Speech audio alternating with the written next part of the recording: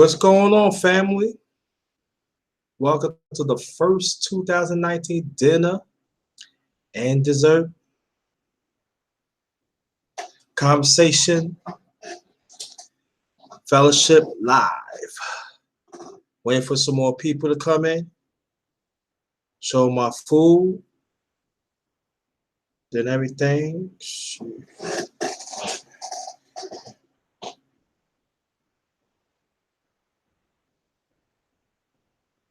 Let's see.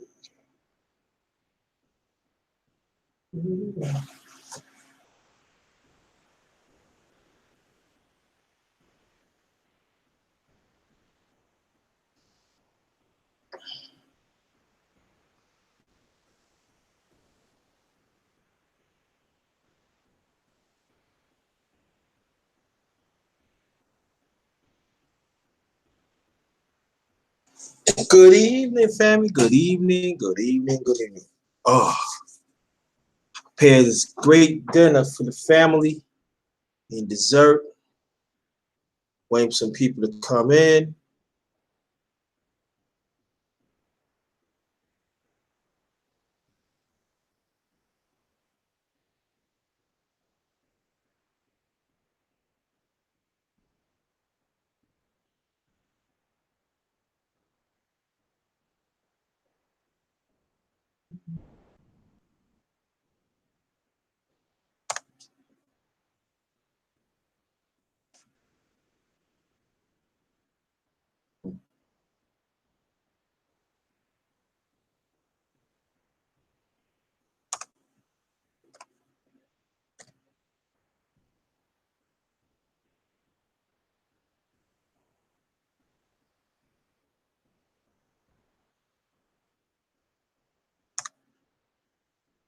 Um,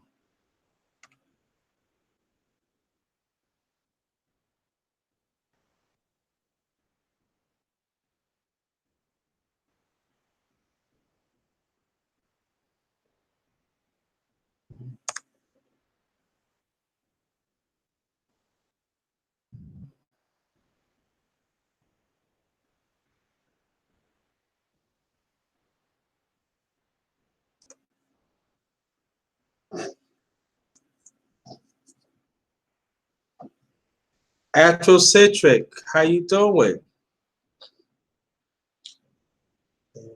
How you feel?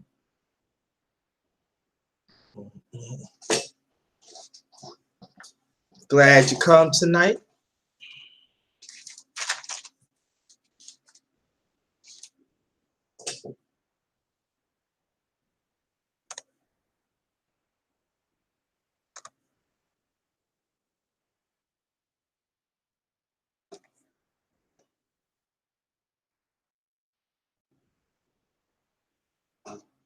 Okay, that's cool.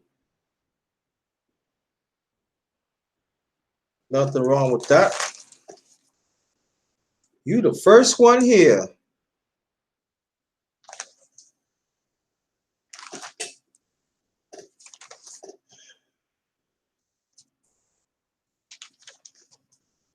You are the first one here. Let's see what's going on. Let's see.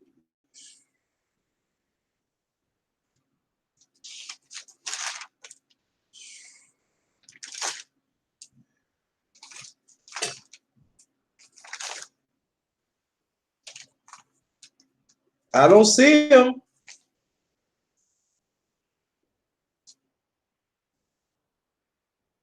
I don't see it.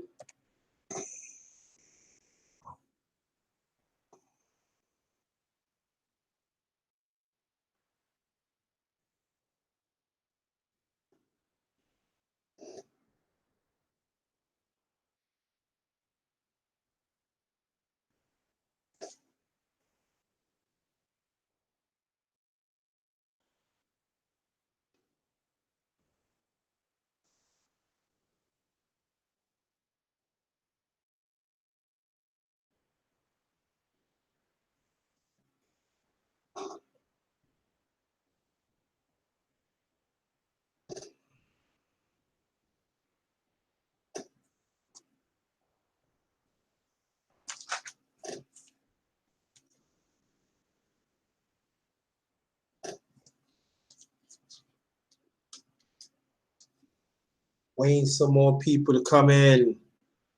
This YouTube thing is crazy.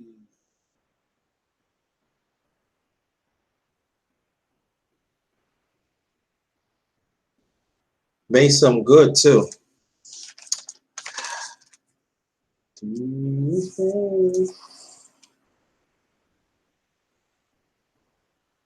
Alright.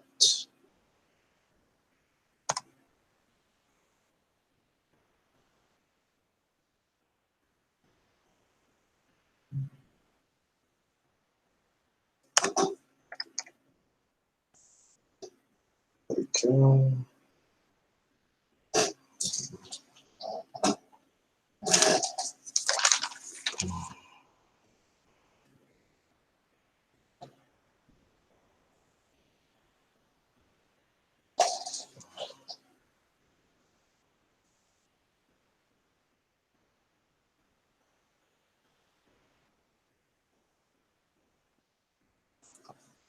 Wait for some more people to come in.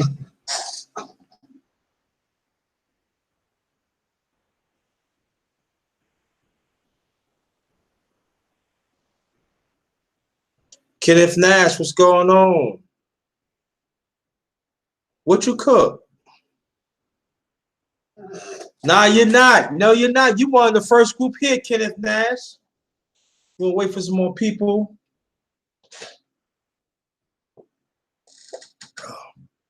I'm thirsty as hell, but I gotta wait.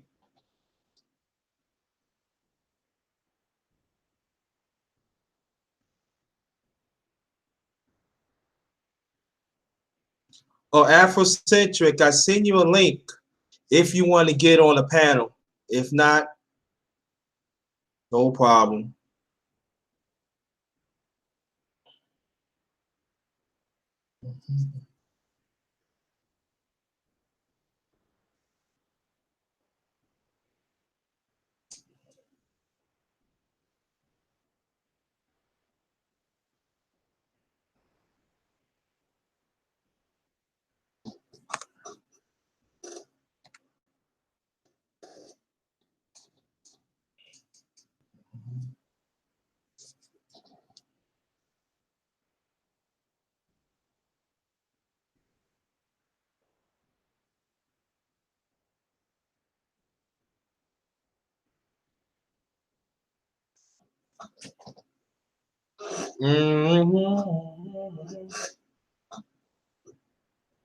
Six.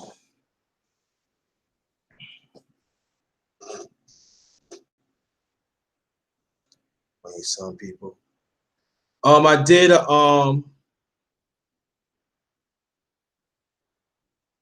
okay, no problem.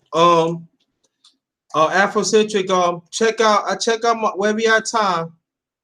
Um, I did a live early with Malik. Check that out. All right.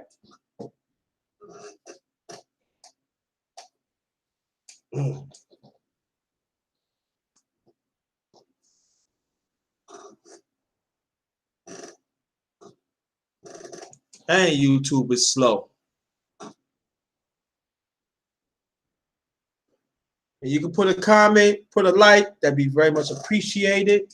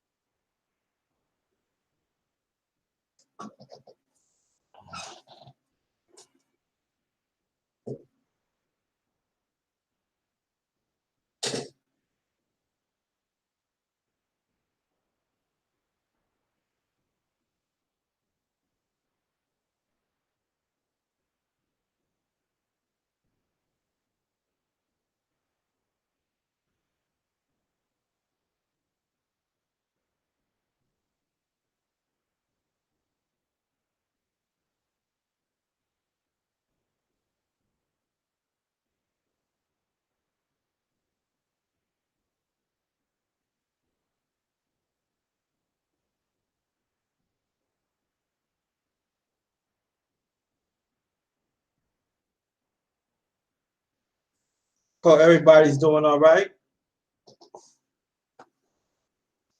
What's blazing in sports? Salute to you, brother.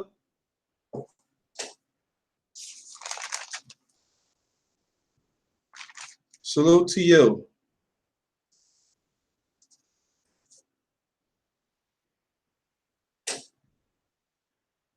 Salute to you. How you feel? Haven't seen you in a while either. Hope everything is all right with you.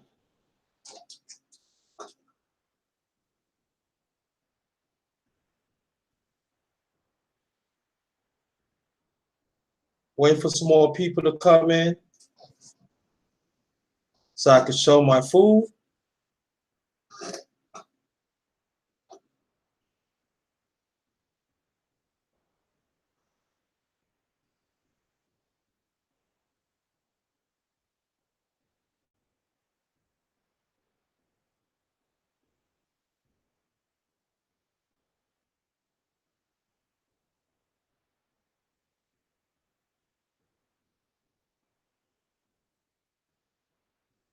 Oh yeah, I hear that. Yeah, I understand that.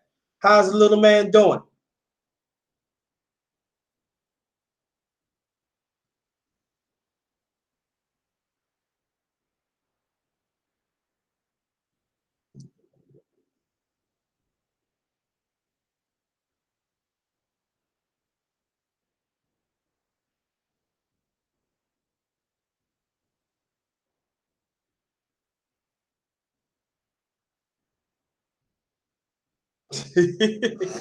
Yeah, I hear that. I hear that. Yeah. Needy G, welcome. Welcome, welcome, welcome. No, you want to see the food? Wait for a few more minutes and I show my food. Trying to get more people to come in. Plus, I got dessert. Sorry, I started a little late. Yeah, I'm doing a live earlier, so I want y'all to check that out. And it was a pretty good one. Let's get the lights up on that live stream I did earlier. Very much appreciated.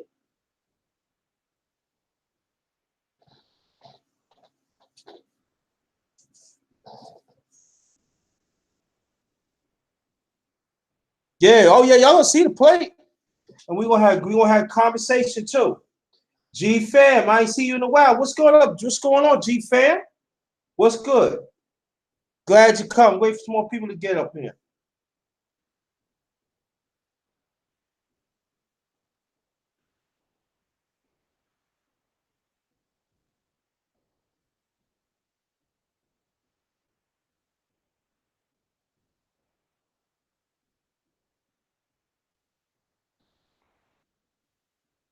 Oh yeah, you finally caught it. Yeah, I know. Finally, you finally caught it. Cause I know the times you're trying to catch, I become a little early, right? Yeah. I hope this ain't gonna be the first, could be the last time. You know?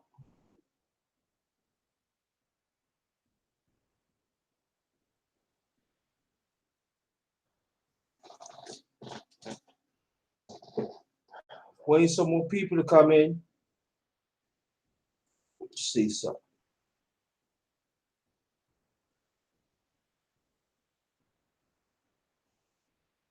We're gonna have some good conversation tonight.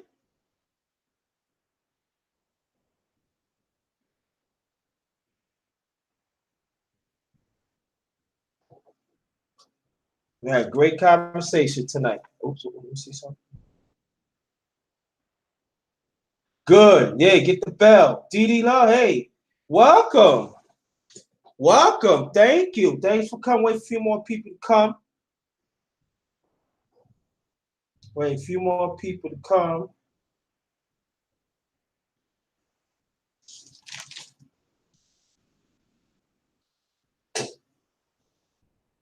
Welcome. I appreciate y'all coming. You don't know. You don't know if I make you feel good. People come on this time.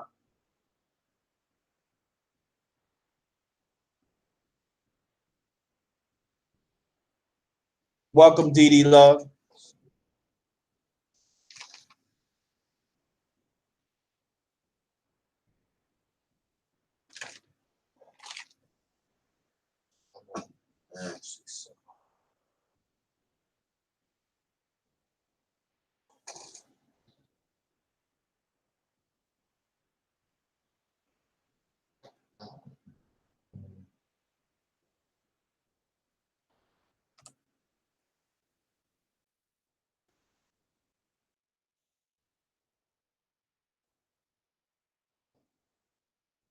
Wait some more people to show up.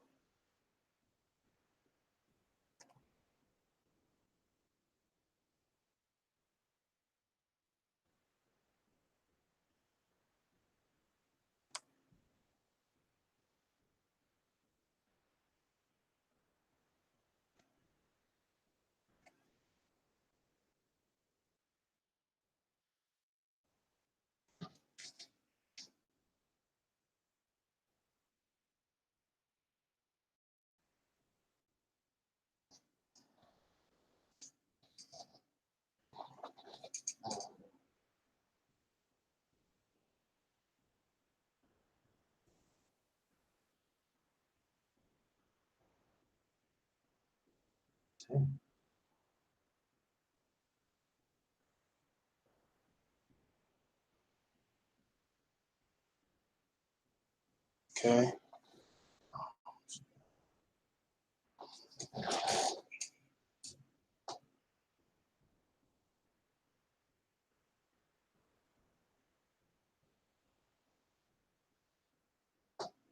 There's some more people to come in. The ones who just came in, I did a live stream earlier. Please check that out. Let's get the lights up on that one. Drop a comment. I love comments. Drop a comment or two. That'd be greatly appreciated.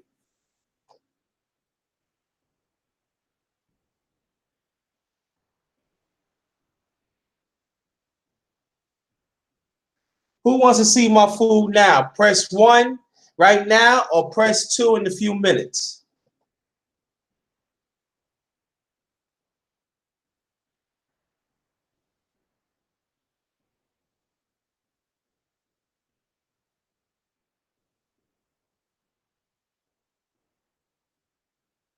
Oh, Ty Brown. You funny, Ty.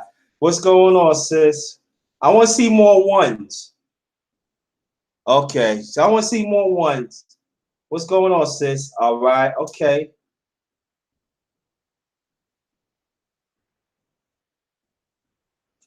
All right. The ones come second batch. Okay, here you go. This is homemade chicken Alfredo with creamy Alfredo sauce with chicken strips, linguine noodles.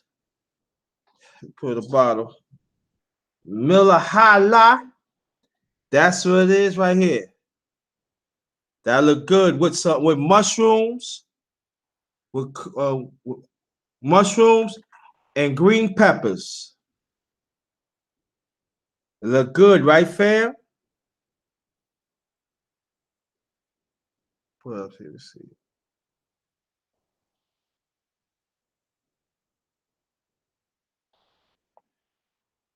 And in the bed. Miller High.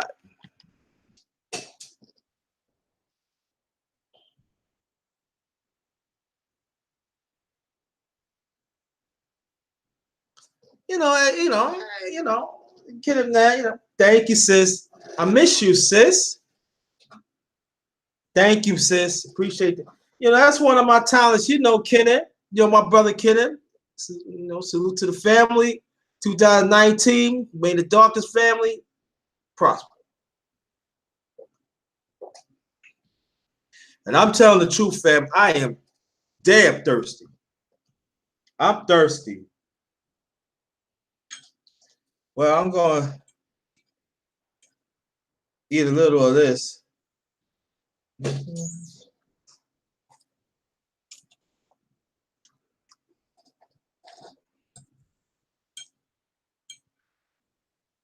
And check it out, family.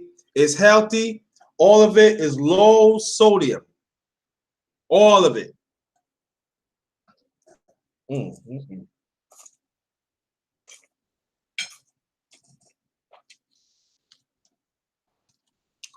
last thing I ate today, family, was 12 o'clock. And all I had is sandwich. All I had. Thank you. Glad you enjoyed it.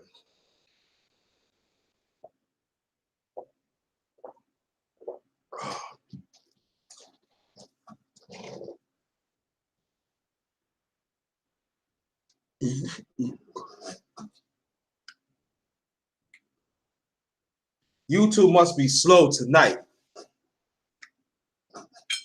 because it used to be like at least about 16 people in the chat already.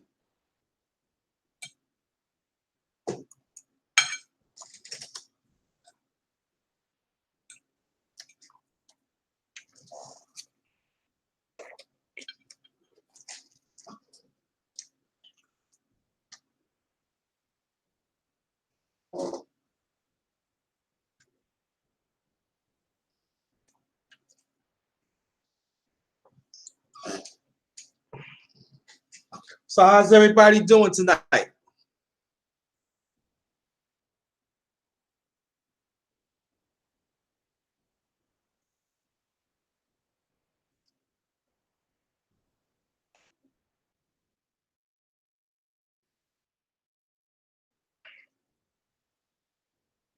Hope everybody's doing well. See something.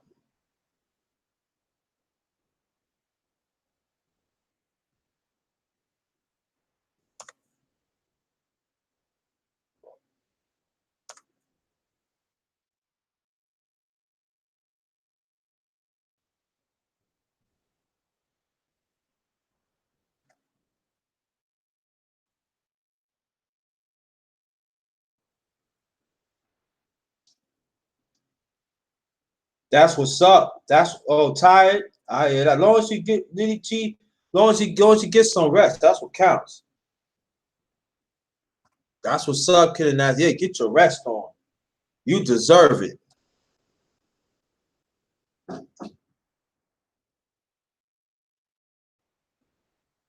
Ooh, excuse me.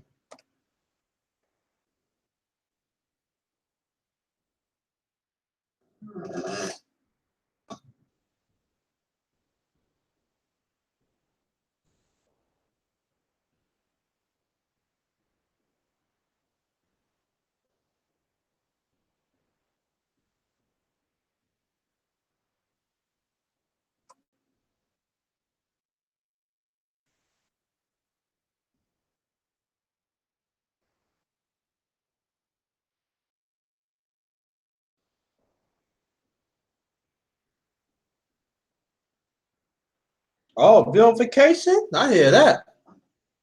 2 months? Yeah, I wish I had vacation for 2 months. But I'd rather take my vacation like during my birthday, like June and July, or August and September. Or that's I'd rather.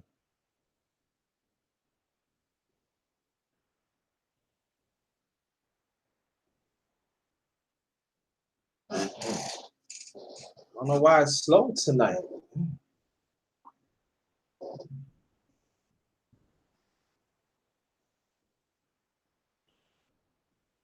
I guarantee it's gonna come in. It's gonna come alive in a few minutes.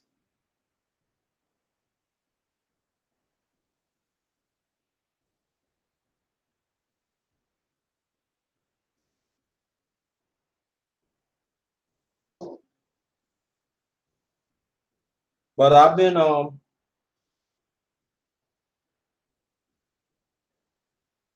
I'm gonna bring back chocolate lounge for the ladies, even for the men. I'm bring that back very soon. Watch out for it, ladies. I did one chocolate lounge, but chocolate lounge. I put that in the back burner. I was doing something else, but I'm gonna bring it back. I'm gonna do it. I'm gonna do it.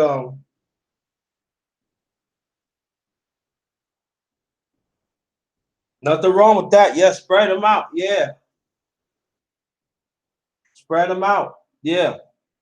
So I got some stuff coming up, family. Got some stuff coming up.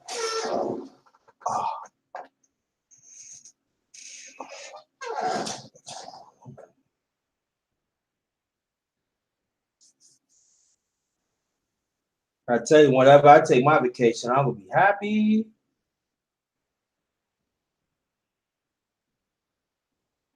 Can't wait. Can't wait for that. There's more family for come through.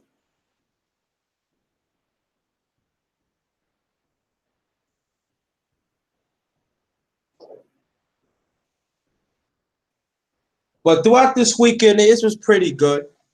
How was your weekend? How was the family? How was the family weekend?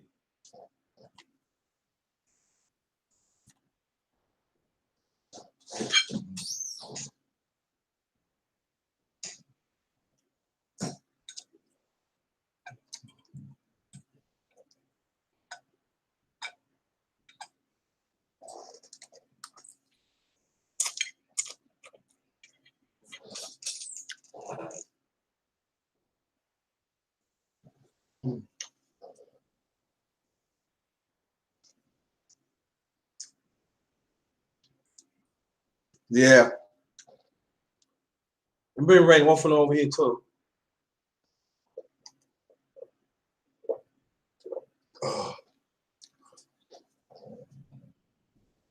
Let me see how outside is. Oh, it's dried up now. It's dried up now. I hope it'll be a little nice.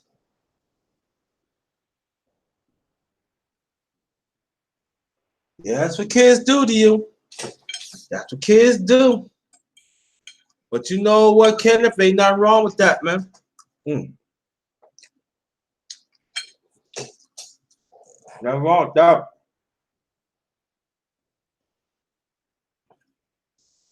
You took a 4-hour nap? Mm.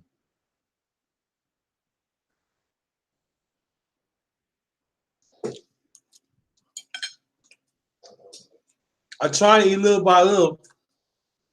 So when some more people come, I can show them.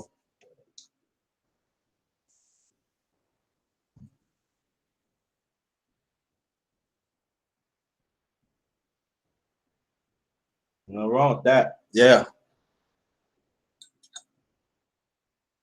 Shoot, one Sunday, I ain't gonna lie to you. One Sunday,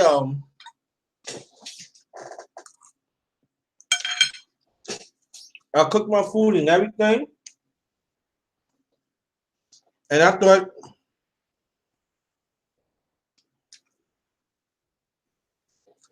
I timed myself. So they put alarm for like 2 hours. I get up and heat up the food and like that. And last sleep was getting good. I look, it was approached 3 hours. I said, "Oh my god!" So I had to reset the time of the live because I wanted to go on like 8 o'clock. Ended up going on like 9. But it was funny though because when I reset it and everything, it was about like this the highest I ever had. About good 15 people in the chat already,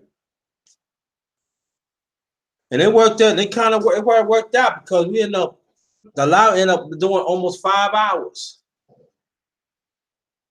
But I was rested though.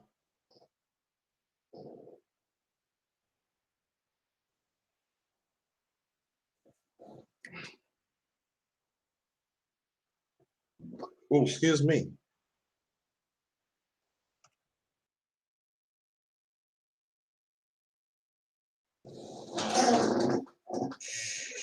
Yeah. Anything? Did you have anything happen with the little girl? The one guy I asked because I heard it was a white guy. You're right. DD Love, yes, sleep, keep it young and fresh. Yes, you're right. I heard it was a white guy. Now they say it was two black men confessed. I don't know how true it is. Those like conflicted and stuff like that. So, did y'all hear anything of that?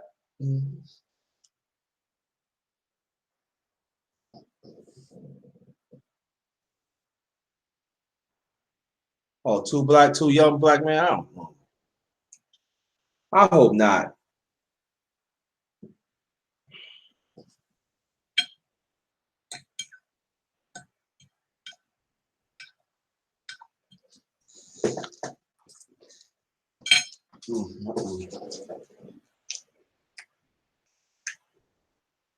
Yeah, something ain't right. Something ain't right, Kenneth.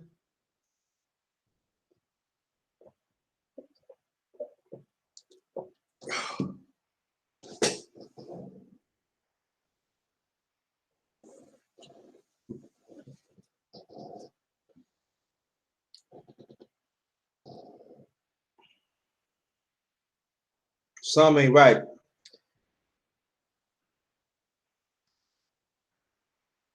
Switch up, of course, in Texas. Oh, 6-figure day. She finally made it. Here's the food. Homemade chicken Alfredo, chicken strips baked with of course Alfredo sauce, um mushrooms and green peppers. That's Miller High Life. That's what I'm drinking. I'm ready to fill that glass up in a few.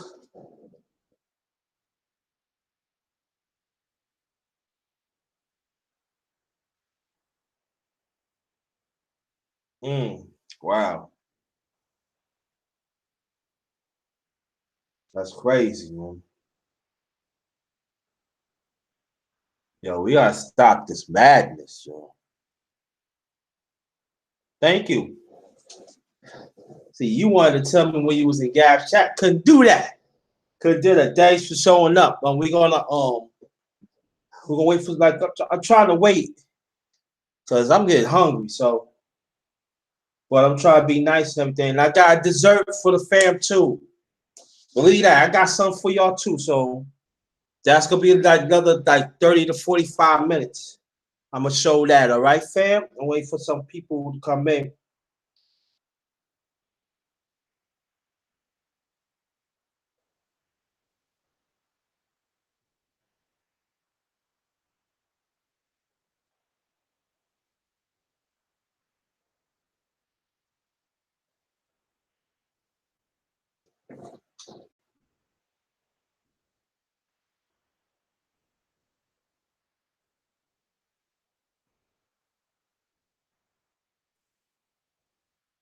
Yo, I'm sending links. I'm sending links. It's not going through at all. What's going on?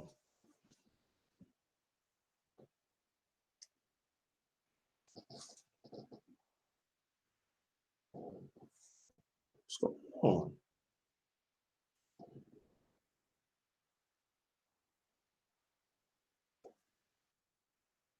MC Live. Let's show you. It's chicken Alfredo, green peppers, mushrooms, Miller High Life. That's what I do. That's how I do. Peace, MC. Peace, peace. Welcome.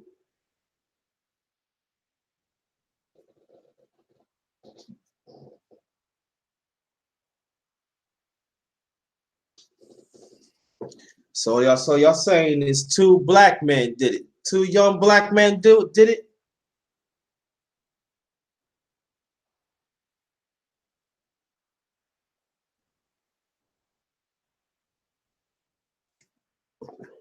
Oh, we gotta start acting like savages, yo. We gotta slow this down.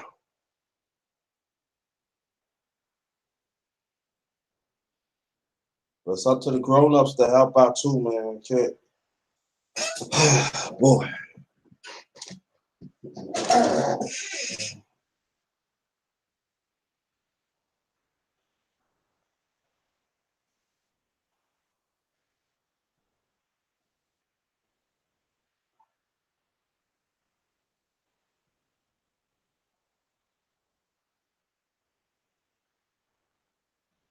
I don't believe it either, kid. I really don't. I don't believe that.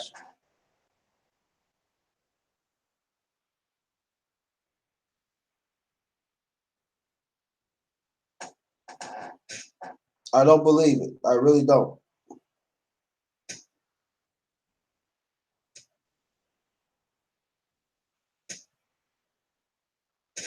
I don't believe that. They can say all they want.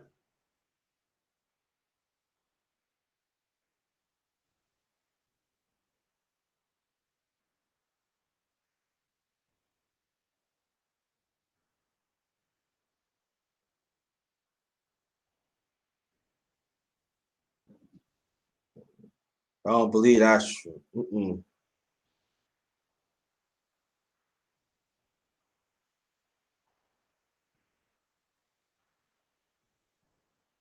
Mm-mm. Some ain't right, yo.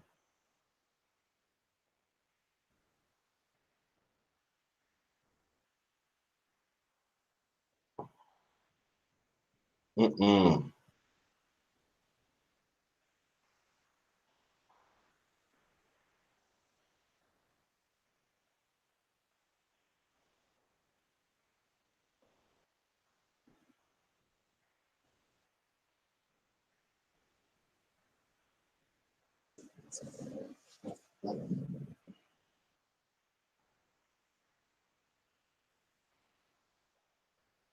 Hold on, fam. I'm trying to look for something.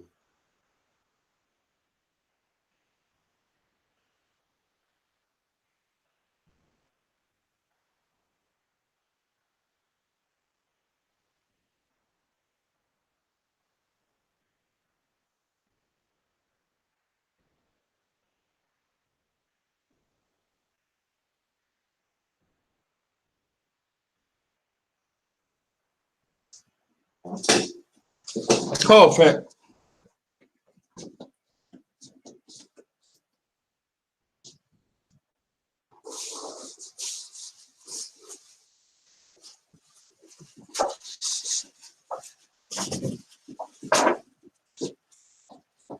Hold on, family. Hold on. I'm trying to put things up.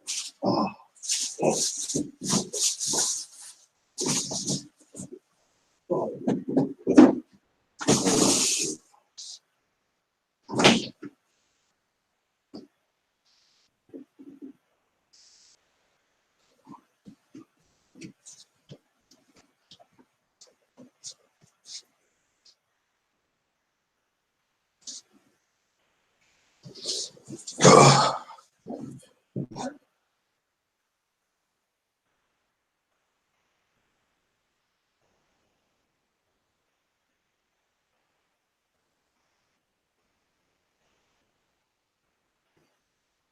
Yeah, that's true. They figure it out. Yep.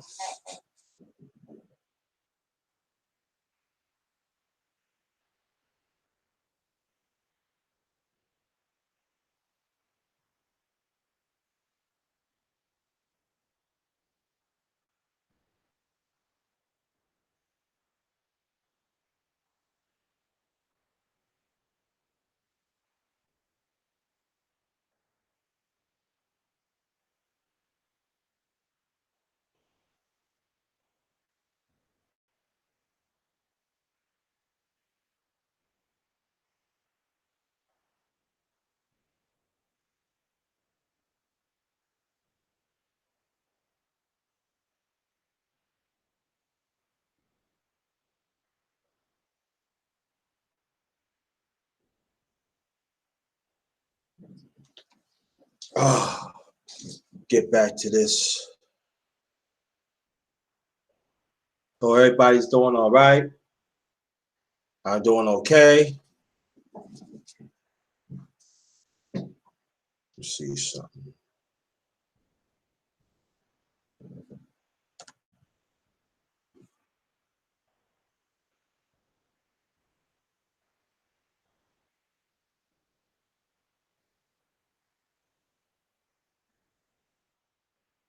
What's going on?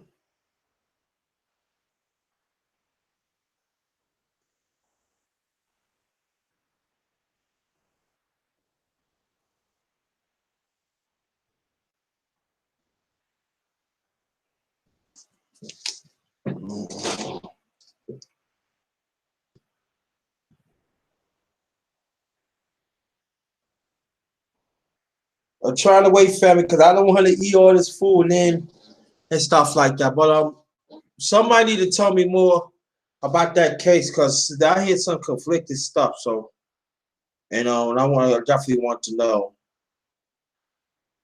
what's going on.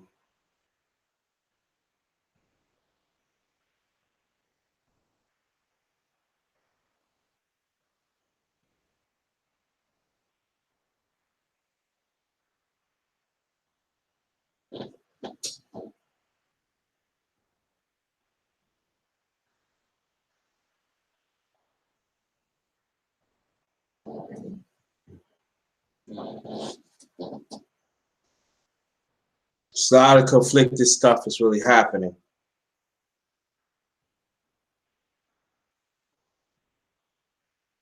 A lot of conflicted stuff is really happening. Oh.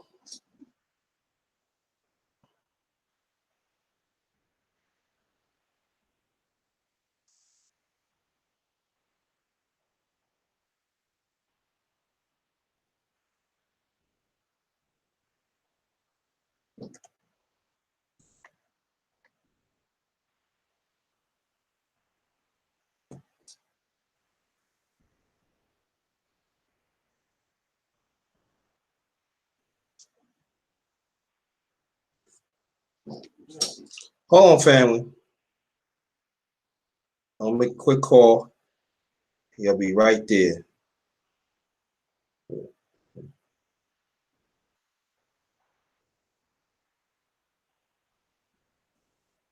You have reached the voicemail box of. Okay. That's not it. Mm-hmm.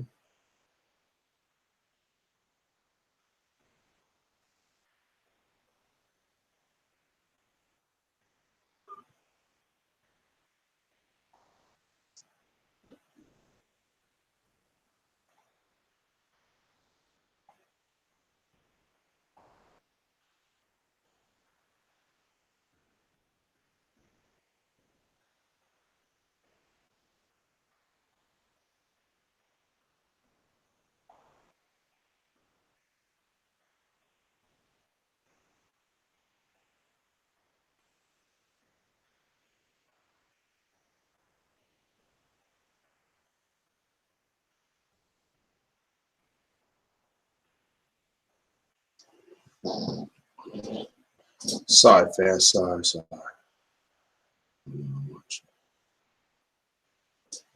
What's going on?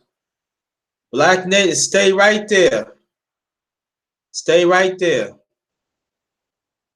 Send you the link. Um,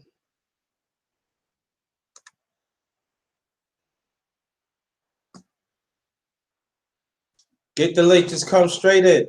See the link right now.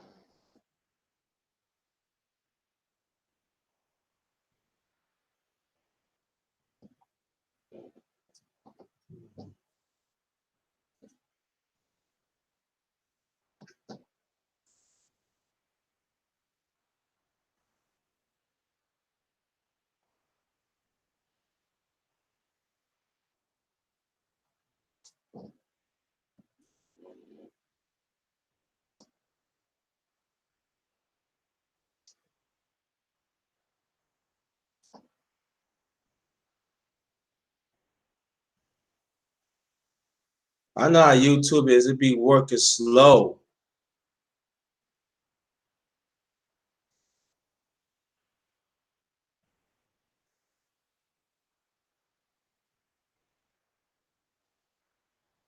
Be working real slow. Now, what's going on?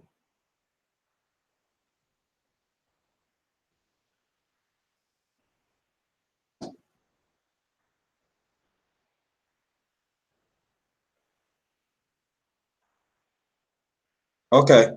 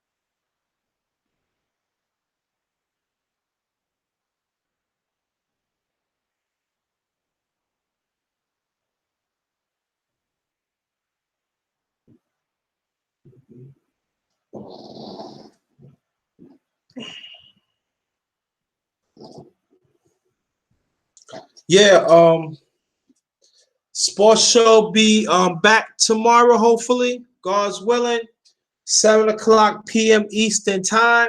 The Underrated Sports Show with my brother and co-host She Stay Sleep TV. He did a live last night, was powerful. Want y'all to check that out. She Stay Sleep TV.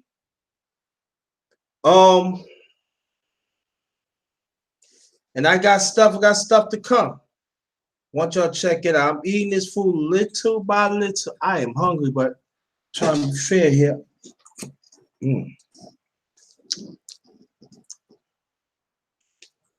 Yeah, I did a damn thing on this shit.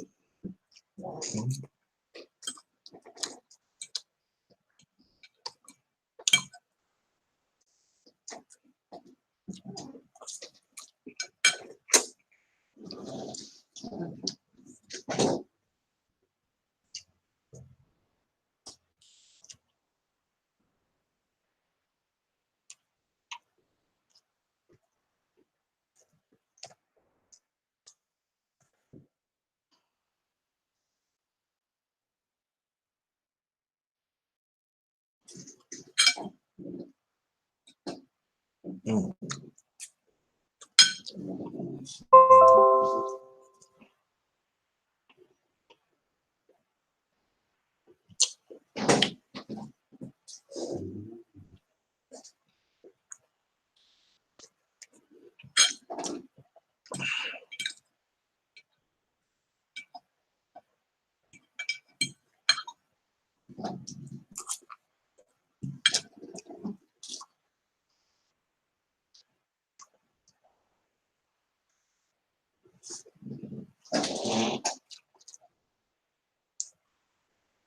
What's good? Let me check out some. I want to talk about something.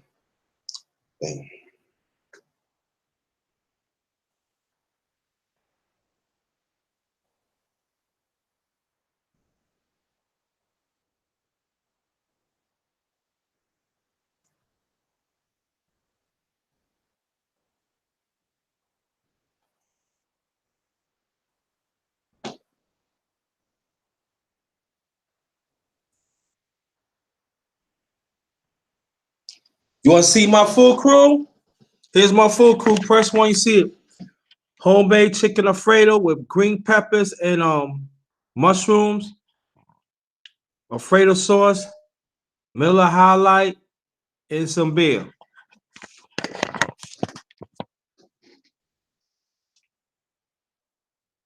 Let me know you see it. Yup, thank you.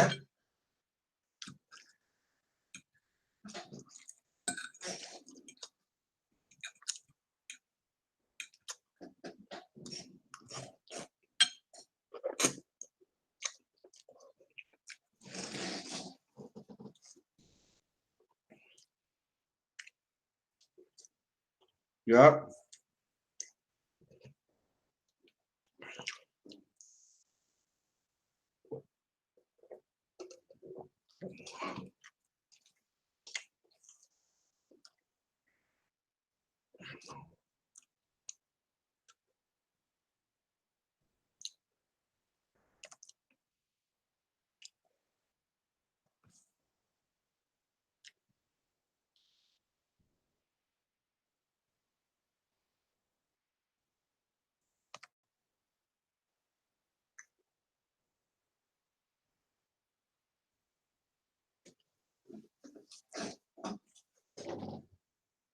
Salute to you, crew.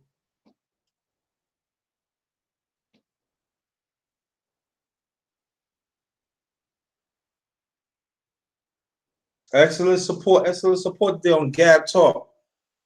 Crew, excellent. I heard you. Oops. Where did I go now? Excellent day.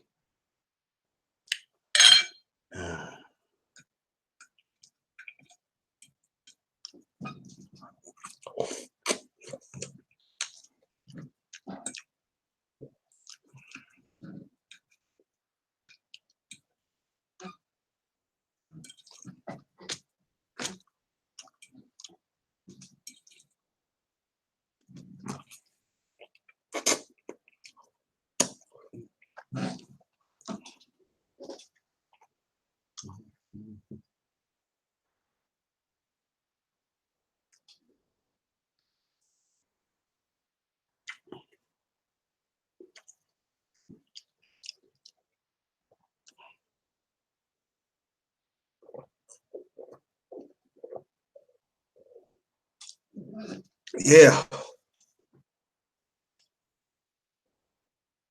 You see what happened?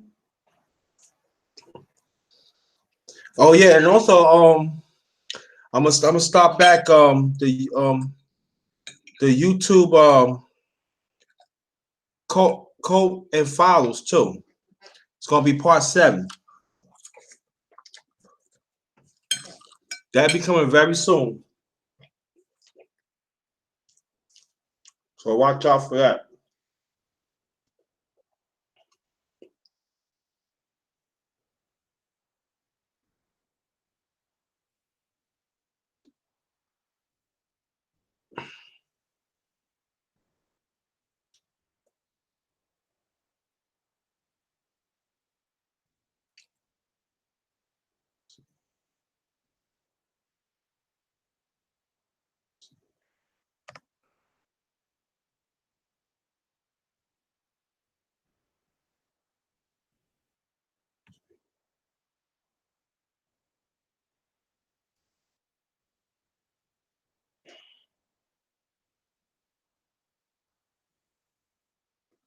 And let's see what else. Oh, the Voices was most likely will be part 3. Watch out for that. Let's see what else. Excuse me. So what you do on your vacation, Kenneth?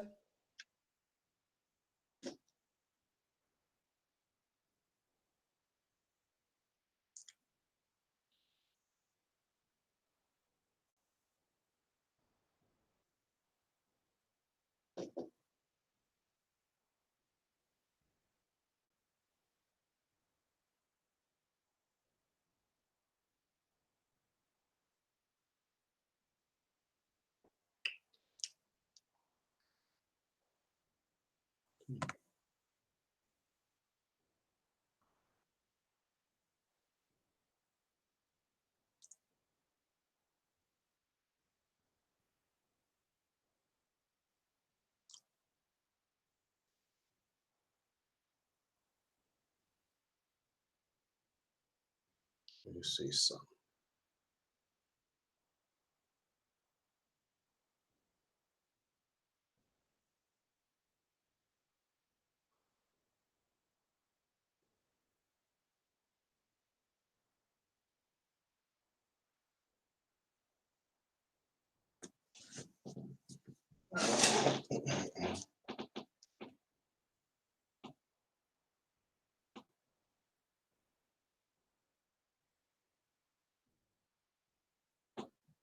Oh, okay. Oh, you taking the? Oh, okay. Oh, you take family to Florida. Oh, that's cool. Nothing wrong with that.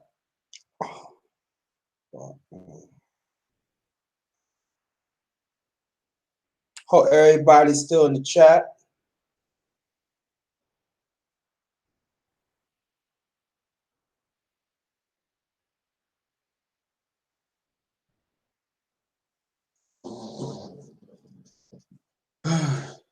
Um, I hope on my birthday in June I'm gonna take a. I probably most likely I'll be going to New York by then too. I mean before then, but I'm probably take a longer trip. When I go to New York, I'll probably take a longer trip.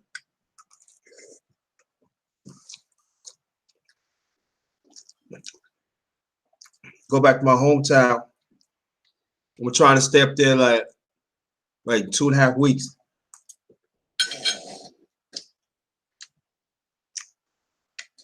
God willing, I should be up there in March. Probably for the weekend. Come back early Monday morning.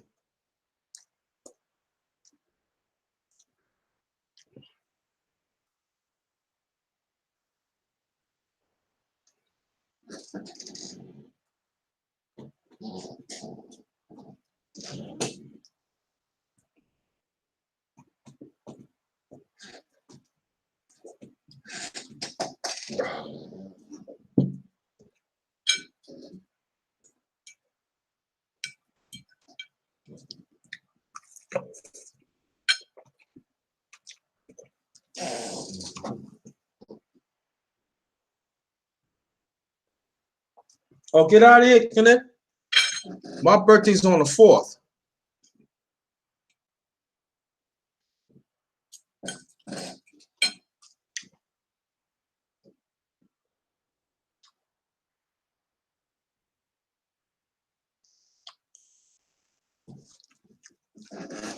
Yeah, our birthday's on the 4th.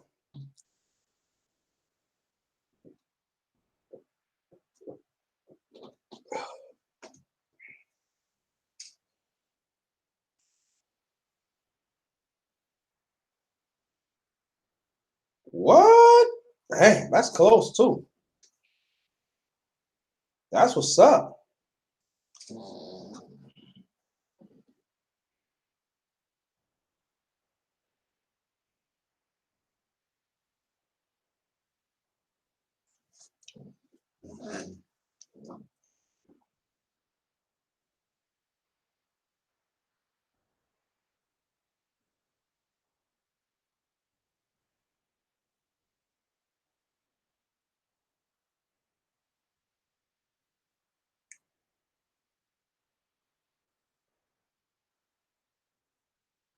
That's what's up. Yep.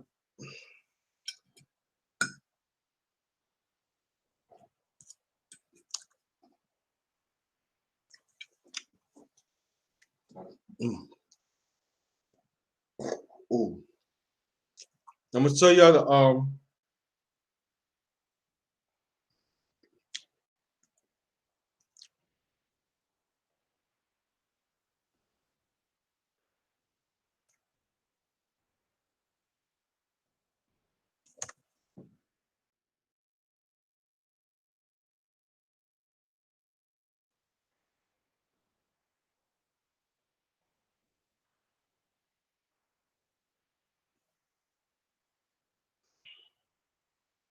that's what's up. Mhm.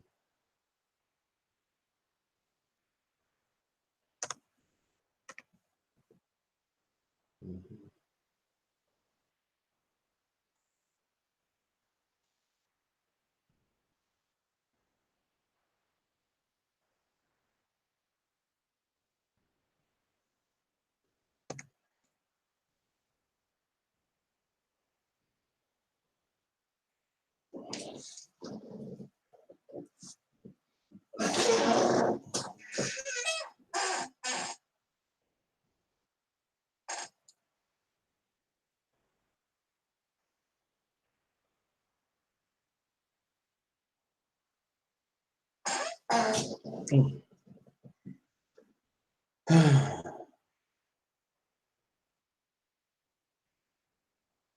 I try to send some links out so we got the conversation, but I don't know what's going on. It's not going through. I don't know what's going on because usually they usually get it by now. So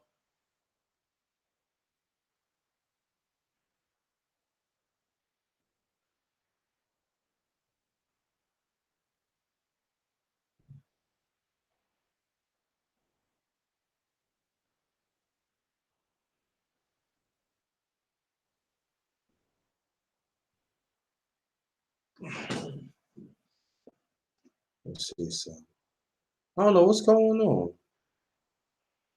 Um,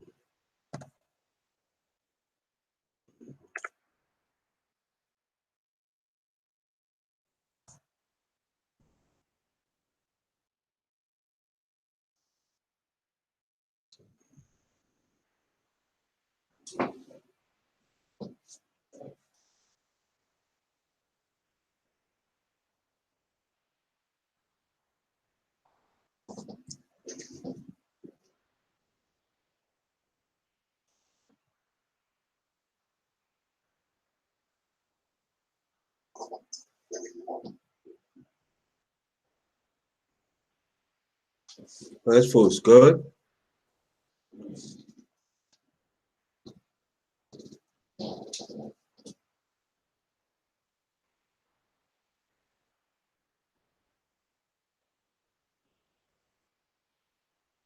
Um, I don't know what's going on, family. I don't know what's going on. See, like it's like a slow night.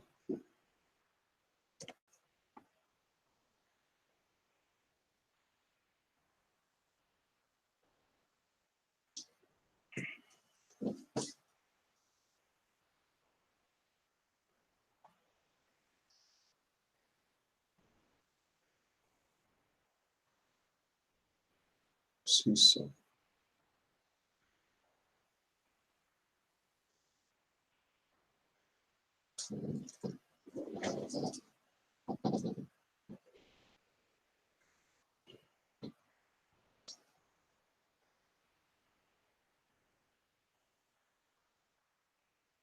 Protein. See.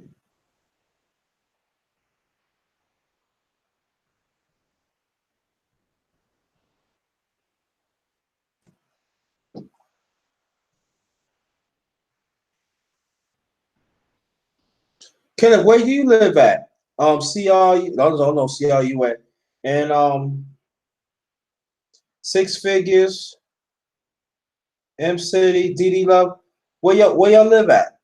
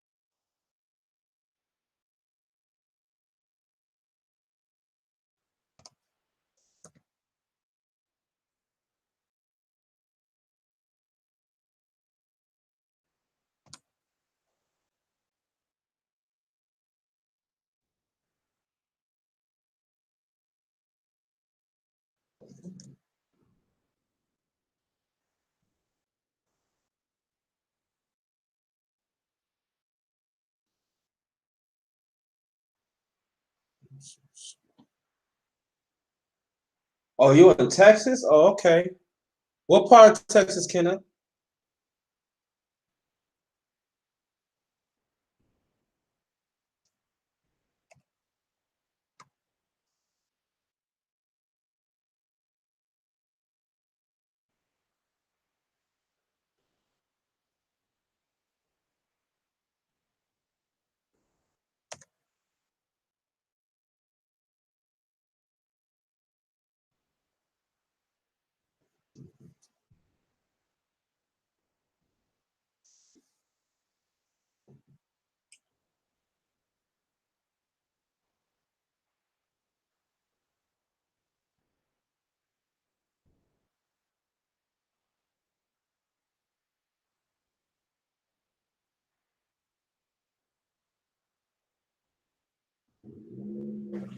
Oh, okay. How long you been out the army, Kenneth?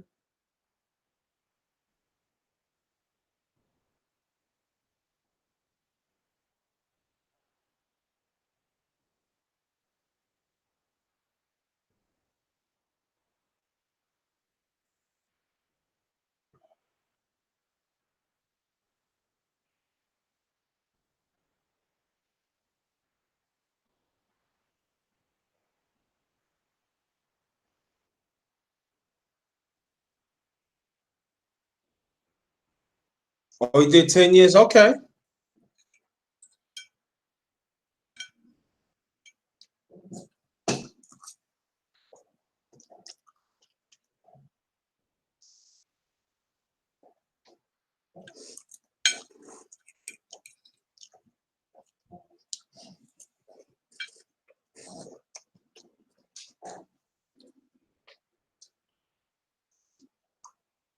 Oh, wow. That's what's up.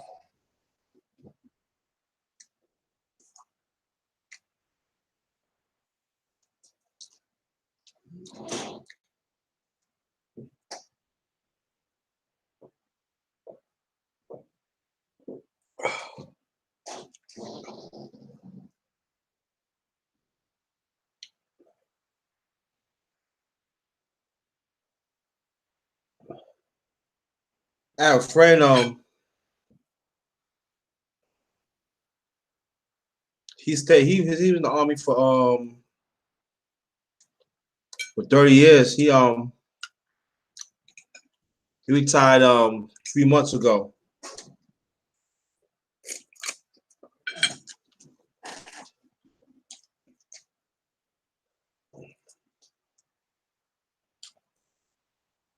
How you like the army, Kenneth?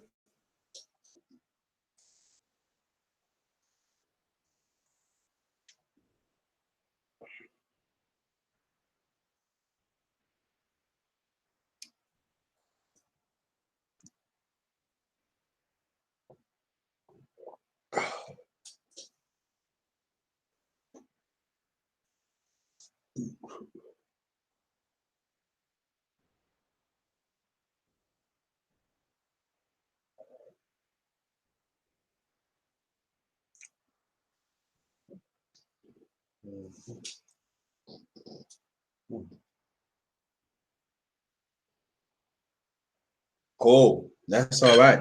Okay.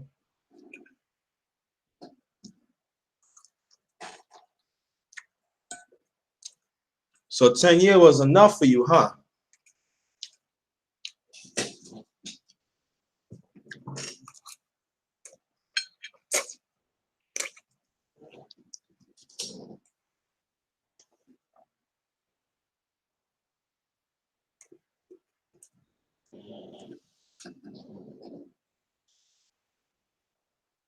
That's what's up. Nothing wrong with that.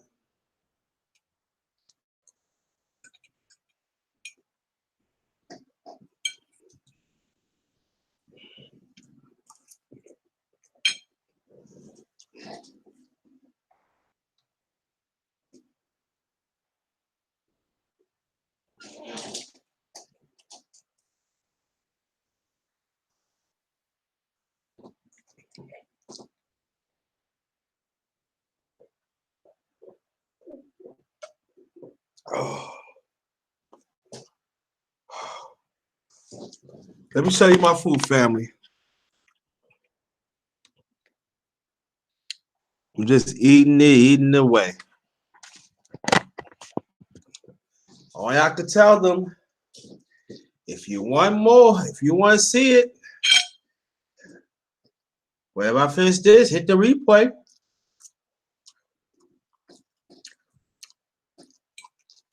I try to wait.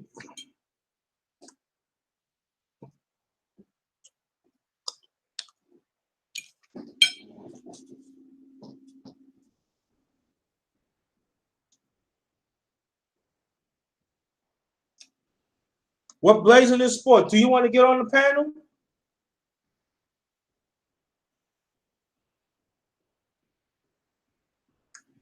You should.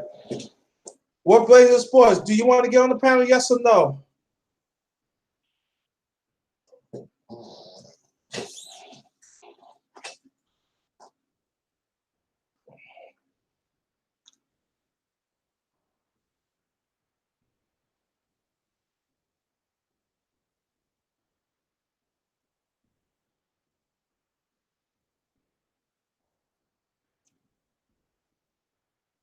That's what's up.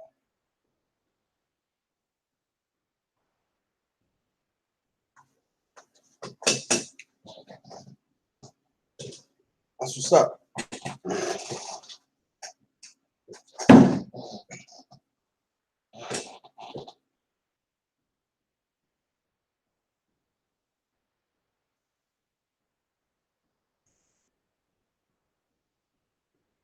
Oh, got you. I got you. I hear you.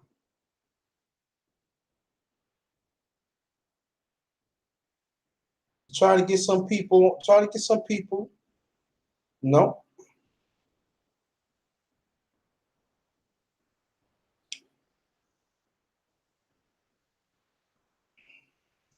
Mm. Ah. Who wants this? Who wants?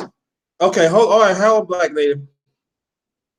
When you get the link, just come on through. Oh, excuse me.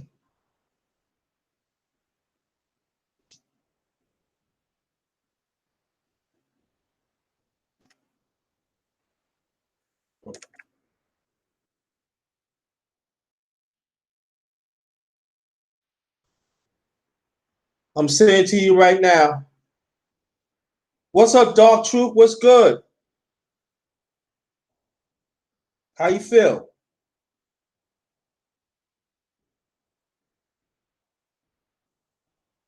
Black Native, I seen the link. I sent it.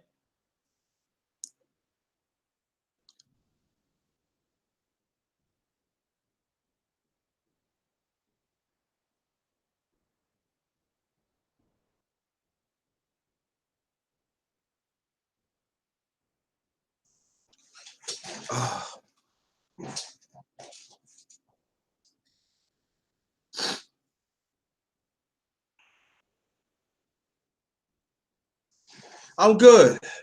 This is a little bit of chicken Alfredo. I had little highlight. Um, chicken Alfredo, chicken strips, Fredo sauce, mushrooms and green peppers, linguine noodles, and Miller highlight. In a few minutes, I will bring out the dessert. So you came in good time, Dark Truth.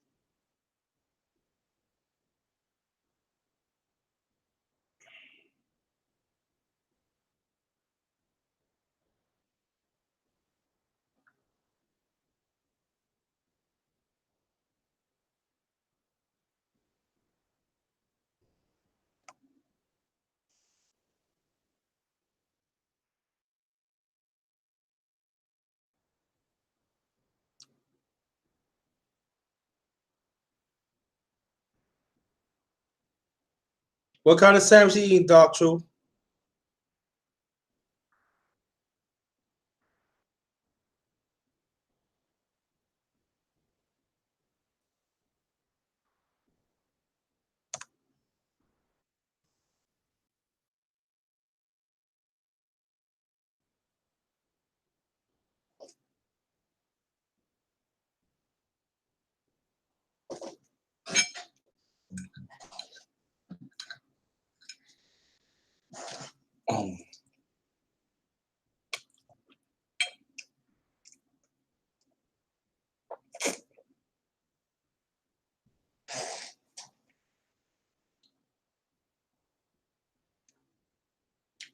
Oh, that's what's that's what throughout ever since like for the past 15 years, Dark Truth, that become one of my favorite sandwiches with mustard. That's one of my favorites. Yep.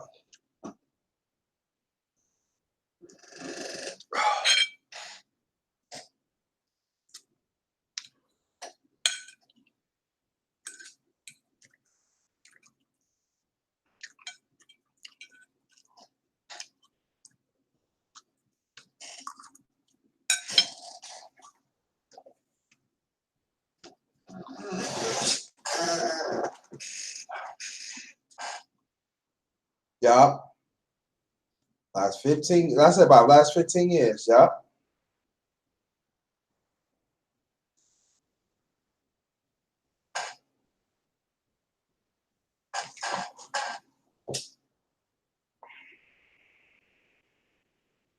Yeah, and see, I sent it. Hold on, just look for it. All right, hold on. Some wrong to Google Hangout tonight because I sent people the email and they not getting it. I mean, sending the link. Hold on, Black Native.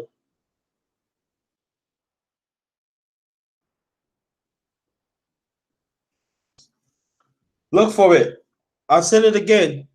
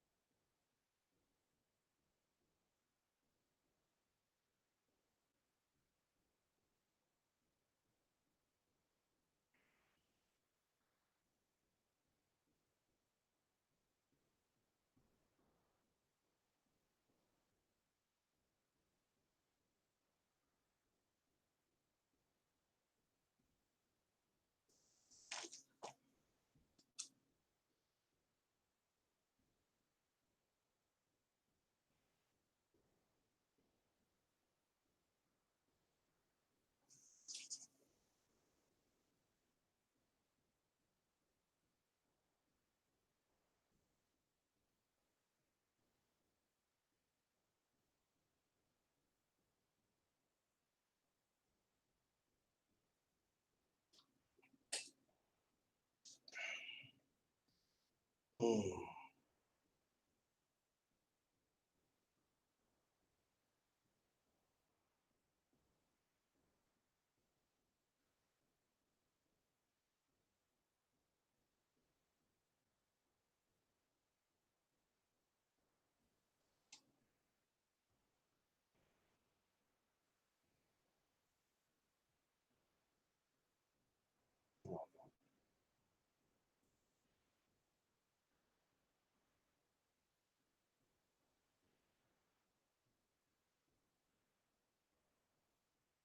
Let me know you get about data.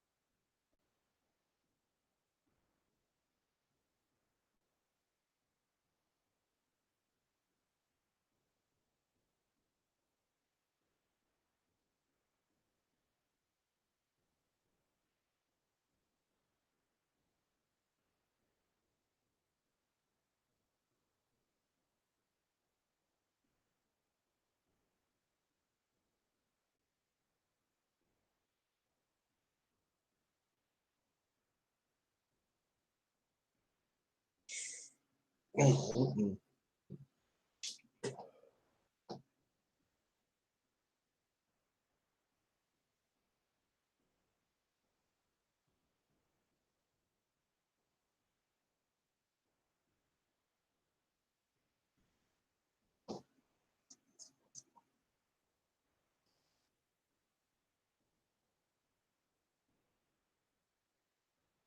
Hold on, sweet. I've been sending it. I don't know what's going on.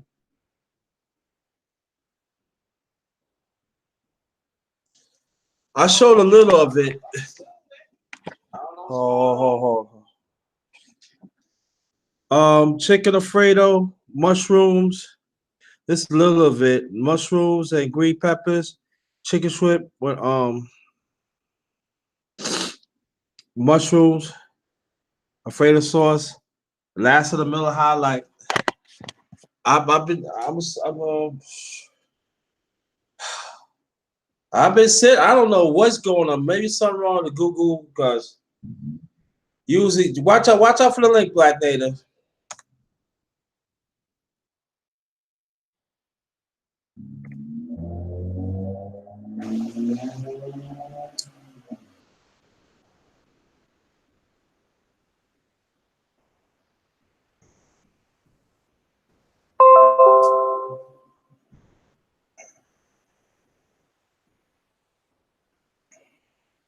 Yep, Miller. Yep.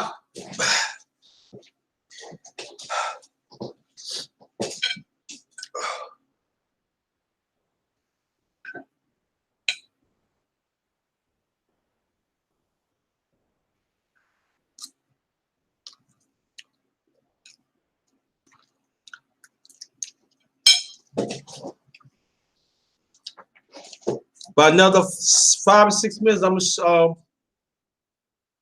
show the dessert.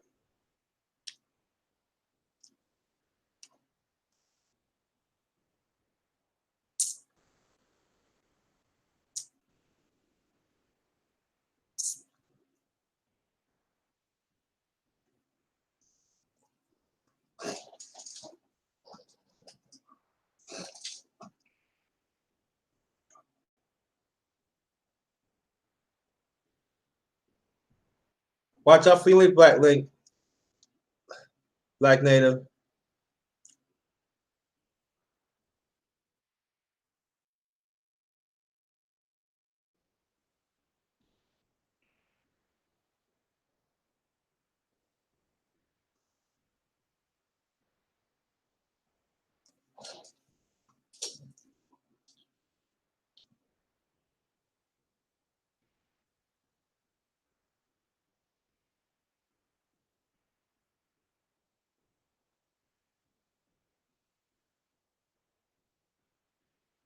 Watch out for your lane.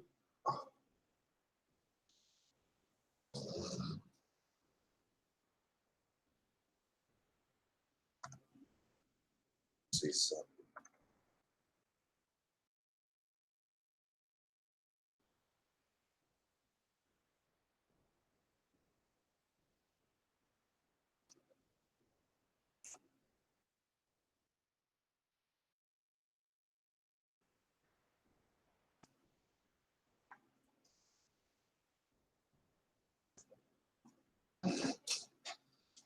Watch out for your link.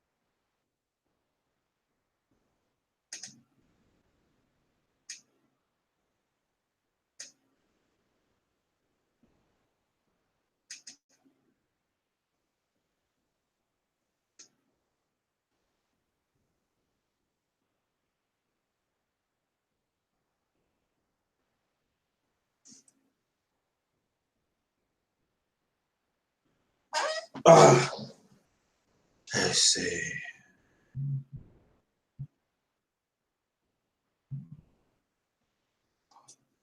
Um, rapid talk, Black Native. Hold on, I'm gonna still send you. Oh, keep on watching out for the link, cause I don't know what's going on. Why I can't um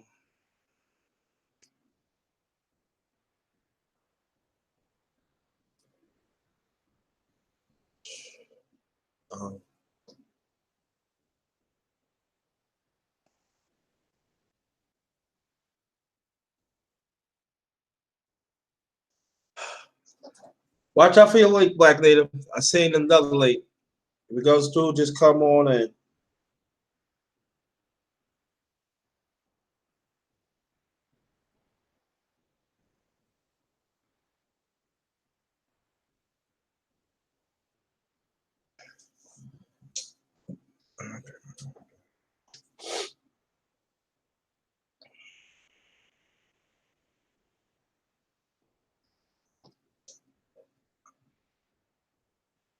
Oh, Nicole Ali, thanks for coming. Thanks for coming. If you want to see my food, you can check on the WeWine. But oh yeah, now you're here. Who wants to see my dessert? This how we do, Nicole Ali. I ask how many ones, and then the ones who read. Then if I say I want 4 ones, then we'll get to the 4. I show you my food or my and my dessert. That's how I do it. So now I'll make it easy. I need 5 ones. Y'all want to see my dessert?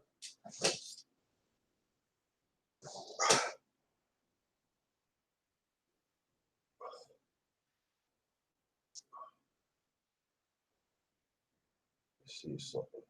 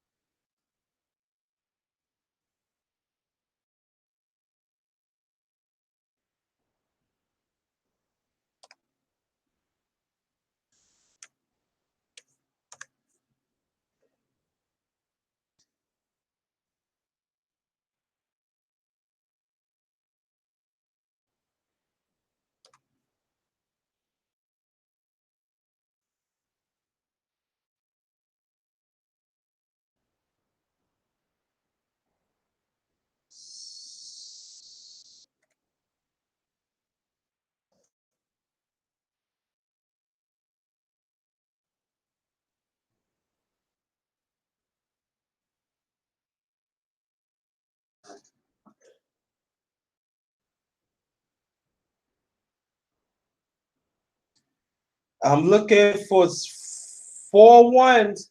Y'all want to see my dessert? 4 ones.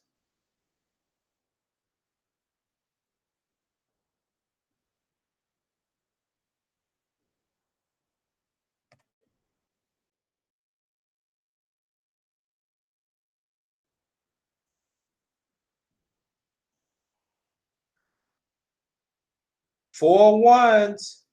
Could you, if y'all can hear me, press 1.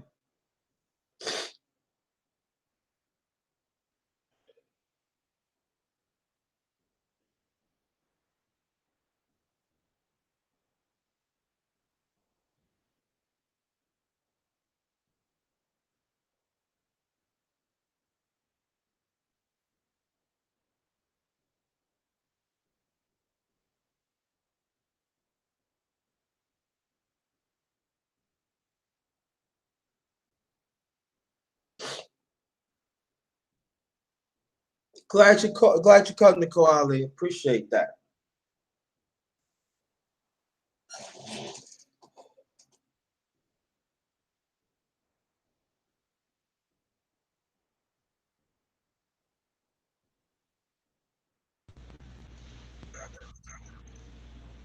Oh, there he is. Wow. Wow. Finally. It wasn't coming through my Hangout. It was coming through my email. I had to go. I kept going back to my email and in my Hangout, but my Uh, Hangout it wasn't showing anything.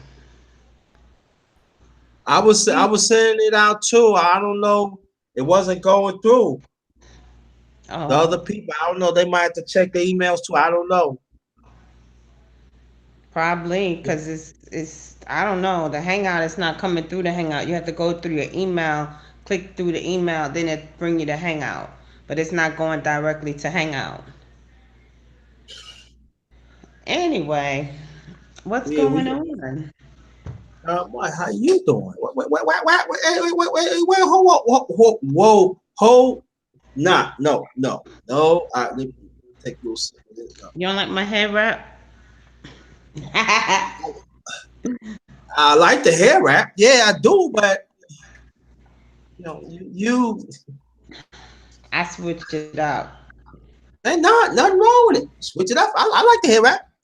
I really do. The ones in the chat, if you want to see my dessert, I'm gonna make it easy. 3 ones.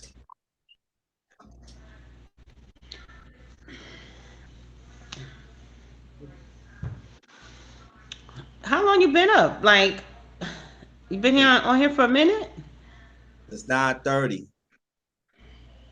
Okay, when did you go on? 8 o'clock? No, I went on 9:30. Oh, okay.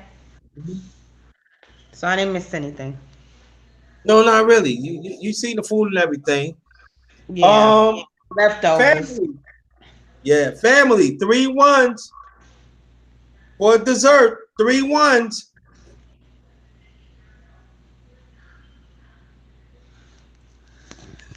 I was I had to take a nap because I was very tired. I was like, yeah. So yeah, situation. My Mhm.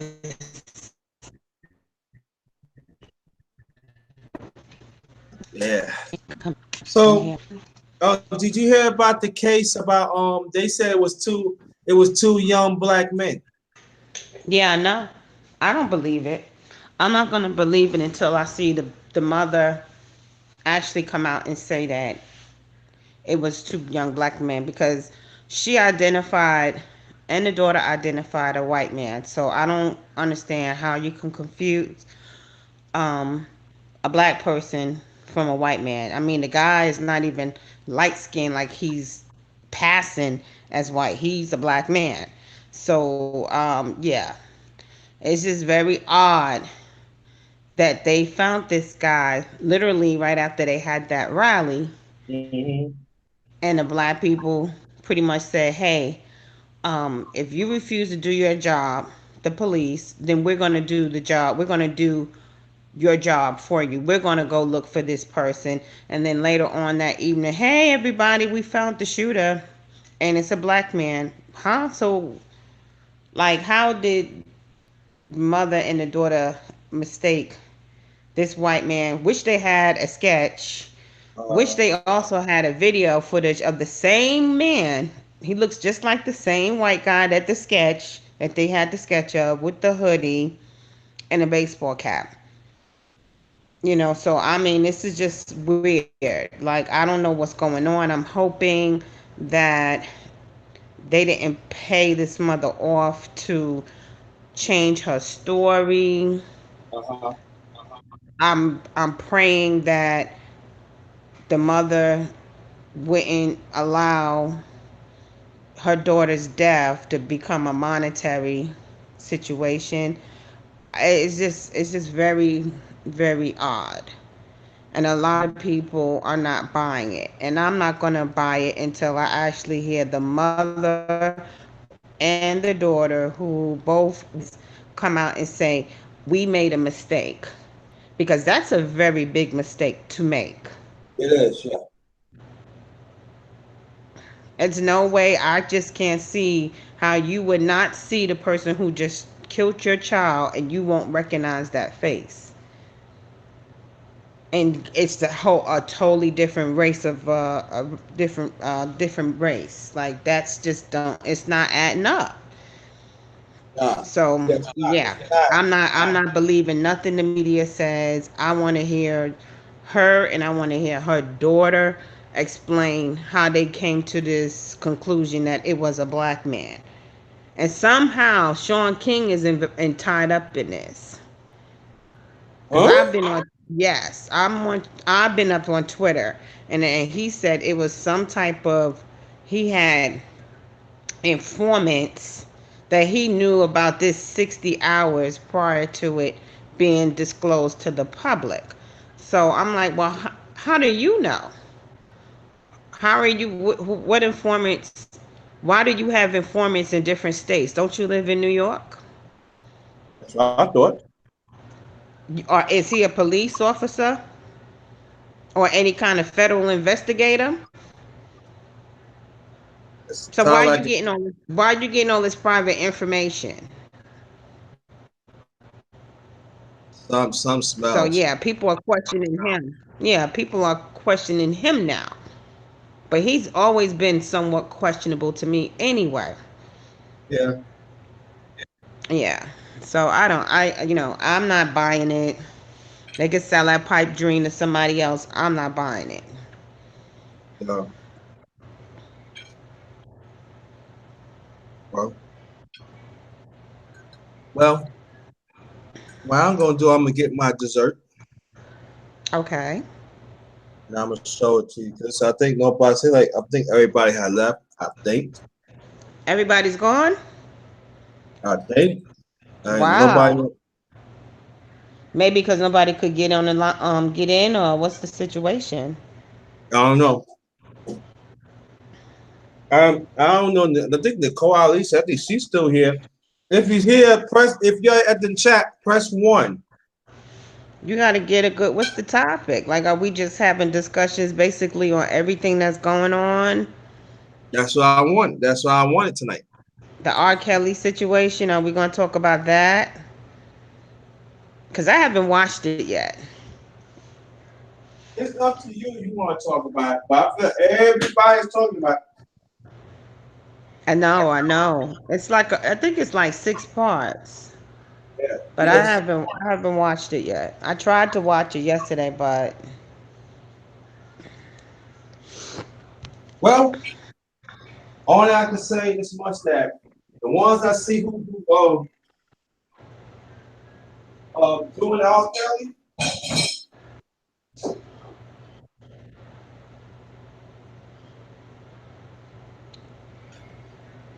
you get me? no, I can't hear you. Uh, the ones who doing R. Kelly, they getting a lot. The ones I know, they getting a lot of views. A Oh, the whole, ones that's doing R. Kelly. they getting a lot of views. The chat room is full up. One of the guys, oh, excuse me, one of the guys I know, I always forget his name. It's like a Spanish name. He had like I was like maybe like 17, 18. He did R. Kelly over 200. Well, maybe you need to go ahead and title that R. Kelly, the breakdown of the R. Kelly survivor R. Kelly, because I mean, Oh, the whole that whole situation is just flip flop. Like, his ex wife was up there and she was got a videotape and I put it on Twitter of her actually singing to one of his songs and was like, we still family at the end of the day. I could talk about him, but y'all better not say nothing about him. Wasn't she in this documentary? Because I haven't watched it, but the part that I did see, like, and she was in it. So I'm just like, okay, you was just over here in this documentary. I haven't watched it, so I don't know what she said. But it doesn't seem like it was positive. But she was in the car jamming off of one of his soundtracks, and she said that's her baby daddy, and she could talk whatever she want to say. Well, that looks good. yeah. What is that? I tell you, I put it right here so you can see it. Underneath is strawberry pound cake. On top, vanilla bean, and on that, just a little cinnamon on it. How does that taste? Cinnamon with vanilla ice cream. Tastes very good. Mm-mm-mm. Okay. I don't like vanilla ice cream. Only vanilla ice cream I like is Breyers. That's Brian. it. With the vanilla bean, it gotta have vanilla Breyers. It has to be either it has to be Breyers, it has to be like Edie's, some type of I can't like That, a that, got, premium that got vanilla type of bean. ice cream because that fake No, nasty. that's vanilla bean. That's the vanilla bean. Yeah, I like that. Yeah. Gotta have vanilla bean. It gotta have vanilla. If I eat vanilla ice cream, because I like chocolate, so if I eat Oh, vanilla you ice like cream, I you like like you like chocolate. yeah, I like dark chocolate. Oh, dark chocolate. Oh, dark chocolate. So how? So you mean chocolate like darker than me, right? That's what you talking about? Yeah, around yeah, your color. You know what I'm saying? With a little bit of brownies in there, little chocolate fudge brownies. Ah, Oh, Buzz Brown. Okay, but you take that a good look at it. You take a good look at. I gotta name this. Let me see. Why I'm gonna name this? Let's see. Ah, this.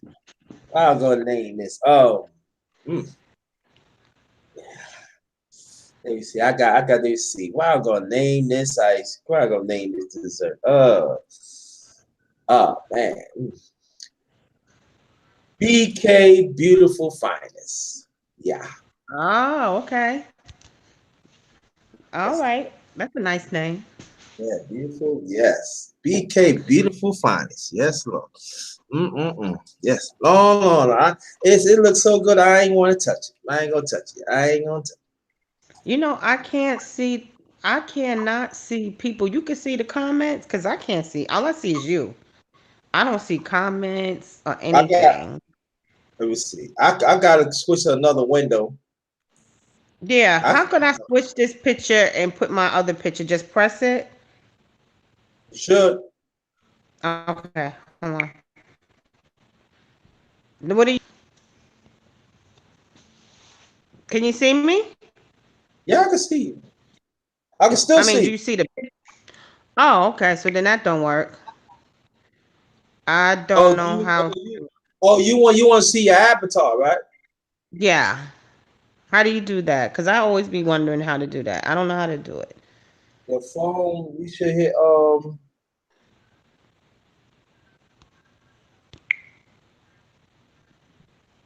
I don't know how your phone is, so if I see your phone, I could tell you.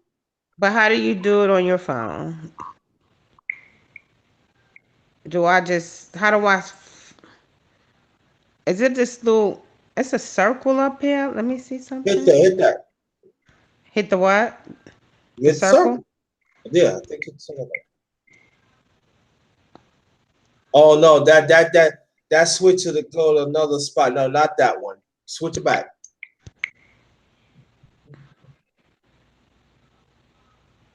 Well, that just showed my place, huh?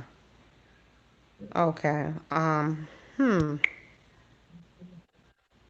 don't know. Anyway, go ahead. But I can't see anybody like if they're in the chat. I can't see them. Are you on your phone? Yeah, I'm on my phone. I don't have Hangout. I don't believe I have Hangout on my laptop. You got to I develop don't one. know. I don't know if I have to create that or You do. You does go, that. no, go to Google Store and then you Uh, type in Google Hangouts. okay. They're gonna ask for your email. You just follow instructions. That's it. Oh, okay. Yeah, I'm on my phone. I Yeah, didn't go to my laptop. you can put it on your phone too. Yeah, I got it on my phone, but it automatically came on my phone. Hangout was part of the app, so I didn't even have to download it. So it was already up here. I just never really. So how many people are following you? Is anybody else? Everybody's gone. That's 5 people. So I mean, yeah. What's your take on the R. Kelly thing? You've been a pervert since early '90s. He's playing with little girls ever since then. What's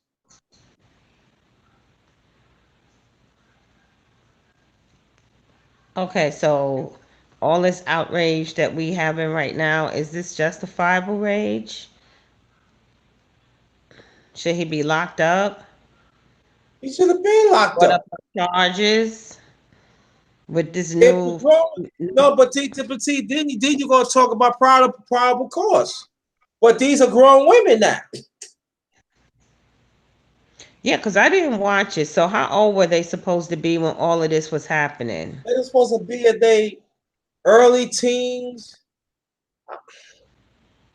So none of them was over 18. Not to How my many? knowledge. How many? How many people are up there that's accusing him of doing something? Is it a I was lot? see that part I Did you wouldn't watch? know. Did you watch it? I watched a little bit, but if you ask Huh? me What'd you say? how many of it, I couldn't tell you. I didn't watch that long, but I could say this much. I said for me, it's a lot. It's a lot. To Like me, it's a about lot. 15, like 15 or 20 or more. More than that. What? To me, I'm saying to me, you gotta think about from '92. You talk about almost the mid 2000s. R. Kelly could not do wrong. R. What? Kelly was putting like #1 CDs. He was having like top 40 hits, crossover Number hits. one hit. Number one Right. hits. #1, right. #1 hits. That's what I'm saying. I knew he had #1 hits, but also he had top 40 hits. And plus, he was writing for people, and he was writing hits for people. He's writing country, He he's wrote, writing people. he wrote that whole Michael Jackson album. Right. And he get a hit. He wrote the So, Isley Brothers. Mission to Please You in 2006. That's mhm. platinum. Remember he had that whole coming in the closet, that whole it was like a sitcom, like it was how many I only saw up to episode 8. So I think they said it went up to like episode 14, him and Mr. Big, because he brought Ron Isley back out. He gave Ron Isley that second chance. But He brought because Ron Isley's career back. yeah, He but brought no, it's not right, not just Ron Isley, but the whole Isley brother. Those are his main mentors. Those are his main that he look up to. The Isley brothers. He always say he wants to Mhm. become the Isley brothers. Oh, he did. Yeah, that was his big one, his biggest influence, the Isley brothers. But remember when he first came out? Remember he sounded like the dude from Guy. What's his name? Aaron Hall. Aaron Hall. And remember how his first, what was that, Vibe? Was that his first song? Or with the public, R. you got Kelly. the vibe. Yeah. Yeah. Was that his first song? Or did he have a song before that? That was their very first song. R. Kelly in the public Okay. announcement. And everybody thought, yeah, it was R. Kelly in public announcement. He was with a group. Yeah, see what And they put everybody thought, huh? well, it's not with a group. Yeah, and then everybody thought, hey, this guy is he sound like Aaron Hall, and he's stealing Aaron Hall's style because he had the bald head, he had the black shades, he had the black Tims, so he was really stealing Aaron Hall's style in the beginning, but then he surpassed Aaron Hall. I think because he was more so a writer, a producer, and he had all these different talents Yeah. that he just started displaying as he grew. But the whole time, see, like they was having a discussion about him on another. I ain't gonna even mention the person name, but they was talking about him on another YouTuber, and they was saying that the brothers out there talking about how him and R. Kelly was molested by their sister. Did you see that interview? No.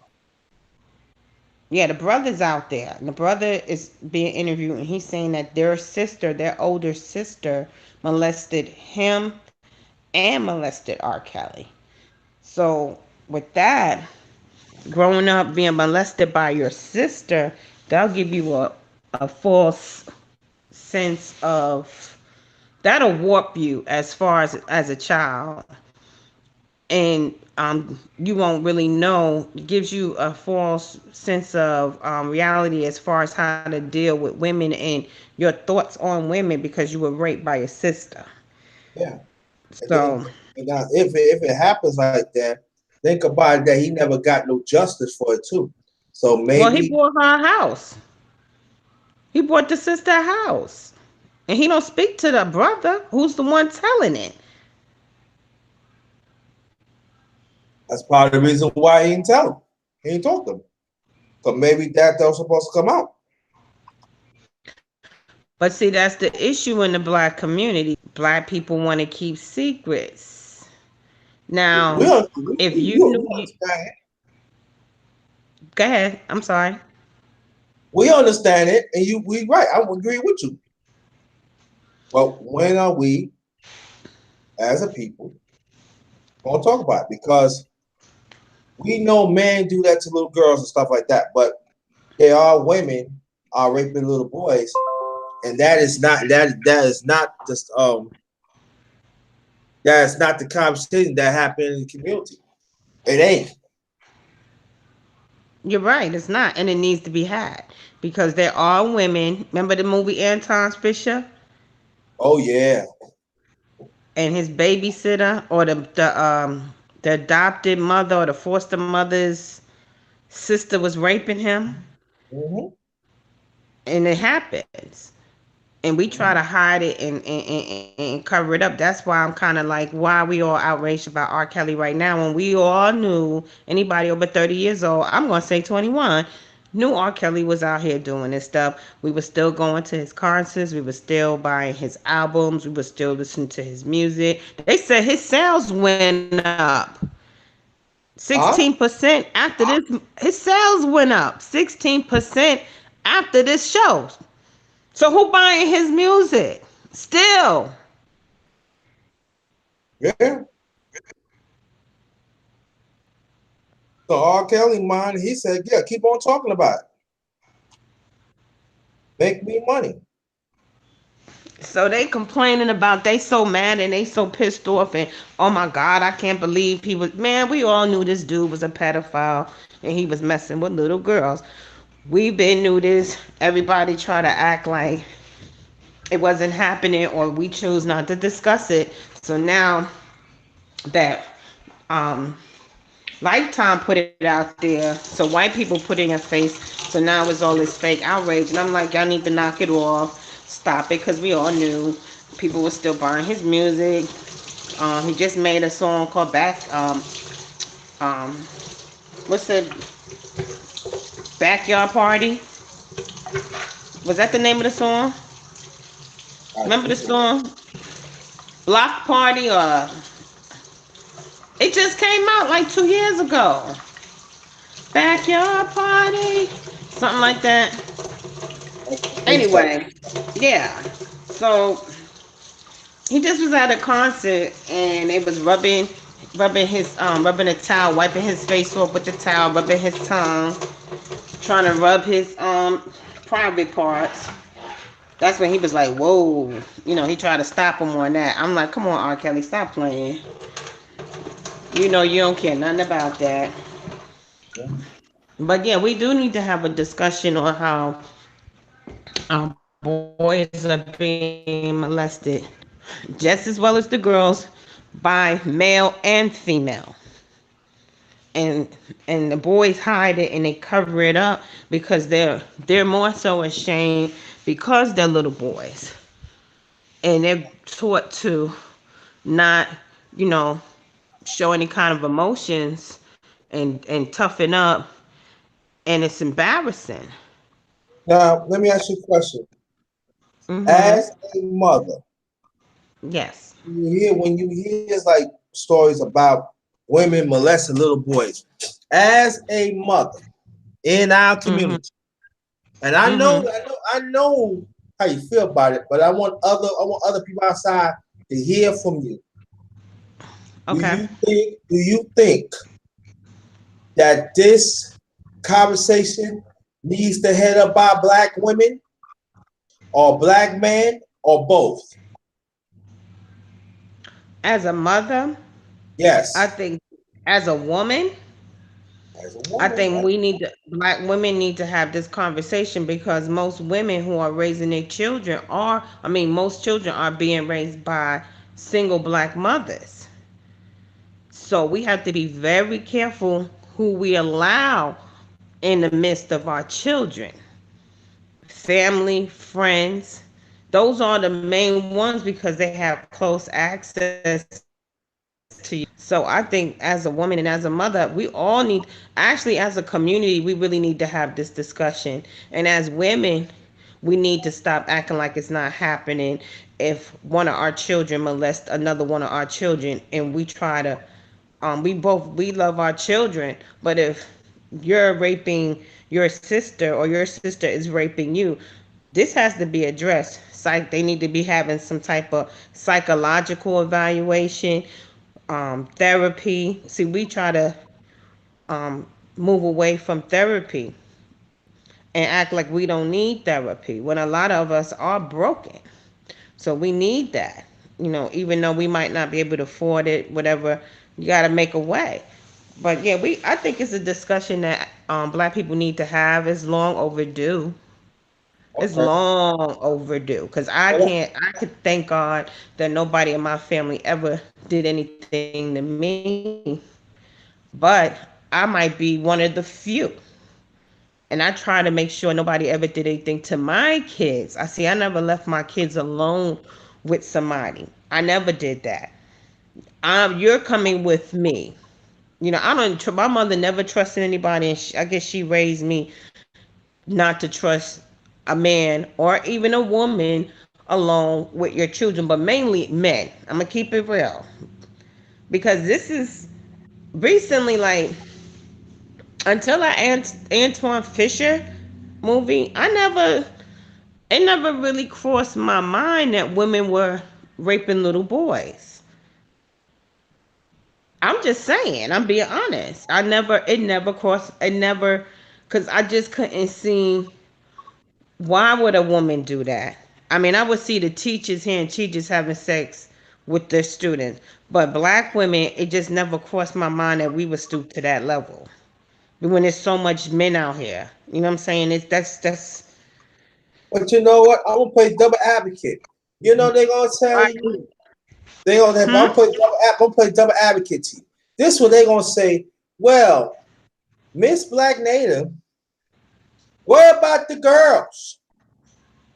The man raped them. What you? Okay. What about it? What are you trying to say? What's your point? I'm playing double advocate. Well, what about the girls? What you want me to say? Should we have a discussion about men raping girls? I don't understand your question. Why? Because you know that's what I be hearing. Whenever anybody bring that up, they always Oh, say, you mean like if you talking about when somebody bring up like boys being molested and then they'll throw in, well, what about the girls? Well, mm-hmm. the girls have been vocal. This has been well known. It's been vocal, but it hasn't been vocal about the boys. I have a son and I have a daughter. So I can't be partial. Children are children. It don't matter if it's a boy or if it's a girl. It should be addressed. It has to be addressed. And if it's going on in that type of manner, raping little boys, yeah, that shit has to be aired out. I'm sorry. Ain't no hiding it, ain't no sugarcoating it.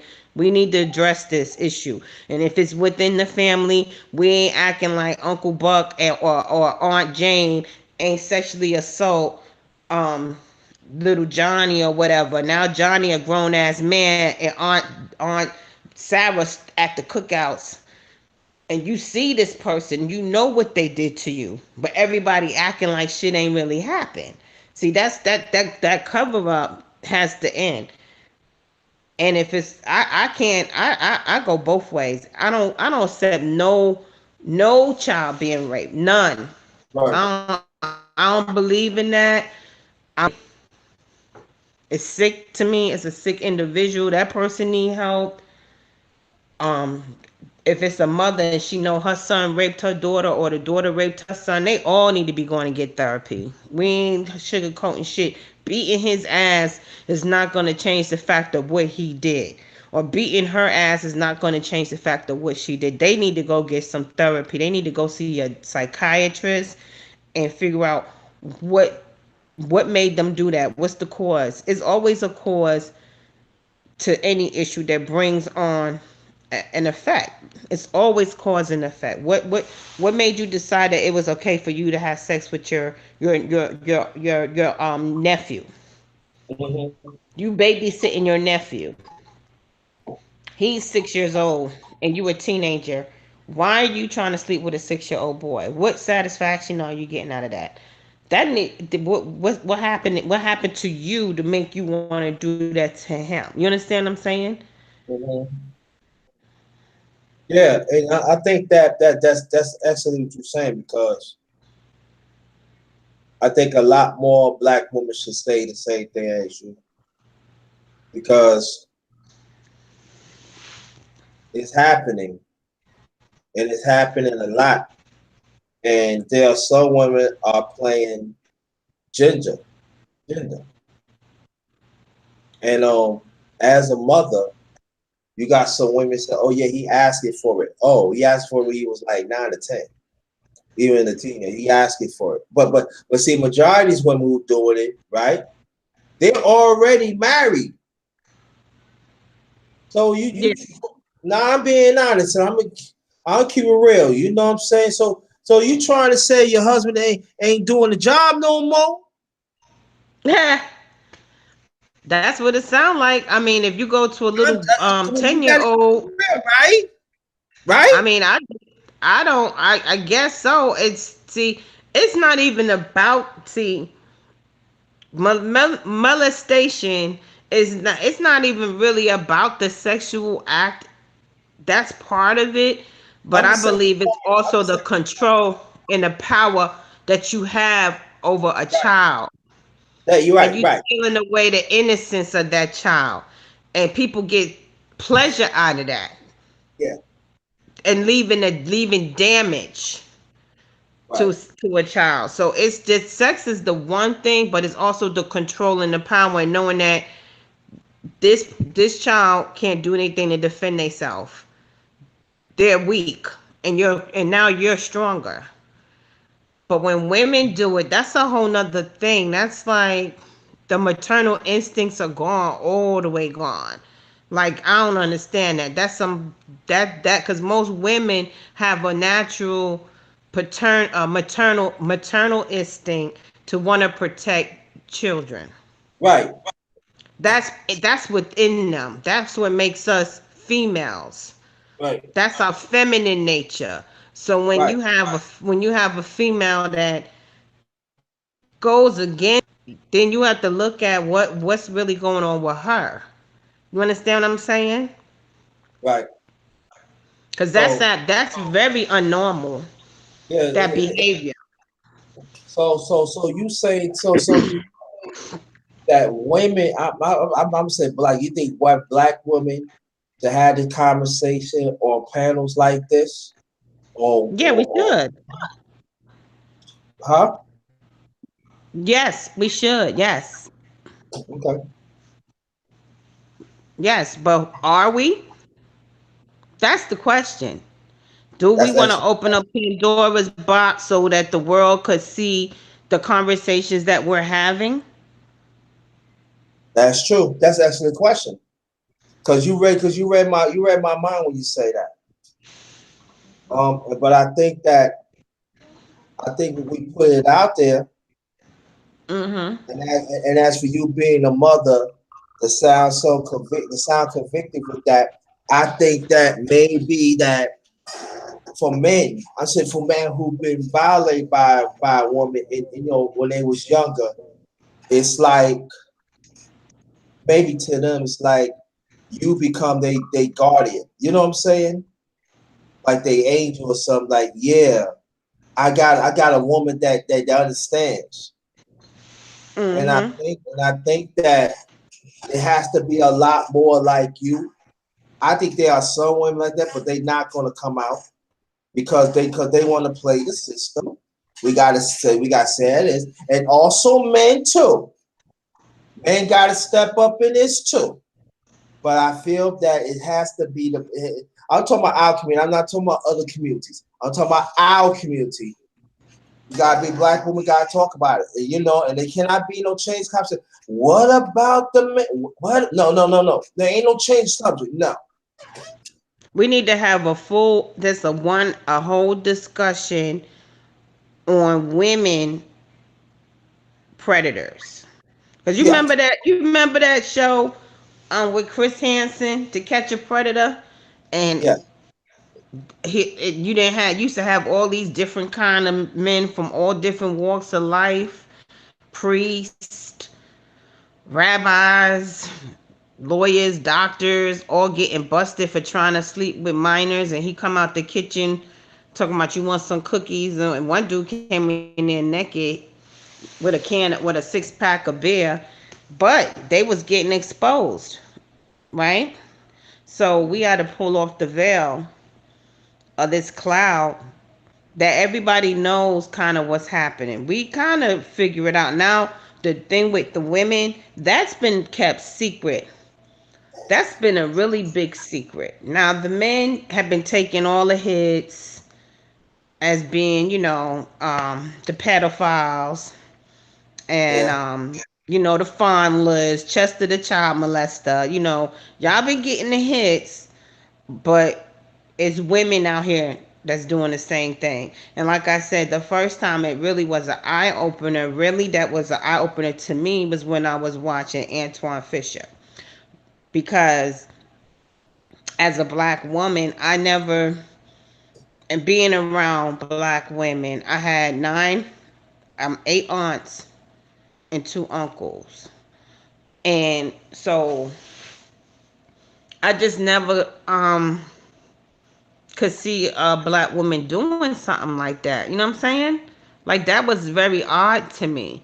And now I'm hearing more and more stories of men coming out saying they were molested by women Mhm. when they were like 10, when they were like 9, and they didn't know they were actually being molested. They thought they was just getting some, excuse my French, pussy, and they didn't know that they was actually being molested until they got older and realized that they were actually being raped Uh-huh.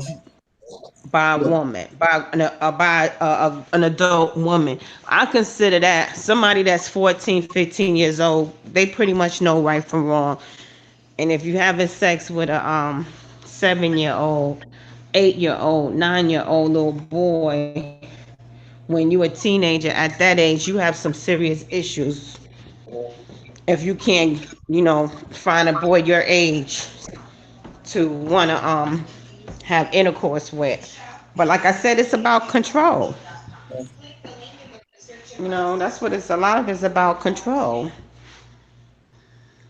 Yeah. I think that go more on your point, it's gotta be just for me it's like it's an uneven conversation. It's like Yeah, it is. it's like when you bring it up, it's like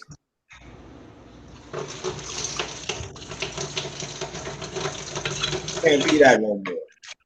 Because now you got these boys, they doing a homosexual acts. And their masculinity has been taken away. And I was and going it, to speak on that too. Do you think that that could be one of the reasons that we have these younger generation of boys wanting to be women, yeah. um, denying their male part, denying um, who they are as young men? And I mean, it's getting younger and younger. Like, I think that has a lot to do with it too. Them being sexually abused as young children. Yeah, that has warped their sense of their identity, yeah. It's like their true identities. yeah. So yeah, I think information what we talk about, it's got to be handpicked. Hmm. It's got to be people that want to stay the issue. It cannot be no switch up or nothing. Yeah, of course. We're not gonna switch it up. We wanna. I wanna get. I wanna get into that topic. It is a topic that needs to be had. It is a topic that needs to be addressed. So yeah, we definitely need to have that conversation, and it definitely needs to be women up there to have the conversation. Men too, women as well, black women up here having this conversation. We ain't hiding it in the closet no more. No, I was thinking, Black What? Native. I have an idea. I don't Oh, know when, but sometime soon, I would like to do it like this. Have this conversation, right? I would have it on my panel. I take the lead on it. Um, maybe we get like two more sisters, right? Besides yourself, right? okay. Then let the ladies talk 30 minutes about it, right? Then y'all stay on. And the men talk about it for 30, excuse me, for 30 minutes. Okay. Then we combine it. Then we're gonna talk about it. That But sounds this like a. but this is the key though. What's the key? Anybody that trying to switch the subject, y'all getting out. Get They know right out. now. What you saying? Get your ass out. Get out. That's right. Ain't gonna be. So Gotta go. gotta go. No. We talk about the girls, understandable. No. But do no. Any down low feminists talking? No, Man, we're you not wanna doing the fit. We ain't doing no feminism. We ain't doing. We ain't having no. If it's a feminist that come in that room, I'm chopping their head off. I'm tired of them. They irritate man, the hell out of me. They got to you get the fuck heard out of now, here. y'all I can't hearing deal it with the. I can't with the bullshit. outside. Y'all hearing what black natives say? Say it again. I said if it's a feminist that come in this room talking that feminist bullshit, I'm cutting your head off. I'm going for the throat and I'm keeping my foot on your neck. Cause I'm done. I'm keeping my foot gonna be so down your fucking throat because I'm over that. Because see that's an issue and I actually did a tweet. And my tweet said I did this earlier. I'm tired of the venom that I see up on this app from black women against black men. Do you hate your sons? Do you hate your brothers? If you have a black father, do you hate him? And that's a question that needs to be had. I said because I'm confused as to why do black women first of all, why did that's a whole nother subject because I can get on them all day long. I mean they won't even respond to me on Twitter. I've made Periscope videos. They they threw out brochures that I need to read. I don't need to read all of that. I know when it started. I know what it's about, and I know it's not beneficial for black women. It never has been, never will be, and we need to get past that. I want to know what has feminine done for black women. What benefits? And if they can name a list of benefits that feminism has done to help the black family, They can't name none. Because I want to know what it is. But divide us. Have us hating our men. While the white woman up there got you hating black men, but they over there on the sidelines calling your man up after you then kicked him to the curb, playing mind games with you. Get the hell out of here. Well, let me I'm ask you trying a not, question. I'm trying to be nice and not curse. I But understand. sometimes it's Uh, kind of hard. Okay, Huh? let me ask you a question. Now, we Yeah. already know in our community there are man swirlers, right? You agree with that, right? Yeah. You said men swirlers? Right. Yes. Now, let me ask you this question. Do you think, now I ain't gonna say you know this women swirlers, like we already know that. Now, why is that ain't that many people talking about women swirlers in our community? Who's not We know, talking about it? huh? I mean, well, the ratio between, I guess, because there's so many, because we see more so black men with white women, like that's been the norm since we've come in contact with white folks. Black men have this desire. I don't know why. Not all, some for light skinned or white women. Um, I think because we don't see black women that much, they're out there. I'm starting to see a lot more of them though. I'm gonna be honest with you. Really? Yeah, I am. I'm starting to see, like, if I go on YouTube, there's a lot of different, like I follow a lot of beauty gurus. Like I watch a lot of that, and it's a lot of black women with white men or black women with Asian men. It's a lot. And I'm like, yeah, what's this? I've never seen, like, and that's literally a whole channel. Different. They have their own little community on YouTube. You click on one, and it's a young black girl. Look like she in her 20s, and she's married to this old white man, and he always talks about sexual innuendos in their vlogs. And they got two kids together, and he always says, yeah, because I like chocolate. And like little sexual things. Like fetishizes over her. Fetishizes or fetishizes over her. He has a fetish, Right. and that's and she just laughs it off, or she'll make a face in the camera, and I'm like, yo, who the fuck are these people? Where did they come from?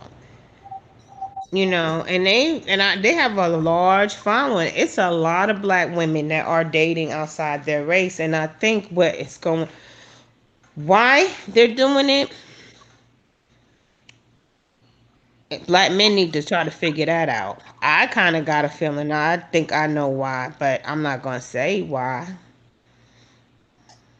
Why not? Is people up here now, or is it just me and you? There people in the chat.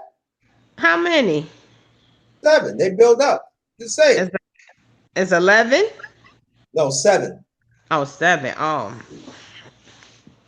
I think black women are tired of black men.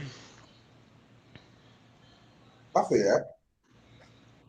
I think they're tired of seeing black men have their cake and eat it too, but then get mad when a black woman says, you know what, fuck it, you don't want to be with me, so hey.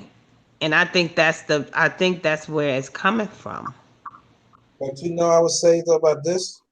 I'm just telling you, as a woman, seeing what's happening from a woman's point of view. You asked me a question, I'm giving you the answer. The reason why I think black women are now looking in other places is because of they're just tired of maybe the way they've been treated by black men. Maybe they haven't been able, black men haven't paid them any attention, especially maybe dark skinned sisters. And a lot of times you notice white men like really dark skinned black women with their natural hair. Something that a lot of black men choose not to want. So That, that's that's their options. You're right. You're right. But you know what I My think? phone is going dead. My phone is going dead. I'm so sorry. I'm gonna have to charge my Okay, phone up. that's all right. I I'm might getting come ready. on my lap. I might come on my laptop. Are you ending it or? If you Because come my back in phone the is at. laptop, if you come back in the laptop, I keep it open. Okay, well let me see if I can get on from my laptop. Let me charge up my phone. I'm at 5%. Cause you dark. I can barely like. I gotta put it on my high thing, and I don't want to cut off in the middle.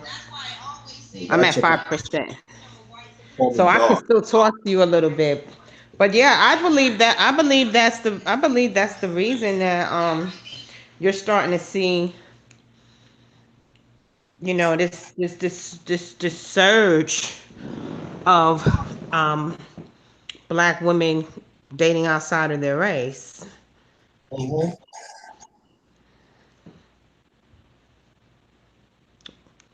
What you got to say about that? Okay, but I, I Hmm? think I think I think the other reason is too that the black woman. I think they got more independent now. Mm-hmm. They don't. And they say, "Well, I don't need you. I could do it Mm-hmm. on alone." Hmm. You think that's what it's about? That's one of the reasons. Like Okay. your reason. No, I like what you said. Yeah, it's facts. But with that, I think yo, because you know why? Because that happened to me a What long happened time. to you? I went on a date. This I was living in New York, Mm-hmm. and we went to Central Park and stuff. And she said, "Well, I'm going to a Broadway play." I said, "Okay," but it was not told to me that you was going to a Broadway play. And anyway, I don't need you anyway. I just need you for. I'm not for That's it. I said, "Okay." So go on the Broadway play by yourself then. I walked to the Broadway play Fifth Avenue. That was it. So what happened? I never seen her again. So how do you know she dated a white man? Because you never saw her I, after that. you know, I didn't say no. I ain't say she's dating a white man. I'm saying that she said I don't need no man. Period. Okay. Wow. I don't know what to tell you on that one. I mean, she might have had was that I mean, that was just one woman, so you can't base it off of I'm that no, one no, no, no, experience. no, no, no, no, no. I'm not basing. I'm just telling you what happened to me. And then but what happened was I see it for what it is. I didn't get emotional enough. So all right. She called me Mhm. that night. And this when I was living, but this when I was living in Queens. She called me that night. She said, I hope that you didn't get upset. I said, yo, what it is, what it is. That's how you feel. Have a good life. That's it. Well, like I said, that was one woman, that was one experience, but Of it's course, I know I'm not generalizing. I'm not generalizing. I'm just telling you what happened to me. But I know I'm not the only black man it happens to. That's all I'm saying. I'm yeah. the never. Well, I don't care what it is. I don't care what problems I had. I'm always gonna be with a black woman. Period. Nah, yo, listen. Only white is with that. You already know. This is vanilla bean ice cream. But you notice though, when I want some color, I throw some cinnamon in it. That's all I'm saying though. well, look. You asked me a question. I'm trying to understand it myself. I don't know why it's not looked down upon or frowned upon the way a black man and a white woman are when you see a black woman with a white man. It's not. But what I'm thinking, and this is just my thoughts, as Right. from being a black woman, I'm looking at it like this. I'm looking at like let's get you Serena Williams. Oh, my phone is going dead. I'm gonna try to come back on with my laptop Okay. Just let me know. All because my right. phone is dead. All right. Okay. All right. Legendary Top Cat. Oh yeah. All right. Stay right there, brother. Stay right there. Legendary Top Cat. Stay right there. If you get it, come on to the panel. All right.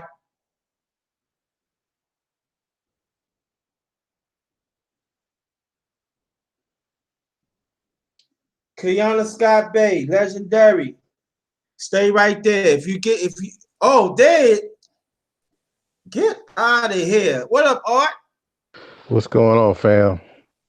Yo, I've been cheating you to the link, and it seemed like it wasn't going through. Now it started going through. Legendary Top Cat, hold on, I'm gonna get you on. Yeah. So brother, we was talking about things. Well, I'm gonna wait for the young lady to come, the sister, the beautiful sister come back.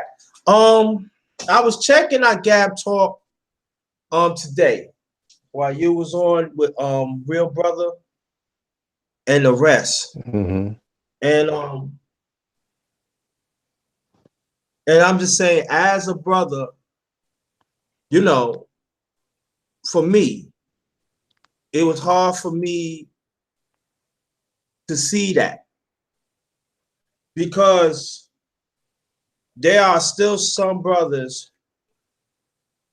is refusing to adopt.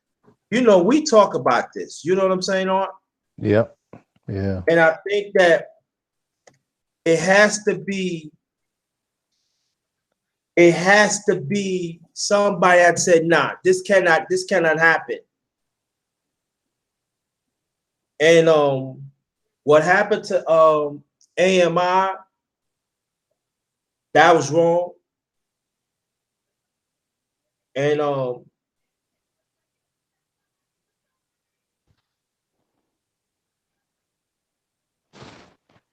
yeah, I said for me is that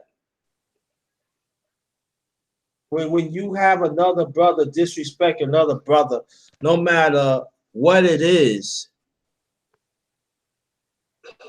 they, see, we from the old school, they get corrected quick. Right. And after that, we gonna let you go this one time. After that, that's it. Yeah, I had to ask him a few questions myself. So, and I guess he just wasn't letting up, because I had to ask him, how would you feel if someone did that to you? You know, he said, well, I don't have to respect whatever he says. I'm like, come on, man. You already see a bunch of brothers on the panel trying to come up with different ways on how we're going to make sure that, this man stuff is like on the positive no matter what. Now you're going to come in here and throw some kind of stuff like this in here? See, this is the thing about that. We can never tell anybody how to run a channel, but if it happened more than once, see, I'm talking like that because it happened to me. I think you already knew. Right. You was on the panel. So I said what I had to say, and I bail out for hours. I just chill and listen. And when the brother say, yo, ain't no hard feelings, man, I'm not trying to hear what you say, dog. Because that is the problem. Yeah. And you cannot give brothers like that too many brothers or sisters too many chances. Stop. Because they are detrimental to our community. You cannot have brothers that is not willing to build, that is not willing to be involved, that is not willing to give themselves to the movement. Yeah. It was good to see, the brothers were stepping up, just saying some things to kind of deter the madness that was about to enter. So, that's a good sign about Black YouTube. Yeah, it is a good sign. Yeah, and did you was on Man Talk Saturday? Yeah, I was there Saturday too. Yeah. How do you feel about that?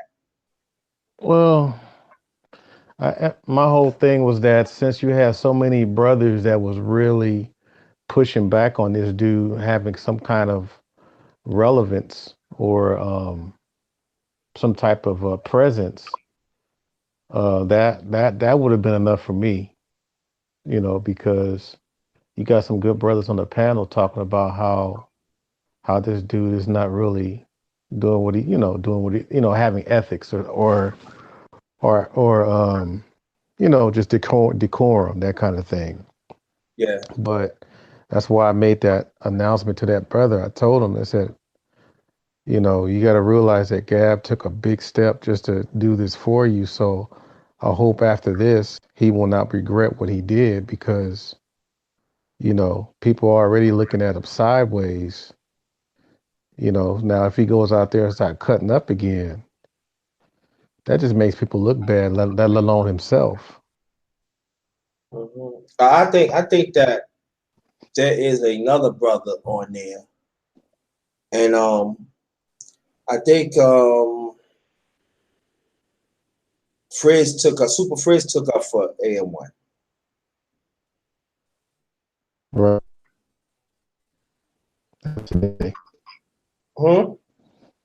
Because Info Man, yeah, that was today. Info Man, he had a longer hit. So that was the issue, is that, this guy been doing this for years. That's what made me like sit back. Matter of fact, if information was in my chat, was in my I don't know, he was in the panel or was in the chat last year. He came through. But I said, nah, this cannot happen here. No. You cannot come and disrespect like that. I don't roll that way. And information, it wasn't my fault and everything. I said, don't even worry about it, man. But it just cannot happen, though. But what I told Gab, and I just told the brothers on the panel yesterday, he's not good for groups. He's not good for group chats. He's probably better for one-on-one, so it won't be so many people coming at him, but that whole group thing, I still don't see it working for him in the future. He's going to do something to really push somebody's buttons, and they're going to come after him, and it's going to be a big, storm. So I think he should know his limitations. I think that when it comes to white supremacy, as you know, brother, being a professor, tell me right or wrong, I could be wrong. We gotta stop talk about white supremacy, our own interpretations, instead of to see for what it is. Yeah. To bring it up, I think it's fair to address it. To put it this way, if you can break it down 100%, you would probably talk about white supremacy about 25, and the rest of 75, you got to talk about the solutions and the execution. Yeah. Because obviously you got to acknowledge the problem, but later on you got to come up with the solutions to get over that problem. Mm-hmm. Because so many people are getting away with a lot of stuff just for the sake of saying that I can't make it because white supremacy stopped me from making it. Batatas. Yeah, so I'm like, I mean, we already know this. Like you said, we know white supremacy has its place. But now, what you gonna do next? What's the next plan? So, and so many people has really put out blueprints to so many people have really put things out to show how to deal with it. But the people that can't read or can't even spell they want to ignore that. You know what I'm saying? They want to sit there and say, well, that's the past. They just wrote. I'm like, fool, they wrote this so you don't have to do the whole, reinvent the wheel.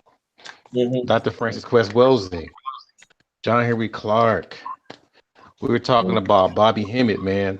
You know that whole thing about Bobby Hemmett. There's so many things rising up.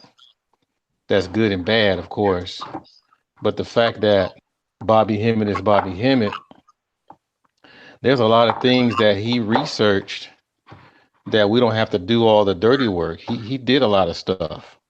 Right. You, you can just chew the meat and spit out the bones. Yeah. You know, it doesn't have to be everything that everybody likes, but people left all this stuff behind. I left stuff behind. I got certain ways on how to draw certain things where you don't have to like keep going over a whole bunch of books on how to draw. When I pretty much laid it out, made it more simplified, and Um, went and I went overseas and showed how it works. So we got these things, man. We have access to a lot of stuff, but I don't know why. My problem as an educator is why are people avoiding to learn? They want to talk a lot, but they don't want to but learn. could I try to answer that and tell me if I'm right or wrong? Okay. Because number one, they don't want to deal with themselves, and number Hmm. two, other like-minded people like me and you is going to expose for who they are, and number three, they do not want to change. Yeah. The complacency. You know, Yep. they're complacent. It's sad, man. I mean, you know, when are you gonna get off the bottle and get to the, and get to the cup? Yeah. But see, this is the thing about it. See, it's easy to be on the bottle. Yeah. Easy. It's easy to be on the bottle, but you ask a person to get on that cup. That's totally different ball game. Yeah. But on your point, they love the bottle, man. And I'm gonna go one thing better. They like the titty, man. Yeah, man. I have some people with mama issues. Yeah, they love that titty, man. They go look, Yeah, the man. mama. You know, yo, you need to get off that, man. I mean, you need to drink your own damn milk. Yeah. Yeah. But I still feel I feel very positive about Black YouTube because that situation today could have gone way out of control. Matter of fact, yesterday it could have gone way out of control. Yeah. But you had enough brothers. Go ahead. I'm sorry. No, I mean to cut you off. I love the Bears talk last night. It was, Saturday night. It was beautiful. Hmm. It was pretty much what I talked about today.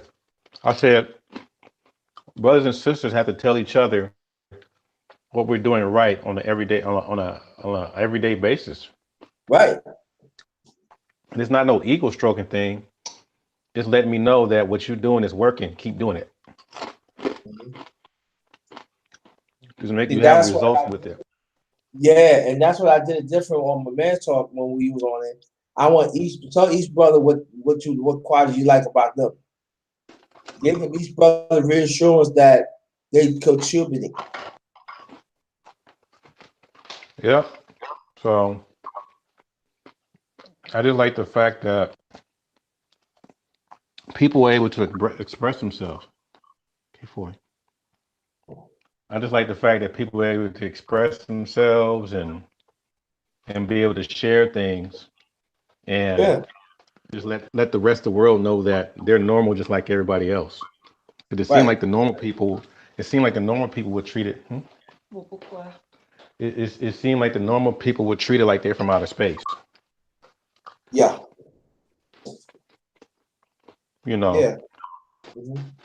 the fact that you prefer natural versus synthetic, the people that want natural, they don't understand what's going on. They have to keep up with the times and like, come on, man. I mean, natural is gonna always win. Ask these white boys. Most of the time, when these white boys be getting these sisters, most of these sisters be on some natural stuff. Right. They don't pick a lot of synthetic sisters. No. I mean, look at that show. What is it? that show where the sister's working for the president. I forgot the Oh, name of that show. Under Rosa. Not Omarosa, but the lady that she's real fine, Carrie Williams. Oh, okay. I forgot what it's called. I can't believe it. That's how much I don't watch that crap.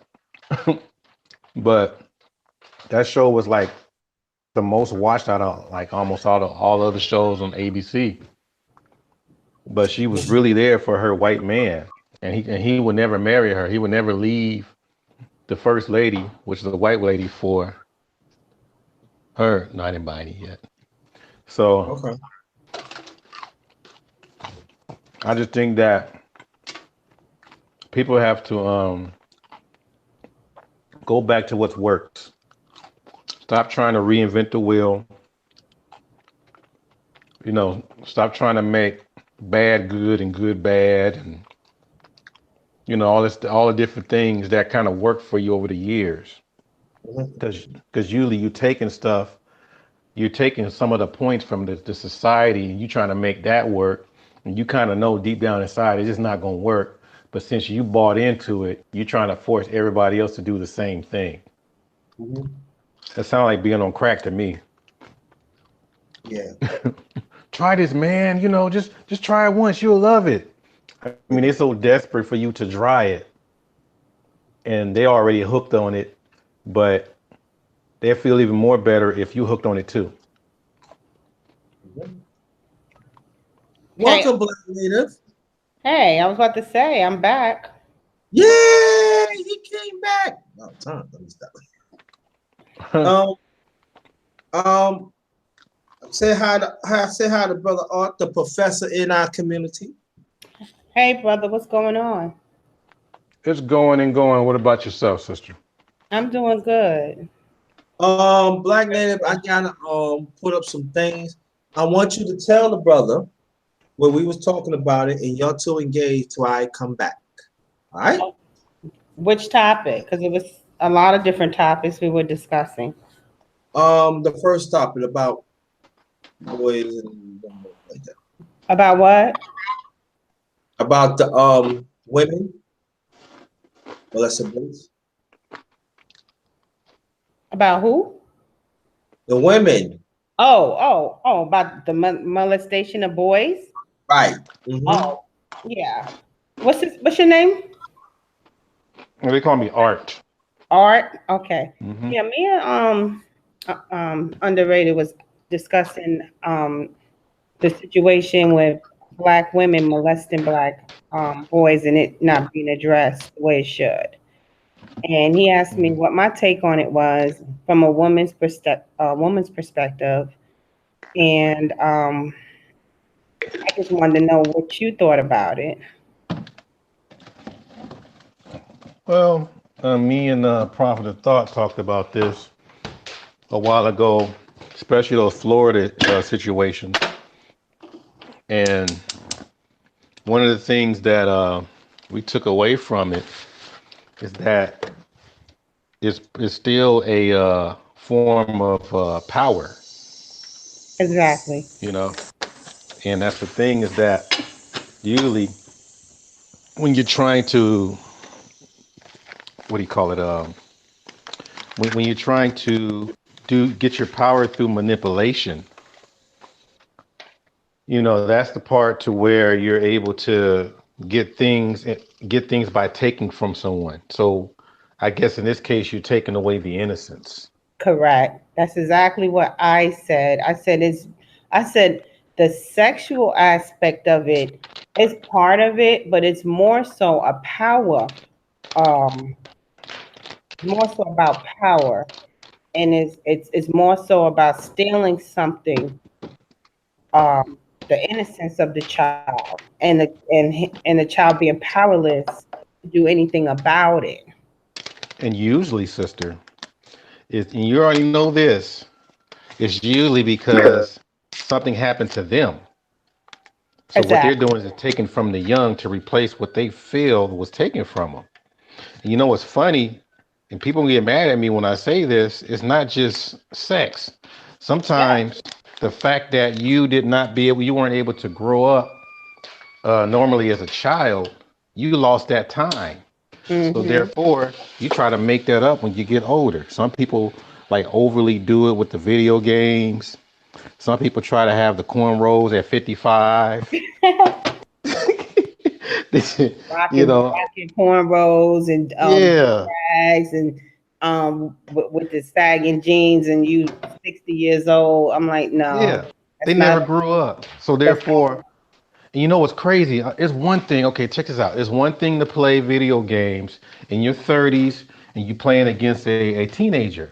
I not. get that. But I mean, how does it look when those guys are really hungry to beat that teenager? Like they really got to beat them bad. Mm-hmm. That's something to think about. That's almost like molestation. Yeah, because you want to be the vocal, the center of attention, regardless to how that child feels. Yep. And like he said, we were going to have a discussion with other women for 30 minutes. And then, the men get to say what they have to say for 30 minutes. And then we have a panel discussion where we try to come up with solutions. Because see that's what we need to do. Like we all know what the issue of white supremacy is. We understand it. We live it. We're in it. Hmm. This is not a new phenomenon. It's been here since we've been here, and we need to figure out how can we, because we've been maneuvering around it. We've been living in it. Hmm. We need to come up with solutions on Hmm. how can we dismantle it. I mean, that's the whole goal. The whole goal is to just either we're going to benefit from this system or we have to dismantle the system. And it's not a lot of people that could come up with what's the actual way of tearing it down. We complain about it, but what are we gonna do about it? Like I'm really over the complaining. But yeah, with the women, I'm jumping from here to here, but I want to get back to the women molesting little boys. I was explaining to him like I didn't even know that this was something that was on a regular until I watched the movie Antoine Fisher. And that kind of, I've heard about, teachers, sleeping with, their students, but it was always like white women. So when I never could think that, black women would do things like that until I watched that movie. And then, I started hearing stories from men about how they were molested by their cousin or their sister's best friend, things like that. And I'm like, we out here doing this, and Yeah. it was an eye opener. And it does. And now with the R. Kelly, because we got on R. Kelly, and I was telling him, did you know that he was molested by his sister? Yeah. The brother's speaking out now. And I said, Hmm. did you ever think that could be why he is the way he is? Yeah. Even dating an older woman while you're in your teens, people don't understand. I'm not saying that was psychologically a damaging thing, but it does get you to the point to where you're not trying to look back. You're not trying to be with people your age because it got you in a certain mold in your mind that this way is the only way. And you losing a lot of time that you could have been, I'm talking about the ones that been violated. So it's almost like dating older when you're younger. Mm-hmm. But the thing is that you're in a certain mold that you've been it's almost, how can I say, it's almost like that you've been activated, something has been activated too early, and it's kind Yeah. of hard to go back. And then as you get older, you start doing the same thing to someone younger just to get back what you lost. So it's like a repeated cycle. And the part is that people eyes open and just be on alert, especially with what's going on with the pedophilia stuff Mm. that they trying to push in the Supreme Court. They have their own little group. They got logos. They're going to be part of that whole LGBT thing. It's going to be a Mm-hmm. P or something. So they trying to lower the age of consent. This chick, the female judge, Ginsburg or whatever her name is, Mm-hmm. she already voted for it. They waiting for the What? other people to do. Oh yeah, it's been going down. I found out about it 2014. The lady I that's leading the charge is a psychiatrist, and you should hear the arguments about this. She says, let me see if I can remember. Oh, they're misunderstood. They're born this way. What's the other part? You have to really start understanding their nature. All those different things. I mean, we heard this before by another group. mm-hmm. So now they're trying to bring this one in. Facts, So King. You going in? because I thought that there's going to be, I thought it was going to be decided in July. Something must have really went down to delay it, but right now they're really, really, really going off after the children, especially with that age of consent thing. That you got to keep an eye on But that you one. It know might what? go down to 12.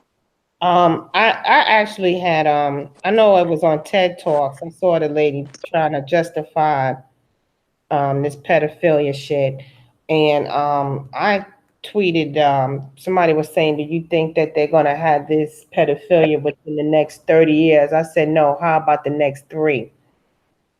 Yeah, real Maybe the soon. next 3 or 4 years they're gonna make it legal." And I'm looking at because white people birth rate. You gotta look at really all the aspects. What's really going on?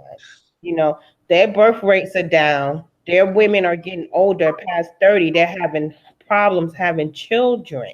So now that you need the younger girl to produce, Hmm. Yeah, that you know what might I'm be a saying? remedy. And then you also got the NAMLA that been out for years. That's Boy, wrong. sex men, boy love club, whatever. You know that's been around, but nobody, and That's greed. that should be a terrorist organization within itself. That should have been dismantled. But I guess who knows who's down with it. But I'm looking at it like, why are you? What the transgender community. First, it was the gays, then it was the transgenders. And I tweeted, I said, I like to know how the transgender community, why you always speaking out against heterosexual men, but I don't see any of y'all speaking out against pedophilia. I want to hear what you have to say about this. And I tweeted it for 3 days and I said, I'm still waiting for one of you all to respond. None of them responded to my tweet. So that let me know that they were involved or they were down with the pedophilia. Well, Look, keep this in mind, sister. If you study the Greece or the Greeks and the Romans, that's how they got down nonstop. Yeah. Especially the all through Rome. And if you look at the whole structure of the political system, the entertainment industry, even in the sports, Hmm. that's how a lot of these people were breeded. If you think about the concept of what makes a good Trojan or what makes a good Spartan, I first when I it's gone, they erased this, but I got a hold of some literature, but the what makes a Trojan a true soldier or a Spartan a true Spartan is how they can withstand punishment, penetration, and all those things at a young age. Hmm. The Caesars got it the worst. If those the guys that's where you got the word mentor. They were preparing this boy to become a Caesar. So they had him go through bestiality. I mean, all kinds of molestation. He'd been passed. Same thing with some of these soldiers. Now, the guys that were able to take this punishment, they were considered men. Think about it, they were considered men, really. And the ones that couldn't take the punishment, they were considered like a senator or a congress or a court jester or something. They put them into politics. But when it came to the women, most of them were on the island of Lesbos. You can find out about Lesbos by the island of Lesbos. And by the way, Lesbos, lesbian. You So said mainly the island of of Lesbos. Lesbos. Or sometimes I think they call it yeah, it's Lesbos. It's L- easy to find. Um, okay. and usually those women, they weren't I mean, they were only there to procreate, but it wasn't when these guys went to those islands to procreate, it wasn't no romance. They were raping these women. So these ladies start trying to come up with all kinds of ways to fight back. All of a sudden it looks just like the stuff from what, Wonder Woman, maybe? The Mm. Amazons and all that kind of crap. So there's a lot of history that, they kind of have it like kind of like accessible, but you got to kind of dig for it. But it's there, and it's definitely the way that the powers that be is operating because they've been doing that for years. But the problem is, since there's so much inbreeding and so many what do you call it? So many pedophilia rings out Mm-hmm. there. Now think about this: if me and you, or anybody else on the panel in the chat, had a child that's been molested by a neighbor or relative, most of the time we put hands on them, get them arrested or something like that, right? Something happened to that person. Mm-hmm. But imagine if a pedophilia ring got a hold of your child that was from the powers that be. What are the chances of you getting justice? None. I take it a step further. What are the chances of you getting your child back? Unless you're going in there with an army. Yeah, Unless you're so my going whole in thing there is full force. Unless you're going in there with a you coming in there 500-600 deep with men with weapons. Yeah, but other than and that, these guys are generals. These people in the pedophilia rings, they're senators. I mean, look at the skull and crossbone, all this stuff. They are high-powered people that takes a lot of things from children, and then they even try to get these children in altered states. You need to study the Mickey Mouse Club, that kind of stuff. It's a lot of stuff, and it's centered around violating children. did So you we hear just put. about the guy from PayPal Mm. going in Yeah, cahoots with yeah. this organization where they're draining, taking blood from children and I doubt it. injecting it into elderly people, and it's supposed to be the fountain of youth. Yeah, they do stuff like that. They do stuff. I mean, if you read about the Tudors of England, they do stuff like that. I mean, they eat flesh, all that kind of stuff. Them some weird people, man. I can't. So, and we so mesmerized by the stuff we see on TV with the whole romantic prince and princess and king and queen, but we don't know what's going on when they shut them palace doors. Them I some weird I people, watch man. Vikings, and I've been watching it for 5 seasons, and I still ain't seen near one of them take a bath yet. So Hey, I'm not what's in a hurry to be in Europe. What Hey, happened? what's going on? Oh, we got people on the panel here. I didn't even know Yeah, all that. me yeah, legendary on it. Legendary. What's going on? I got him on the. I see you on the panel again, big brother. Come in here, por favor. Yeah. Legendary. Unmute your mic. Come on, baby. I just see black. I don't know. Peace, I'm here. Oh, okay. Hey, legendary. Peace, Queen. How you doing? Hey, what's up? Peace, So, brother JT. Peace to you too, King. You spitting that fire over there, man. I'm just sitting back listening. no, we want you to talk too.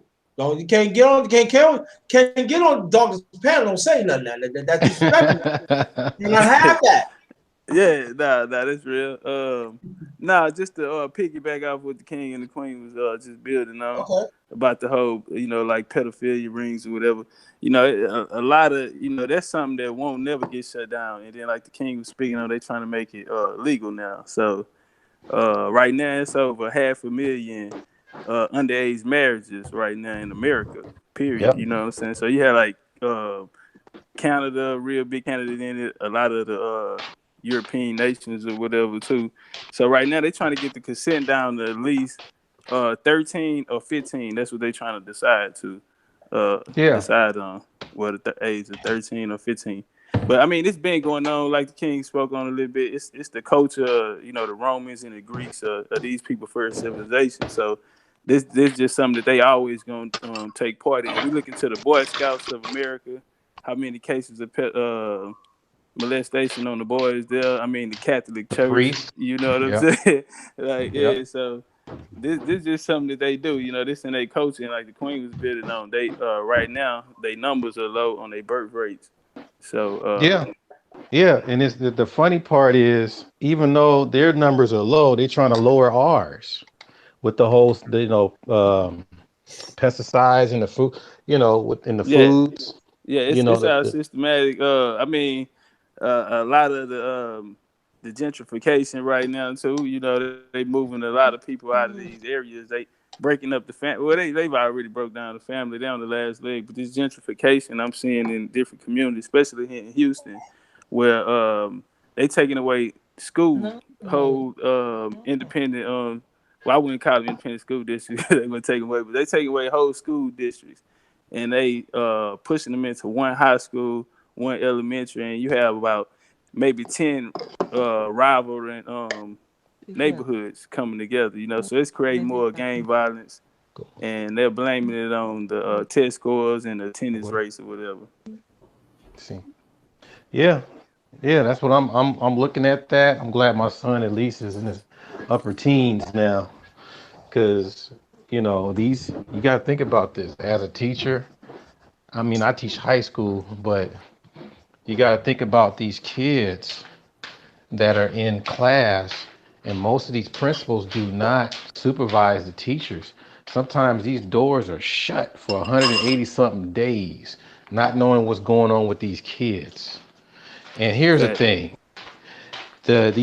we already know that these pedophiles gonna be legal. Just imagine how many are gonna come out the closet. Just imagine how they're gonna say, I'm glad I'm free. I can be this and I can be that. But at the same time, when you find out that when you find out when they come out the closet, you wanna do some kind of justice. Yet something bad may happen to you because I mean, put it this way, they can legally complain about you discriminating against them. I mean, that's what it's gonna come down to. So it seemed like homeschooling might be the only way, to be honest. Homeschooling, because I've seen some people now. I mean, over the years that teach. I mean, especially in elementary, these guys got the pants over the navel with the golf shoes, the hair part in the middle, and he's supposed to be teaching these little second graders and first graders.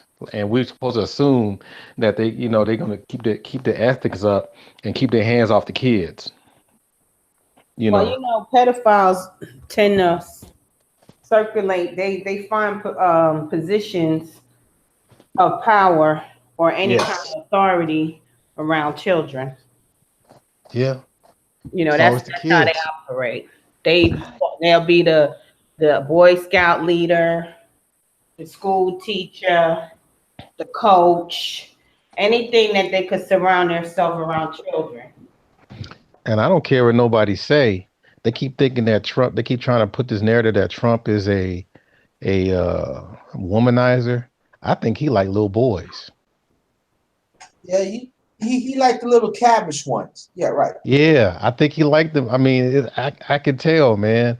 But I think they're using him as a front to be this womanizer. This dude is the poster child for leading the whole ring or whatever. He already talked about the golden showers and stuff. you know. So if you think about that Zendusky thing with what's the name, Joe Paterno at Penn State. I mean, that was an operation, man. That was like they were grooming these boys. Using the university's resources for years. Okay, for years. That's why I'm like, man, you better stay near. I mean, we talking about that sister at McDonald's. That's one thing. But what about these boys and girls as unattended? Yep. Playing ball, buying ice cream cone, whatever it is, they're unattended. Have you noticed a lot of black children been going missing lately? Yeah. Yeah. And women? Right. Just disappearing? Yeah. because the sisters, they're still fertile. Sisters are still fertile, Yep. you know. So I heard isn't it that they're taking uteruses or something? Yeah, Oh creating, They're doing yeah, that's implants. yeah, uterus implants because they can't have any kids. So, Yeah. So the prisons, come on now. I mean, we're talking about the prisons too now. yep, they probably giving them hysterectomies left and right. Yes, ma'am. They were diagnosing black women and intentionally with ovarian cancer and removing their uterus, and so they couldn't have any more kids. Yeah. This came out. Yeah. So that's the thing, you know, and don't want to segue too much into prison, but people are worried about getting done up at the butt.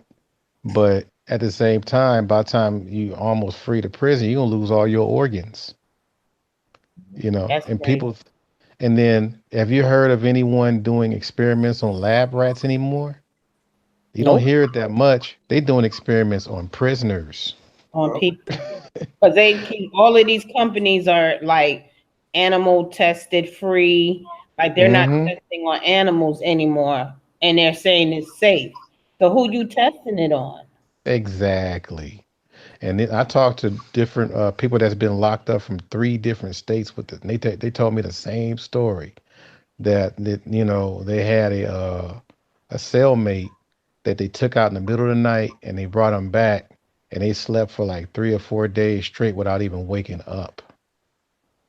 Okay, so I mean, what was tripping me out is that this stuff is not a secret. It's not an undercover opera. It's in your face. But Yep. people just not talking about it enough. They're just talking about, you know, Jay-Z and Beyonce and Cardi Kelly B, R. Kelly, stuff that we already knew about. Come on nonsense, now. I don't mean to things that break we. y'all, but I'm sorry, Queen. Go ahead. Go ahead, go ahead. Now, I had a question for the panel, brother JT. Can I get y'all thoughts on the Jasmine Bourne situation?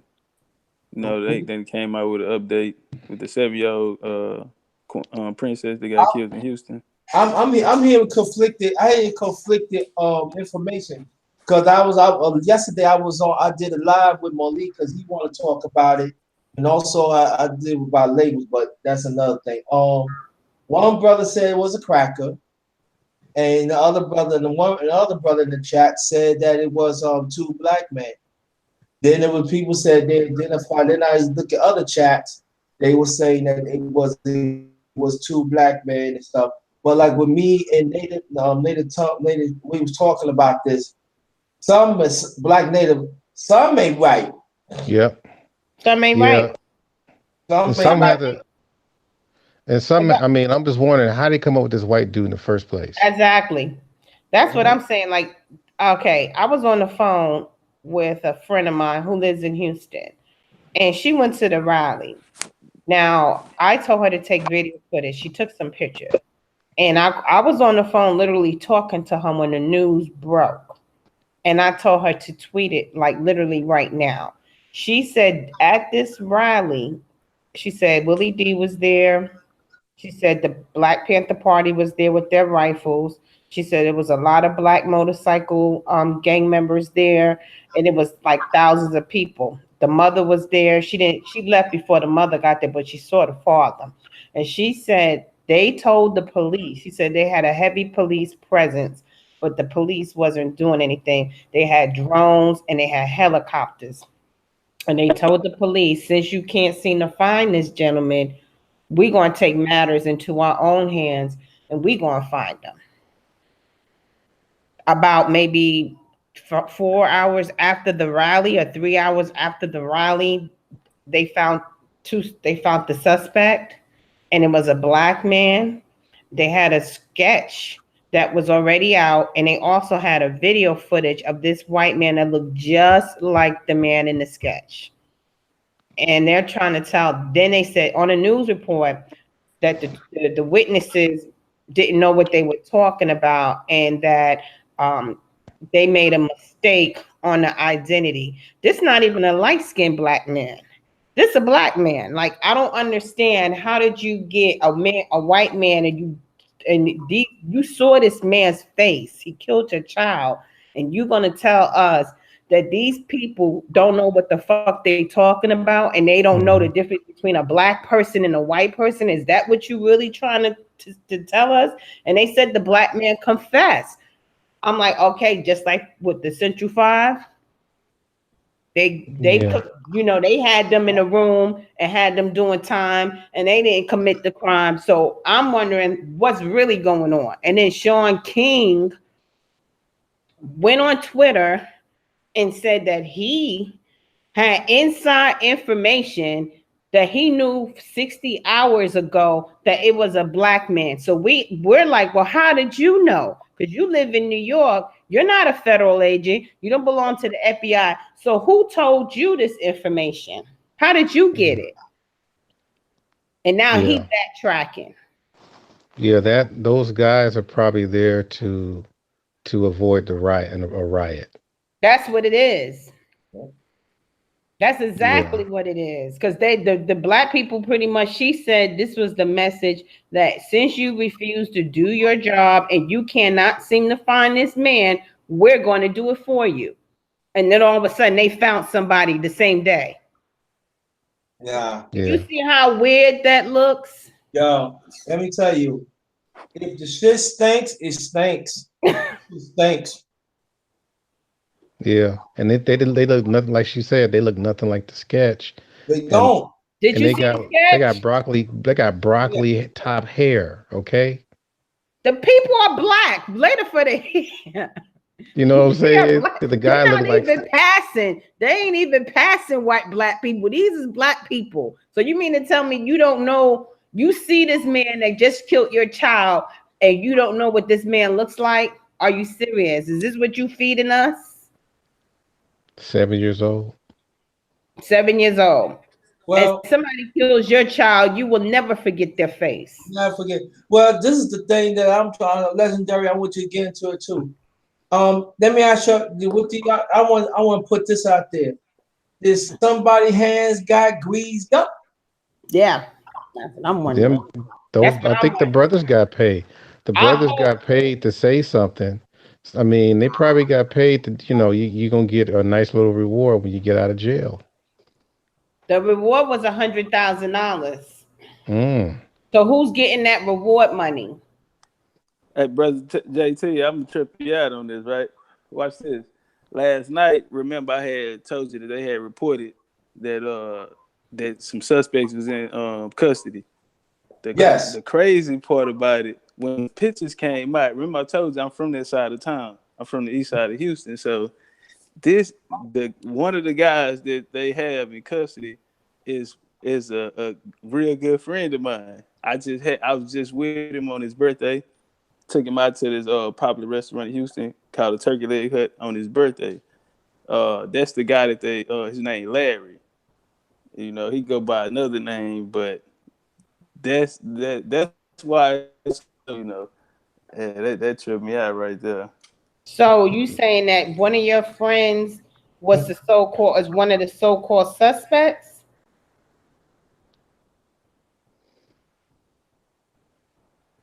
Right now that know him, so I was talking to my little cousins or whatever. They don't know him, but the guy Larry, the one who they saying is possibly the shooter, that's the one that I know. The 24-year-old. So do you think the mother's getting something from this? Because she was. So you live in Houston? I mean, are you still in that area? Did you go to the rally? Well, I'm not in the area, but I live in Houston. Okay. Did you hear about the rally? Yes, ma'am. Okay. All right. So this is what was going on that. After the situation happened, it was a lot of like local people getting involved or whatever. So the radio stations and they had put together a small team and they were going door to door with the sketches of the white guy, right? So they going and they asking people to check their cameras. And they was doing this for a couple of days, so they decided they was going to organize an event for everyone to come together. And that's what took place yesterday at the Walmart. But what happened was it ended up being larger than everyone thought it would be. So it was a massive turnout, and you had a lot of different organizations out there that I'm real familiar with, I'm cool with in Houston for like for the Black Liberation Movement, whatever. And you had like Black Lives Matter, you know, they was out there on the propaganda mission. But I know some of the guys in Black Lives Matter here, and I know some that's really sincere and they really down with the movement. They just so happen to be a part of it on their side or whatever, you know. So I just, you know, get whatever kind of intel information that I can from them. But they all turned out. Sheila Jackson Lee, we know she from Houston, so she came out there too. And we already know what that happened. But I'm gonna tell you, it's so crazy how she switched up in the end. But anyway, they was out there speaking, local rappers or whatever, the radio station. And like the Queen just said, it was different Black activists out there too. So they were speaking on we have to basically police our own and take care of our own. We need to come together. You know what I'm saying? Then this situation wouldn't happen. And about how Black men, a lot of things that take place on the panel, Black men, we have to protect our women and our children. So they said they're gonna go look for the guy. Since the cops can't find him, they gonna look for him. And like the Queen said, it was 3.5 hours later. They pulled over a car that switched lanes without signaling. Right, so they pulled him over, found weed in the glove compartment. Like I said, I'm from out there. That's you don't do that. If you gonna have something, you ride with it in your lap. And it wasn't nothing like he was selling it or whatever. It was like personal use. So the first thing I'm hearing why they saying this, because I know how these cops are out there. So okay, they went to the car, pulled him over for not signaling, walked over and the cop had a bag of weed in his pocket because this is what they do out there. You know, so they just need something for probable cause. But it just sounded strange to me because they said they was acting out for tip, and the tip led them to the guy. Then why would you need probable cause to pull him over, as far as the switching lanes without signaling, right? So just a lot of it just didn't make sense to me. Another thing stood out was they gave Lil Larry a bun. He out on the $100,000 bun, and he is supposedly the shooter, right? So if Larry the shooter, how did he get a bun? And the guy that just confessed and just said his part in it was driving, why he don't have a bun? So why would you get a shooter who would be a threat to society a bun, and you get it's not adding up? Then his bun only 10,000. So if they could put together at least 6 and come into a buns man with at least 5 or 6, then he can come home today. You know what I'm saying? So and another thing that stood out, that area right there, that Walmart, once you come out, is you in between Wallaceville and Wood Forest. It's nothing right there. It's Wood Forest North. That's a subdivision. And it's just a long stretch, maybe about 2 miles, maybe 3 miles. So I had a buddy named Blue from New York. He got killed on that same highway. He was on the Beltway part, the highway part. And so some guys pulled on side of him, same kind of type of situation, did a drive-by. The east side of Houston, real gang-related. Every neighborhood on the east side is gang-bang out there. It's the only place like that in Houston. So some guys did a drive-by on this guy, Blue. They killed him. How they found the suspects was they used the satellite weather cameras. Y'all familiar with those satellite weather cameras? Okay, so they had these around. All this kind of started taking place through the Patriot Act after 9/11 or whatever. But so they put these cameras there. They saw the car and got the license plate, tracked it down to a house in Denver Harbor and got the license plate or whatever. So the car was in the garage. So that's how they caught them. So why they saying that they didn't have no camera, they don't know what happened? My thing is this: the cops know exactly what happened because it's the same place that one of my friends got killed about 7-8 years ago, in the same place, and they found him through satellite tracking cameras. So it happened in the same area. Why wouldn't they see it happen? So they had the truck. So now they saying, all right, well, it was a mistaken identity. They pulled up on did a drive-by mistaken identity. But then they saying, okay, now they turned the white boy into a victim. He was just fleeing the scene because he heard gunshots. This is what the sheriffs came out and said today on the local news. You know, so they talking about, maybe he can help us, maybe he has some information he want to share so he can come forward. Now the white boy is no longer a suspect.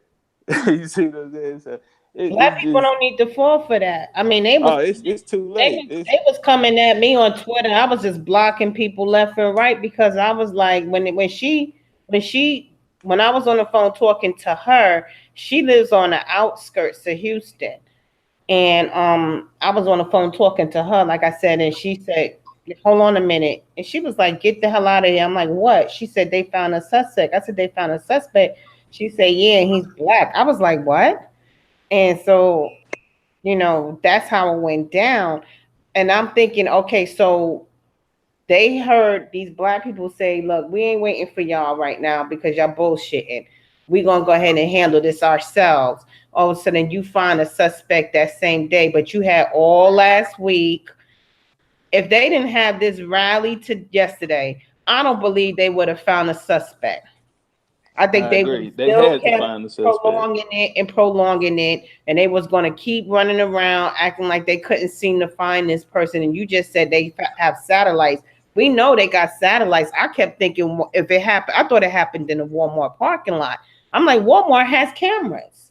Now So, let me, mhm. and what gang member is up at 6:45 in the morning That's what I at a said. Walmart parking lot? I just couldn't. It Yeah, didn't make sense to me. I'm like, so gang yeah, members be up at 6 o'clock in the morning hanging at Walmart in the parking lot? Yeah. It just yeah. didn't All right, add now up. look, I'm gonna drop I'm gonna drop a little jewel for my boy JT. Um, it is a possible street element to it. Um, not from what they saying, like mistaken identity. It's not that. Um, it's some stories going around in Houston right now too that the mother uh okay, all right, I'm just gonna say this. All right, they saying that the mother was involved. It was some took place with some people around the mother, and the mother was involved. She had something to do with it, and they kind of like that was the situation. Then there's another one going around that the mother actually got arrested and she out on bond right now. These Wow. just like rumors that's going around like in Houston. You know what I'm saying? So Yo, what's going on? Some Jetson shit with some space shit or something? Man, What? this is what I wanted to say. I'm with you, JT. See, people are still sleeping on the flu shot. People still sleeping on the mercury count in the flu shot. The mercury goes to the brain. That becomes a receptor. Mm-hmm. People don't understand that. Mercury is in your television. Lithium is in your what? Remote control. Oh, So think about that in the human sense. We get these mercury. That's remember we used to get mercury fillings, yeah, and exactly. a Yeah. lot of people were getting headaches and things like that. It goes to your brain. So when you think about these people that do all kinds of what do you call it? Those mass murders and stuff like that. Most of these guys had psychiatrists, and sometimes, when you're dealing with people that have so much mercury in the brain, you can alter them for a certain amount of time. I most guarantee you, probably, these guys are going to come out and say that they never confessed. I I get, guarantee you, I'm thinking the same thing. They're going to say they never said it. and I yeah, and Come Now out. see the guy Larry, he never he pled not guilty. hmm Uh See, right now, what they gonna do? They have 72 hours to investigate you here, so they can lock you up for 72 hours, and they do this a lot. So right now, they said, okay, he not technically charged on the Jasmine Barnes murder, meaning Larry, not the guy that they say confessed, the guy that they pulled over. The other guy who they saying the shooter, they saying he not involved in that, but they have him on a different capital murder. So See, that's what they holding him on, right? So it's a possibility. Now, if they can't charge him with nothing, then they'll have to let him go. So this is my thing, though. This is what really just bothers me, though. So they say, all right, so the whole point of letting you out on bond is for them to gather up their investigation so they can see what's going on. If they have the guy who say he's the driver and he directed them to the shooter. This is the guy who shot. Then he would have no bun. This is the only thing that's tripping me out. Like, you have an eyewitness, a guy that's driving the car, gonna tell you everything that happened.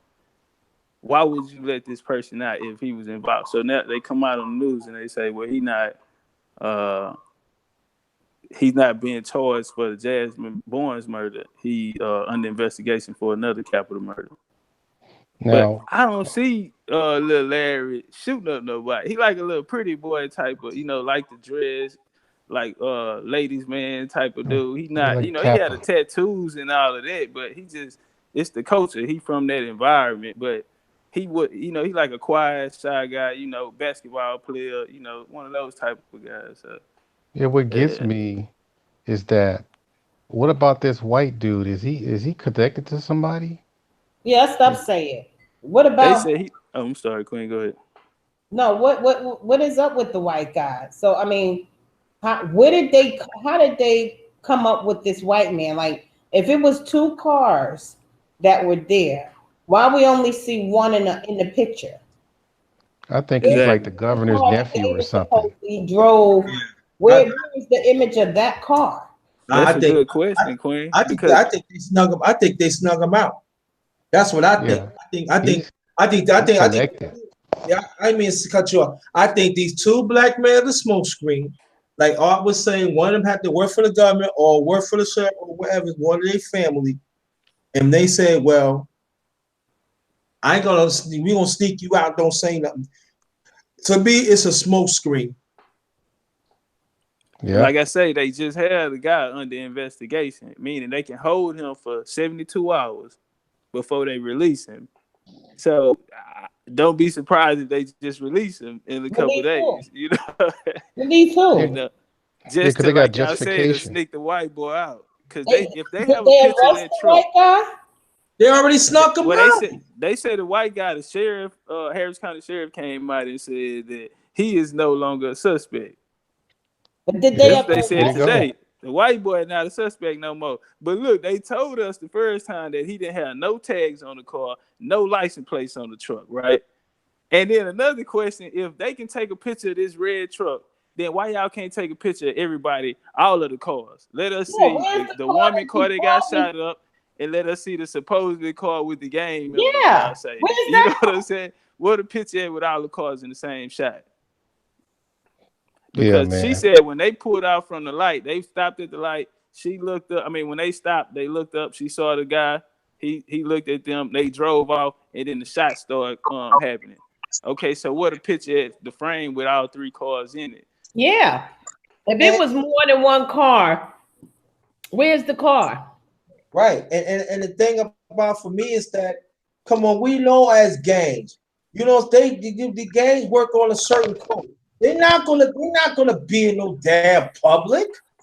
Exactly. That's what I said. Why would you have somebody in your business? If that truck was on side of their car, why would you file? The number one thing you're trying to do is get away. So why would you put someone in your business? Why didn't he call the police after he saw what happened? If the white man didn't do anything and you just saw somebody get shot up inside their car, you didn't bother to call the police and say, why, as you were driving away, hey, somebody's car just got shot up. Can you send somebody out here? That's powerful. That's powerful.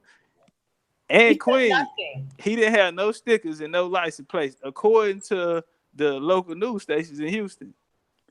Because y'all told us that. Y'all said that this truck didn't have no stickers and no plates on it. That's why y'all.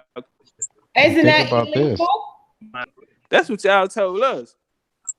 But isn't that illegal to drive without a license plate? Yeah, especially with the state troopers. Not even the state trooper, HPD.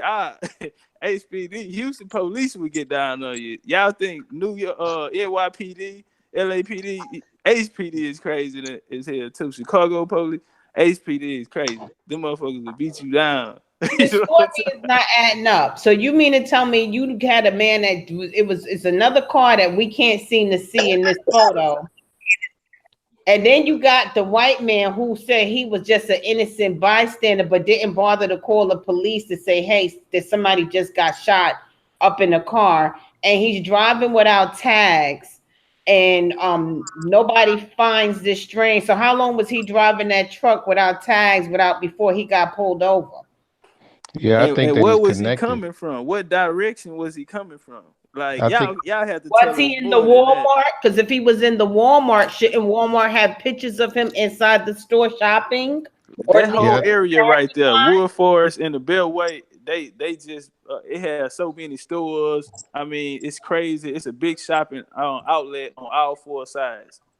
yeah, So I think that's what that I'm saying. Which direction did he come from? I think the dude was connected to the point to where he, it's something about, taking out little girls or little kids, period, with white people. And the thing is that whoever did the whole damage control thing, they knew that if a community of black people would try to fight the cause over a little small black girl, that would have been state to state. That would have been worldwide. I yeah, mean, that would have been hard. I don't think they would have controlled that. I think it would have been bigger than Trayvon Martin. So I think they had to put some black boys in there to shut everybody they had up. to shut it down. They had to shut it down because I'm wondering if they didn't have this rally yesterday and they didn't have this big turnout with all these different black organizations showing up, would they have found these people yesterday? Or would we still be um figuring out who's the murderer? No, they would have did the same thing like they did with that white chick that shot that brother in his own apartment. They were probably going to do the same thing there, but black folks over there, they're just not taking it anymore. Yeah, yeah. So this is what we're left with. Unsolved. Still, I still hashtag her because I'm like, you ain't fooling me. Get the fuck out of here. You can miss me with that. They're not the killers because I'm sure if the mother, did you say the mother was arrested? Because I saw her No, on the news yesterday. So did they arrest her? I mean, Yes, what's ma'am. the situation Yes, with the ma'am. No, mother? that's one of the stories going around right now. That the mother was Why actually is the arrested. mother arrested? Okay, so it's another story going around. They said that the mother actually went to go. She went to the Walmart. She went inside McDonald's. There were like some hash brown sauces, little deal. She got a cup of coffee, and she supposedly went to go get some drugs, buy some drugs from the guys. So she got the drugs and drove off, and the guys chased her down and did a drive by. That's one of the stories going around too. So So she had all her kids with her in the car to go get drugs. If yeah, it it's was 6 o'clock early in in the the morning. morning, they still would have been sleeping. She could have ran and got her drugs while the kids were still asleep and come home. She had to wake all of them up so she could go pick up some drugs. Listen to what this story sounds like. Yeah, this another one of the story. It's just bad because it's a lot of people disappointed right now in Houston. You know what I mean? Like it was a lot of people showed up to come to support, and like I say, it's a lot of people even from the neighborhood. A lot of females. I even had family members that I seen comment and say their piece on it, and I was kind of disappointed because how all of y'all out there lighting candles and we all talking this unity, and then something like this here happening, and now everybody But ready to go their own way.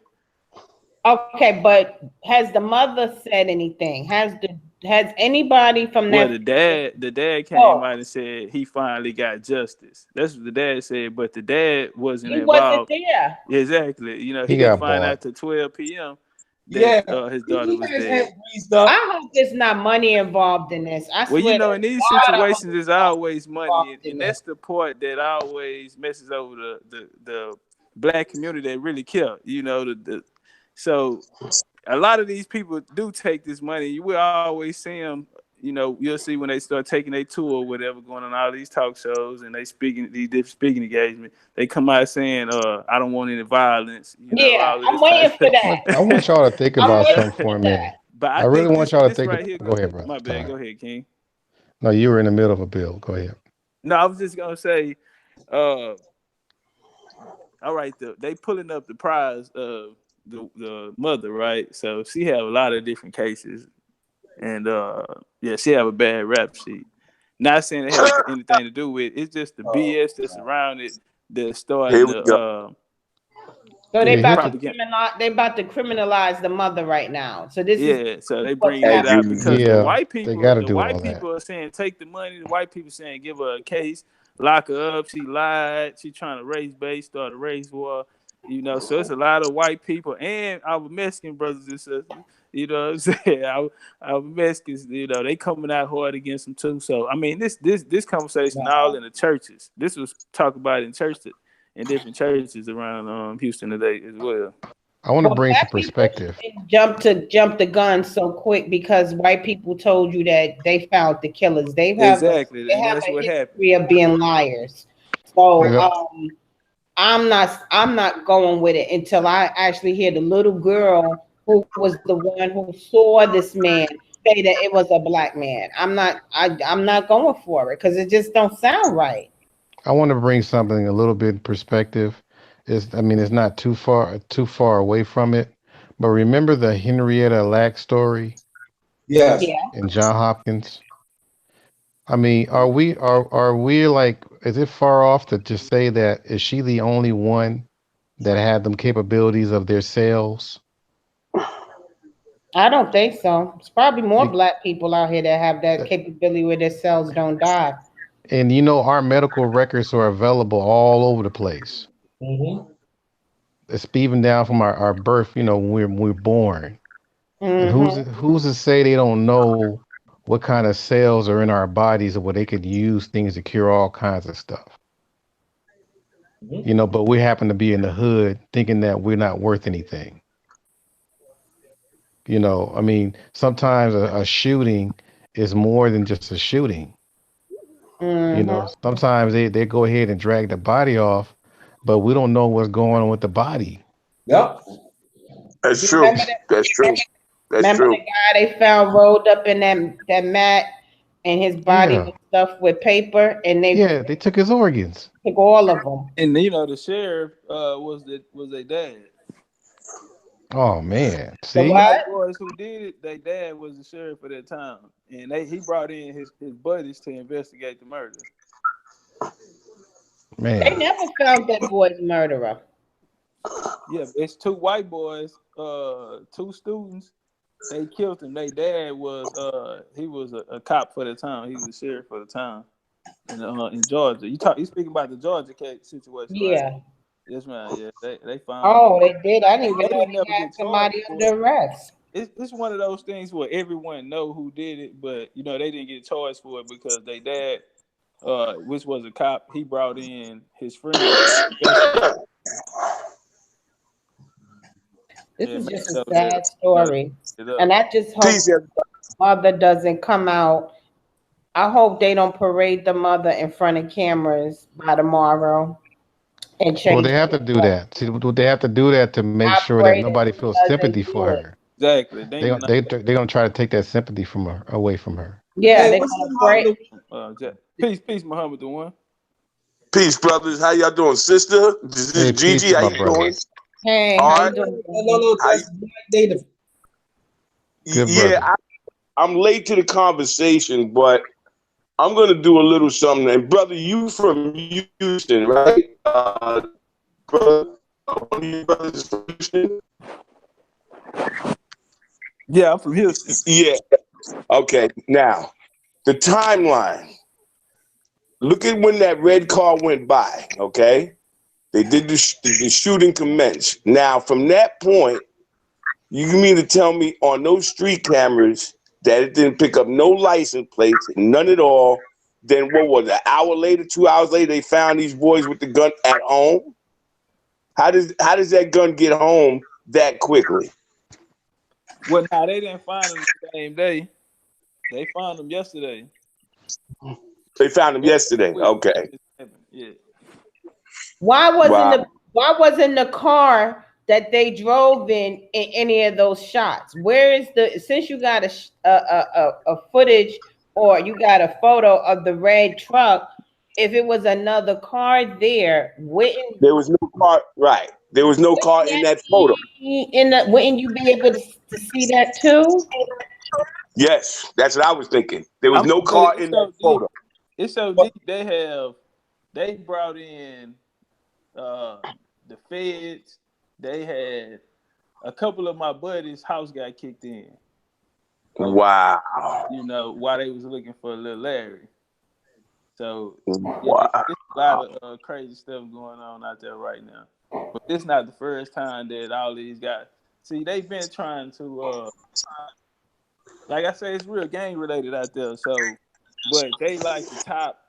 That area right there is like the top. You know, they like 10 minutes away from the sheriff's office though, the sheriff department. So what they have is like a triangle right there. It's a triangle, and all of the neighborhoods is basically inside of that triangle. Wow. The cops, what they'll do, they can surround you. Any situation, they're gonna surround you. Then they bring the helicopters up, they have you. So what I think after that rally, they went around the corner, and like I said, they pulled the car over and said he switched lanes without signaling. That's the oldest trick in the book. I smelled marijuana. That's probable cause to search the car now for you to step out the car. And now he confessed. This is all they telling us. He confessed. When have we not seen these white folks not put the confession on tape? When? Why? You know, like what's going on? You don't need a special investigation or none of this. This should be case closed. Why do these guys have buns? Why do they have buns? If you had a shooter and you have an eyewitness, this shit just don't make no sense. But you know what I think though, and tell me, is this far-fetched, brothers and sisters, even in the chat? You know that the law enforcement always find a way to edit certain things in the camera. I think. Oh, sure. I think they edit certain part that I feel that got something to do with that white boy and whoever he was with, and they edit that shit.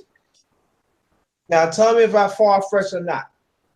Not at all. Oh, they could definitely edit. Yeah, they could edit camera. They could edit the film or the footage. Yeah. Oh yeah, that could be done. Do you know they had that same? Remember when the sketch came out? They had a video of this man that they caught his face. He was in a red truck. He got up the red truck and then he was trying to steal a motorcycle.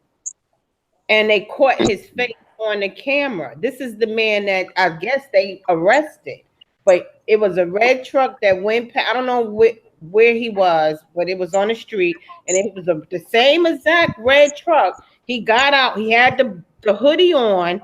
He had a black hoodie on. He had a baseball cap. And he was trying to steal a motorcycle. And that's the man. He looked just like the sketch. And all of a sudden, now we're supposed to believe it's two black guys that you pulled over because you smell weed in the car. Yeah. I mean, come on. I mean, really?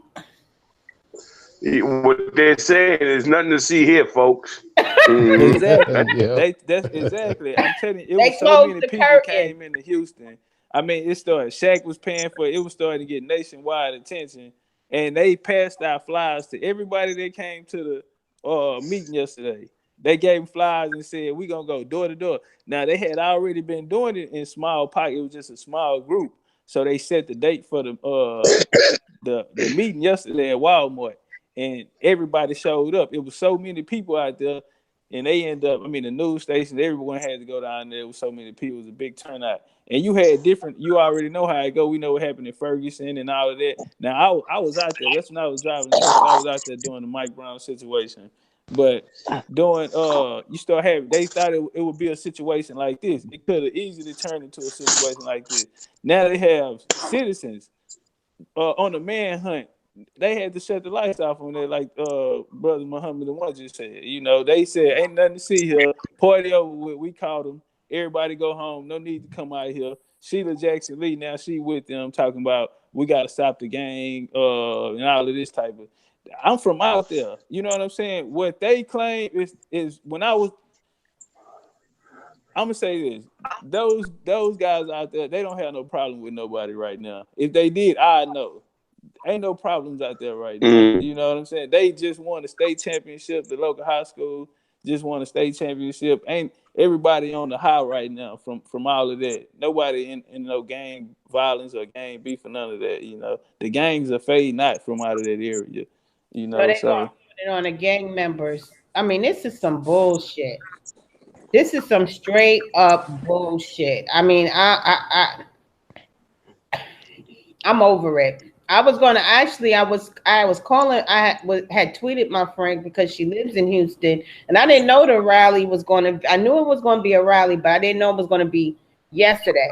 So I was telling her, hey, if I come out there, can I stay with you? I want to go to this rally because this really upset me. I was like, so you killing our babies? You know what I'm saying? Like you just one white boy just kicked the little 1-year-old in the back. They let him out. He's roaming the streets freely.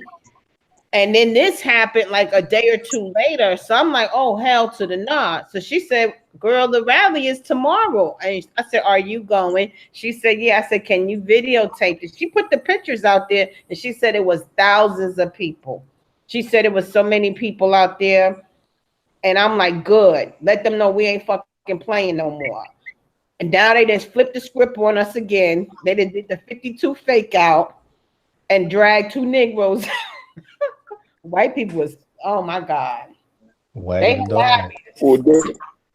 hey, brother JT, I got to Well, go. y'all know there's something. I know there's something else going on too, right? There's something else going on too in St. Louis. With the boy that was found hung. These white people be camped out in front of the mother's house every day. I was watching it on Radical Sisters channel earlier, and they're asking for the Nation of Islam to provide security. Right now, the Nation of Islam hasn't answered them yet, so they're trying to get them to provide security around that house. So you talking about the young guy whose mother found her son hanging in the backyard? Yes, ma'am. And now they camped in front of the mother's house, harassing the mother. Yeah, the white people, these whiteys be coming around every day, camped in front of their house and kind of intimidating them. So now Radical Sister and some other woman, they put out a video on YouTube earlier tonight, and there was his brother. He was really fired up. He was like that they had asked the Nation of Islam to provide security because they know they got a mosque in that area. So I was like, wow, you know. I think Maurice Muhammad's supposed to be on the case. Right. He's supposed to be letting us know the play-by-plays is going on behind the scenes. So. Right. But she needs security, though. I mean, he's taking care of the security aspect of it. So. Oh, okay. We should be hearing more about it probably, during the week. I mean, the numbers. These people are feeling emboldened now. So, it's I tell everybody, just keep your eyes open. I tell the women, listen, if you have to go anywhere, I want to be with you. With kids, I want to be with you. In case anything go down, I'm going to tell y'all to walk. Yeah. This is going to be ugly. So, yeah. It's like, it's sad that it's always been like this though. And I was telling my mother, I said, Mom, it's always been police brutality. It's always been this, but now we have cameras. So they're being exposed through social media, through the internet. So they can't hide no more. What they've always been doing. They used to say we were lying, we were making it up. The news would manipulate the story, but you can't manipulate video footage. So you got to keep your head on swivel at all times. And let's not forget about these white militias be working with law enforcement for years. Yeah. I think mainly we have to, I guess I keep going back into it. We have to start really paying attention to what they're doing with science. Yeah. Because the fact that we in our weakened state, that's when they can really come after us. That's why, like Brother Muhammad, the one is the one was saying is that they are emboldened because they know something. They know that certain experiments are being put on our kids and things like that. So now is the time for them to go for the kill and attack. Because when we have a clear mind and everybody's clicking in all cylinders, those white folks don't want none of us. So, I mean, I think basically, we have to really start really trying to pay attention to what kind of food we put in our system, what kind of medicine we take it from these doctors, what kind of stuff that we're watching on Mhm. TV and what kind of music we're listening to. If we at least paid attention to that, man, could you imagine? Mhm. You're right. You're right. I think, like me, I'm on a spiritual level, and I think that with all of these distractions that are going on, it's intentional. They don't want us to be able to focus our minds. You know what I'm saying? They're trying to block the sunlight. We vitamin D deficient. We need that. Our bodies need that to regenerate. The immunization shots. I've been saying this since the 90s when all of a sudden this autism popped up out of the clear blue sky. And then these young boys now wanting to be females. I'm like, yo, what's something in this drugs? It used to be before you only had to take what 4 immunization shots. Now I think they give them 17 before Yeah. they the first grade, and you always Mhm. hear the same story of the boys that don't they're sexual, they're trying to put in this sexual confusion, and they always say, well, I always knew I was like gay around 4 or 5. And I said, 4 or 5, that's when you enter into the school system. That's when you've gotten all your shots, Hmm. and now Mhm. you're inducted into their school system. You know what I'm saying? It's always that magic age, 4 or 5, 4 or 5. And I'm like, what happens at 4 and 5? Why is it always the same story that they say? And I'm like, you get all your shots, and half of these shots they giving us, these diseases are supposed to be gone. So why are we still getting measles and mumps and all these other type of injections? For what? We don't, you know, I thought these diseases no longer existed. Them shots are gender Mhm. bending. People don't understand they're gender bending. And here's the part that's going to really break a lot of people's heart that got their little card. See, when they started doing the whole legalization of marijuana, you know that the government is not going to give it to you fresh and clean and organic and untampered with. You know that stuff has all kinds of chemicals in it. Else they wouldn't okay it. So now imagine when you burning it. I mean, I'm hearing reports about having Monsanto in it. I'm not sure about that, but if it was Monsanto in it, imagine burning it and smoking it. Burning Monsanto and smoking it. What's Monsanto? Oh Monsanto. man. Oh, go ahead. Go ahead, brother. No, no, go ahead. Break it down, Art. Go ahead. I never heard of it. Monsanto. What is that? Break Monsanto it. is I mean, it kills you slowly, but they put it on like damn near all of the vegetables and fruit and things like that to fight pesticides. But not only that, the Monsanto is already in the seed. So Mm, imagine a seed growing pesticides in the vegetation. Okay. mhm, And then they patent it too, to where if you grow anything that's not Monsanto, um, no, I'm sorry, if you can grow anything without the permission of the people of Monsanto, you can get sued because basically you only supposed to only work with them as far as growing. And I think only a few countries have banned Monsanto. But mhm, Monsanto, it has those properties of gender bending and messing with your hormones, making you sick, giving you brain cancer, making What? your child autistic, having birth defects, even child crib deaths, all these things. Now, imagine all that stuff in your weed. Mm-hmm. And the thing is, all of a sudden, there's a bunch of dispensaries all over the place. You gonna tell me that they doing it out of the goodness of their heart? You know? And I'm a piggyback on what you just said, Art. Now, we all of age. We all of a certain age. When all of a sudden you started seeing pharmacies and these other outlets giving the flu shot. Yeah. Yeah. Yeah, usually in a doctor's office, but now all of a Yeah. sudden it's free at Walmart and stuff. Walgreens has Right, a big sign. right. In Raleigh, North Carolina, you drive through there, it's a Walgreens, and it's like it's the immunization shots for free. It's like they have it's like a big giant sign. I'm like, they trying to make you get a flu shot.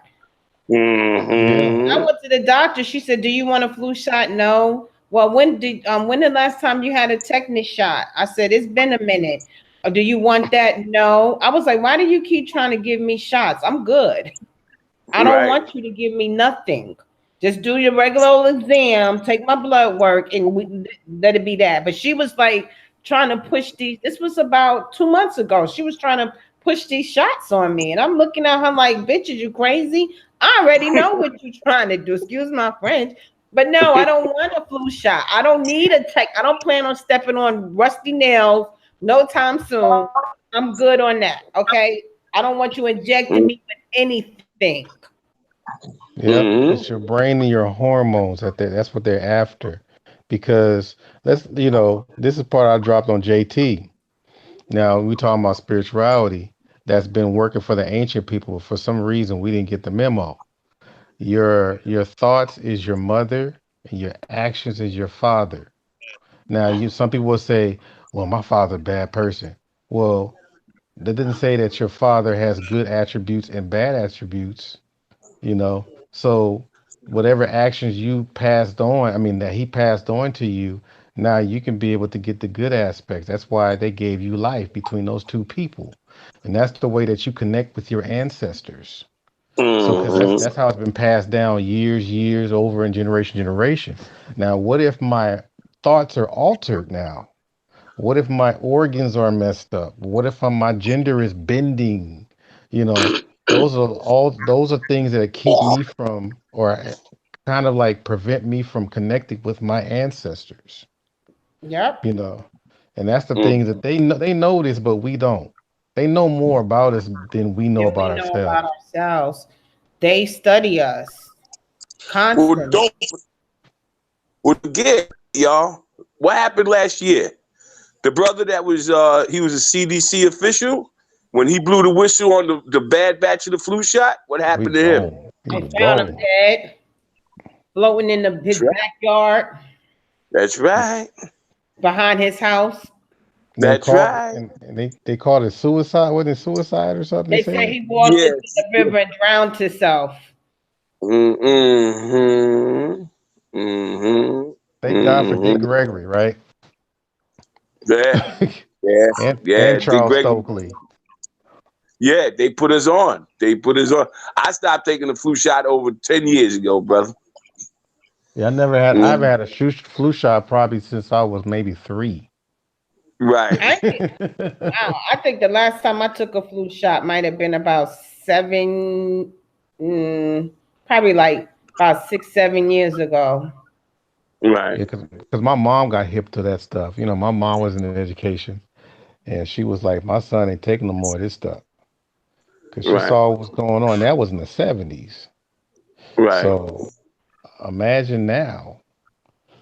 Yep, they You found know, him dead because he was from Maryland, and his father had came down from Maryland because he had left his wallet, his dog. Yeah. The dog was left Yep. in the house by himself, and I knew mhm. they was gonna find that man dead. I knew it. I said, "Yo, this is a brilliant man, a brilliant black man." All of a sudden, he just kills himself, really, and they found him dead. They killing them people, them holistic doctors too. They killing Yeah. them. Yeah, Yeah. yeah, They yeah. don't Because want you to even think in your mind to eat healthy.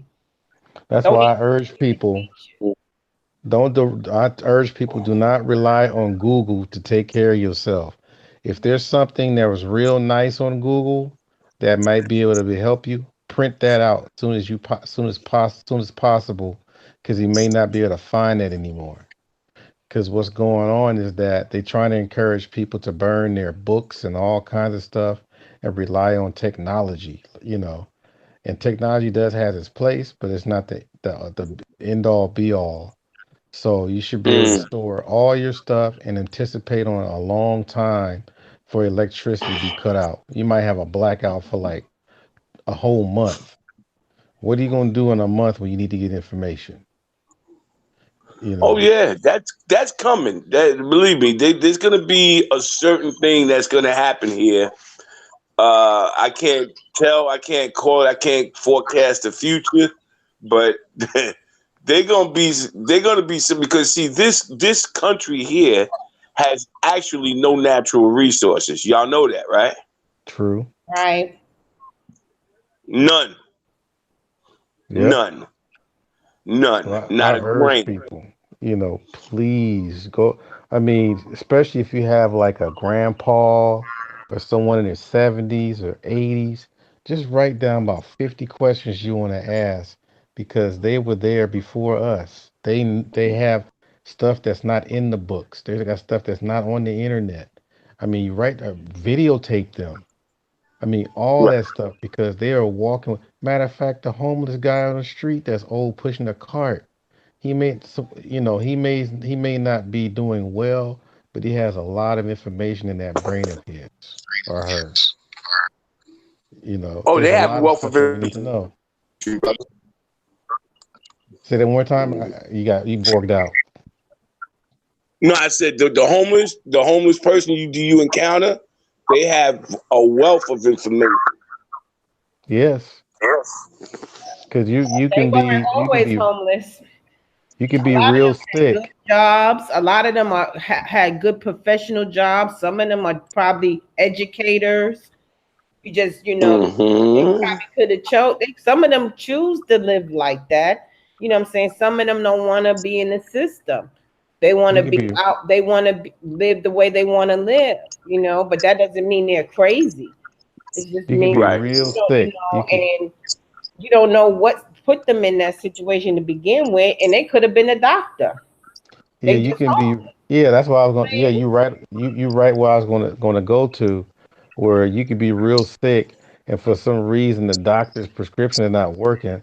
But this homeless dude used to be in the medical profession and write out a remedy for you, and it works overnight. But you're looking down on this person because Right. he's not. He has bad teeth and he just asks for money.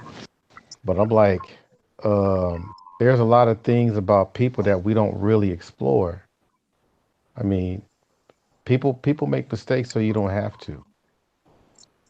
Right. People got a lot of journeys and stuff that they can come back and share with you, so you can make sure that your journey is a little bit more, more doable. Right. So I really urge Right. that. I really heard that. Yeah. So What's your take on this, JT? I said for me, it's like we got a long way to go, man. I, Mm. we, we gotta unite. We gotta unite. One. we're gonna have to do something Mm. because it's gonna get worse before it gets better. And like he yeah, said, it's gonna be something catastrophic. We just don't know what it is. just empower the youth. That's the name, right? The name of the game. Empower the youth. Because maybe the ones that's in their 30s, it might be too late for them. But the ones that's at least they're like early 20s or even teens or even early you have to give them as much information as possible because they're Mm-hmm. the ones that's going to be looking for answers. And the thing Yep. is, once as they look for answers, it should be in a little pack or something. I mean, I might even come up with a little care pack or something for one of them survival guides or something. I might do Right. something like that But because we these we kids need to need it. Yeah, all hands on deck. You know what I mean? Because They need it. yeah, because It's they got all this. needed, Oh, go brother. ahead, brother. It's needed. Yeah, They because need it No, I real said it's. yeah, because you might have like Mhm. I mean, I'm a matter of fact, I mean, I just came up with an idea now. Everybody in our age range should really come up with some kind of survival guide and categorize them. So then every Mhm. time that we hear some young person coming up with some madness or whatever, instead of us trying to talk them into whatever, we just say, Mhm. here, read this, download this, read that. I don't feel like talking to you. Just read that. Because sometimes they don't even Right. listen. But if it's something to where they can read it, or maybe something to where they, I don't know. I mean, there's so many different ways, but Mhm. I can't. One thing that I really criticize is that when when people try to do the whole thing about speaking their language today, I think their language has been handed down from the powers that be, so they can control their Right. outcomes. Because when we Right. were younger, our language came from the garage, it came from the basement, it came from, different parts of streets. But right now, it seemed like the powers that be said, hey, I'm going to give y'all all this stuff and y'all make something out of it. And whoever comes up with something, I'm going to make you Takashi 69. I'm going to make you Cardi B. I'm going to make you whoever, you know but I'm not going to make all of you that way. I'm just going to pick one out of 50,000 people to make you a Mhm. star. And then the ones that's left over, yeah, the ones that left over, we have to try to get to them. Mm-hmm. That's what I see. I could be wrong. I Mm. could be wrong, No, you're but not. that's what I No, no, see. no, You're not no, wrong. no, You're, no. You're not wrong. you're not No. because look at what you said. I remember back in the '90s, you had more than one female rapper. It was several. Oh, Why was sister. it? Why when Nicki Minaj came out, it was just one, and she was the only one. And I was like, "What happened to all? You mean to tell me there's no other female rappers but her? What's going on?" It was like now they kicked Nicki to the curb. The They sister. slowly got her out the way and brought Cardi B in to replace her. She's her replacement, and Sister, now it's just her. I'm gonna take you Mm. I'm gonna take you further back. See, when we had hip hop, that was the ultimate, the most highest pinnacle way of masculine expression. That was the most ego driven expression of manhood and Yeah. hip hop from the streets. And then the sisters, going all the way back to Angie B and all them, they had to keep up. They were a little glamorized but with a little hard edge. Hmm. Okay. So they were keeping up. And then further on, you go into MC Light, Queen Latifah, all those, they still had to have a hard edge. The only ones that had a little femininity about them was the chicks that said we like the cars that go boom. Those are the only ones. But everybody Right. else had to have that. Salt and Pepper had that hard edge, right? Hmm. But they were respected. They Rod were taken Digger, in. E. Right, yeah. So when you go further down, all of a sudden they pushed. I mean, the last one that was really like the most strongest, respected one was Lady of Rage. Lady of After that, Rage. they pushed all of them sisters aside and brought in Foxy Brown, Lil Okay. Kim. So they brought the whole strip culture, whole culture, all that in there to Hmm. complement gangster rap. So now all of a sudden, from now on, they only gonna listen to them type of rappers. I mean, from Nicki Minaj, Cardi B, and forget about all those relevant sisters that really paved the way. That's Hmm. what I see. Now tell me if I'm He's wrong right. about He's that. right. He's right. Because I talked to some inspired rappers the other day, and I said, "Yo, man, y'all got to bring it back to the positive and the storytelling." They Yeah. nah, that's old, man. We talking about murdering people. Like, yo, but who told you to do that? Who's egging you on? He said, well, it's these record producers, man. That's the only way we can eat. I said, well, then leave them laying right there. Go You can independent. go Hmm. on your own, make your own label. You understand? Do like what Wu-Tang Clan did. Even though Wu-Tang, they did that little gangster thing, but they what they did was set the bar of doing for self. You see what I'm saying? They didn't play with these people. You understand? And now I'm gonna tell you another little thing. When you say about the education, Art, do you know these kids don't even know how to write penmanship nowadays? No, and they text with their thumbs. Yeah, they don't even know how to write script. No, yeah, I see how they write, man. It's sad. I'm glad. I mean, man, it's sad. but Yeah, but think print about that. everything. Going back to what the sister was saying about the female rappers, just think about what the little girls be mimicking. I Right. mean, we're talking about 4 and 5 years old mimicking Cardi B. I mean, look at the Halloween costumes. Remember that you see that them little girls wearing their Halloween costumes? They Yes, were sir. Cardi B. You know Yeah, what I mean? And then yeah. and I get tired of, people say, well, that's kids today. No, this stuff is not natural. Chinese don't have to compete with this. Right. Arabs don't. We always the only ones that somebody has to manufacture our experience. And then we have to make lemonade out of lemons. I mean, why Right. can't we why can't we be our own reality, our own experience? I Yeah. kind of get tired of it, We let people Yeah. come into our culture and we transform it. It's like the transformer. They break it down and then they build it back up to what they think it should be, and we follow suit. We can't control Yeah. our own culture. We can't like hip hop was about black people. About when it came out, it was actually just like talking about the struggles of the black youth that lived in the hood. Yeah, that was Grandmaster Flash and the Yeah, message. I actually tweeted the message and I put it on Twitter, and people, I got so many likes. It was like, I was like, the song was the message, and he was Hmm. giving you a message. The message was the song. Now it's like you allow, because most of all somebody put it up there. All of the major record labels are owned by Jewish people. Yep. Right. Time Warner, I don't know if Time Warner Sony is the same thing. I don't even know if Arista is still around, but they all controlled by Jews. Jews. Yeah. You're When right. when LeBron James said, I have Jewish money, oh, he had to come and apologize. And I said, so because he said but it's okay for them to continue to say nigga, talk about genocide, talk about drugs, call black women whores and bitches. That's all well and good, but don't say I got Jewish money. Don't say that. And it what's the lie? Where's the lie at in it? You know what I'm saying? He actually apologized for saying Yeah. that.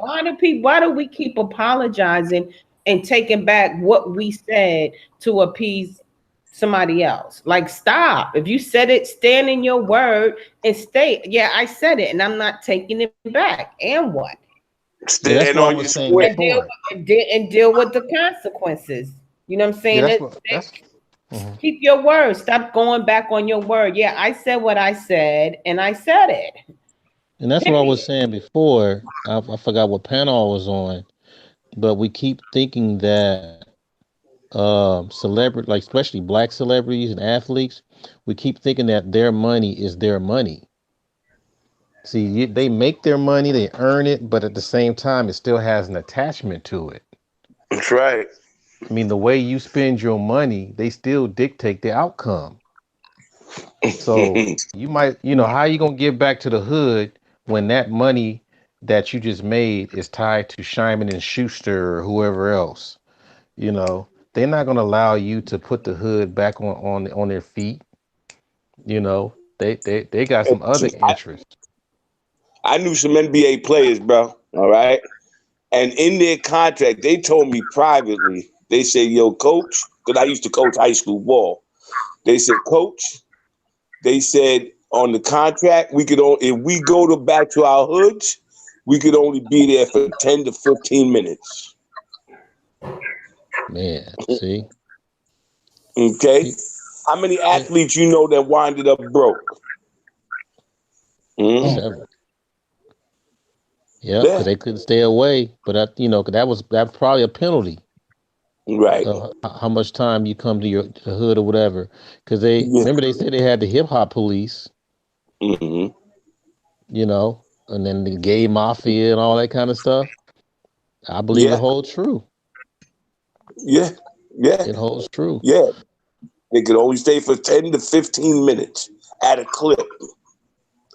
At a clip. I said, "You're kidding me, man." He said, "Nah, man, coach." And I would ask them to make appearances for the young kids I was coaching, so the young kids could kind of look up to them, do a little clinics with them. You know what I mean? But Hmm. crazy, man. It's crazy. It's crazy. But like Gigi said, hey, whatever you say, stand on it, and stand on your square. But JT, you're gonna like this one. Here's a solution I think that needs to happen. The men got to go back to the boys to school them, and the women got to go back to the young ladies to school them. And we need a comeback from the older women to the young women. Yeah. The part that I wanted to add on, because it's one of the Mm-hmm. solutions we had on the campus where I teach. See, a lot of these boys have mama issues. Right, I mean, serious mama issues. right, And usually they like to go to the women that tell them it's all right, baby. You can shoot somebody. It's okay. Just come home for dinner. You know, that kind of right, crap. It's right. okay. You know, you can sag, baby. It's cute. It's all right. You know, that kind of thing. Don't let nobody get mad at you. You know, they should have hired you with that bad attitude. You okay, baby. I mean, Mm-hmm. they getting told that, but when you get a brother coming around saying, "Hey, man, you need to pull your pants up," oh, f you, man, blah blah blah blah blah, and then the lady says, "Well, you can keep your pants down." We got to, the reason why I'm throwing these scenarios because I've been going through this for like over almost 20 something years, Yes, and the sir. thing that I've been really that I took away from it is that these boys listen to the mother figure. They Right. listen to the mother figure. And the thing Mm-hmm. is, if last time I checked, as far as a family structure, the Mm-hmm. mom is the one that helps the boy get in touch with his feelings. But later on, she points out the example of who he should be. You see that man building the house over there? He's a good man. You should go that way. You see that man over there doing the taxes or whatever? I think you should try that. These boys listen to that, you know. Right. So yeah, so when the man is supposed to be able to put it this way, it's a hard sell to just say, here, little man, come over here, let me teach you how to tie a tie. He gonna be like, F Right. you, man. Who the F you think, So Mm-hmm. sometimes it always helps to have that mother figure, whoever these boys are listening to, it's always good to have her to say, hey, go, trust me, he's a good man. I know he's gonna keep you out of danger. He's gonna show you how to stay alive or whatever it is. If we can get Mm-hmm. that in place, I'm not saying that that's the only way, but I think that would help. Oh, that's a key. Actually, it's funny you said that because whenever I had my teams, and even in the community, like families away from the high schools, I used to have meetings with the women, because I know a lot of them were, a lot of those kids were fatherless. So I would set up meetings with them, sit down with them, get to know them, see what their agendas are. Then Hmm. I would, speak directives of what I expected of these young men. Now, I would tell the mothers, listen, I understand that these kids are under your influence, but this is what I'm offering. And I write it out on a blackboard. I show them, pictures, where we went, where we traveled to. They were impressed. They were like, what? You did this? I said, yeah, we do fundraisers. We know we have kids that can't afford to buy their uniforms, whatever, but this is how they can do it. Now it's up to you. The ball is in your court. What do you want to do? Okay? What do you want to do? So at that point, because like I told them, I said, nowadays, these kids can go to college or whatever through the back door. What I mean the back door is these scouts are not coming to the high school games anymore. They're going to summer tournaments. They're going to showcases. They're going to, informal settings now, picking up these kids. You see? Yeah. So, we tried to get those going, and we were pretty successful with the programs, and I told these parents, I said, listen, like you said, Art, I did have to deal with the mothers, because they are the central focal point in those sons' lives. You're right about that. So that's what worked for me, Yeah, they're important. So for those mothers that do guide their boys or girls in the right direction, Right. I'm always here to help. I know Muhammad is the one that's here to help. DJT, we're here. We're here. You don't have to sit there and be afraid to all the time. As far as like, well, if I let my boy go, you're gonna turn him into you're gonna put him in the wrong direction. It's not about that, because put it this way, regardless of how you hold your boys back, he's going to find some kind of direction on his own, and that's where the part that most of the time you're not going to like his choice. Right. Most of the time. I'm not saying so. I'm saying most of the time. No, you're right. No, I agree. And we see the same things, because listen, where you live, where I live, it ain't that much difference. Mm-hmm. That's exactly. We're in a metropolitan area. Yeah. Every metropolitan has a barrio and all that kind of stuff. There you go. So we got to deal with it on all fingers, all hands, all that stuff. Right. It's hard, but I still manage to do it. I mean, for me to do this for 20-something years and working in the hood and stuff like that, I'm getting results, but it's getting much harder. Ain't gonna lie. Every year, man, they like all up on me. Now I gotta figure out how to make sense of these rappers wearing dresses and try to tell these dudes that, hey, this is not the way. Right. I don't understand that. That's like, where did that come from? Like, I know I first I was like, Lil Wayne, he came with the skinny jeans and the spandex pants with the feminine, because like you said, hip hop was basically a masculine thing. Right. It was men with their bravados, toughness, roughness. That was hip hop. All of a sudden, we got rappers wearing sundresses and they sisters wedding dresses, and I'm like, what? Where and a purse. Purses. Call them out man bags. No, that's a purse, dude. That's a pop. Yeah.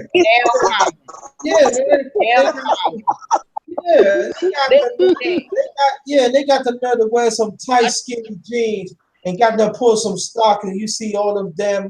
I don't want to talk. And you trying to sag your skinny jeans, really? Yeah, sagging them. But you gonna have an attitude with me? Somebody pointed out the word sag spelled backwards is nigga. Wow. Yeah. Plural, yeah. Wow. Hey, I remember this song I was hearing with James Brown. That's when the JBs really came out. Give me that food for funk. Well, they can they can get themselves a beef faggot, because they and then they got the nerve to wear raps. Yeah, man. You ain't see Young Jock hairstyle. Young Jock got a perm. Him and Usher got a perm too. Somebody said, "Come and get Usher." Young Jock, the picture came out. He done permed his hair. He got it over on the side. He done dyed it blue. Right, how old are you? Like 38? Who attention you trying to grab? Like what? I'm saying, right? But how you can wear a rap? ATL? What's really going on? Right? How you can have a rap? How you can have a hair wrap walking down street with a beard? But we gotta, don't forget, we gotta speak their language. Looking a mess. And they got the nerve to say, "Oh, you hate it. No, you look like a big fag mess. Right, and then check it out, yo. And they got the nerve to wear beard. They got the nerve to put colors in their beard. Yeah, man. Rap, wear high heels like this, and try to walk in fucking. They be having on lipstick with beards. They got lipstick with a beard on. Right. Really? And they go to the beauty salons and get them treated. Huh? They go to the beauty salon to get those beards treated. He got a man weave. Young Jock rocking a man weave. I called him a male peacock. He got his hair stick to the side. He got it down. I'm like, oh, he a peacock. Yo, this out here with a man weave on with colored rainbow hair. Yo, bunch of fucking stank ass gay lords, man. Ass. Yo, my man Herbie used to call them Fig Newtons. I'm telling you, man, you remember I said on the men's chat, Art and Muhammad's the one, man. My father would have been these days. He was like, damn, those some millennium sweet boys, man. Sweet boys.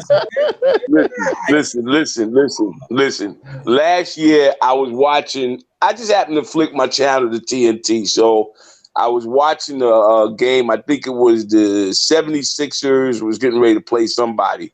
So they were honoring Allen Iverson and Julius Erving. So they had Allen Iverson sitting at midcourt, with the mic on his head. So they were interviewing him. So the white guy, the announcer, said, "Hey, Allen, what do you think about the styles the style clothing that Russell Westbrook and these guys wear today?" He said, "Oh, man, I don't know what the hell is going on."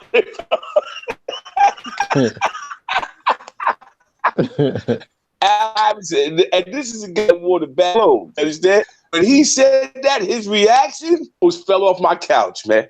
I said, "Boy, practice." Yeah. Right. I saw football players wearing crop top shirts.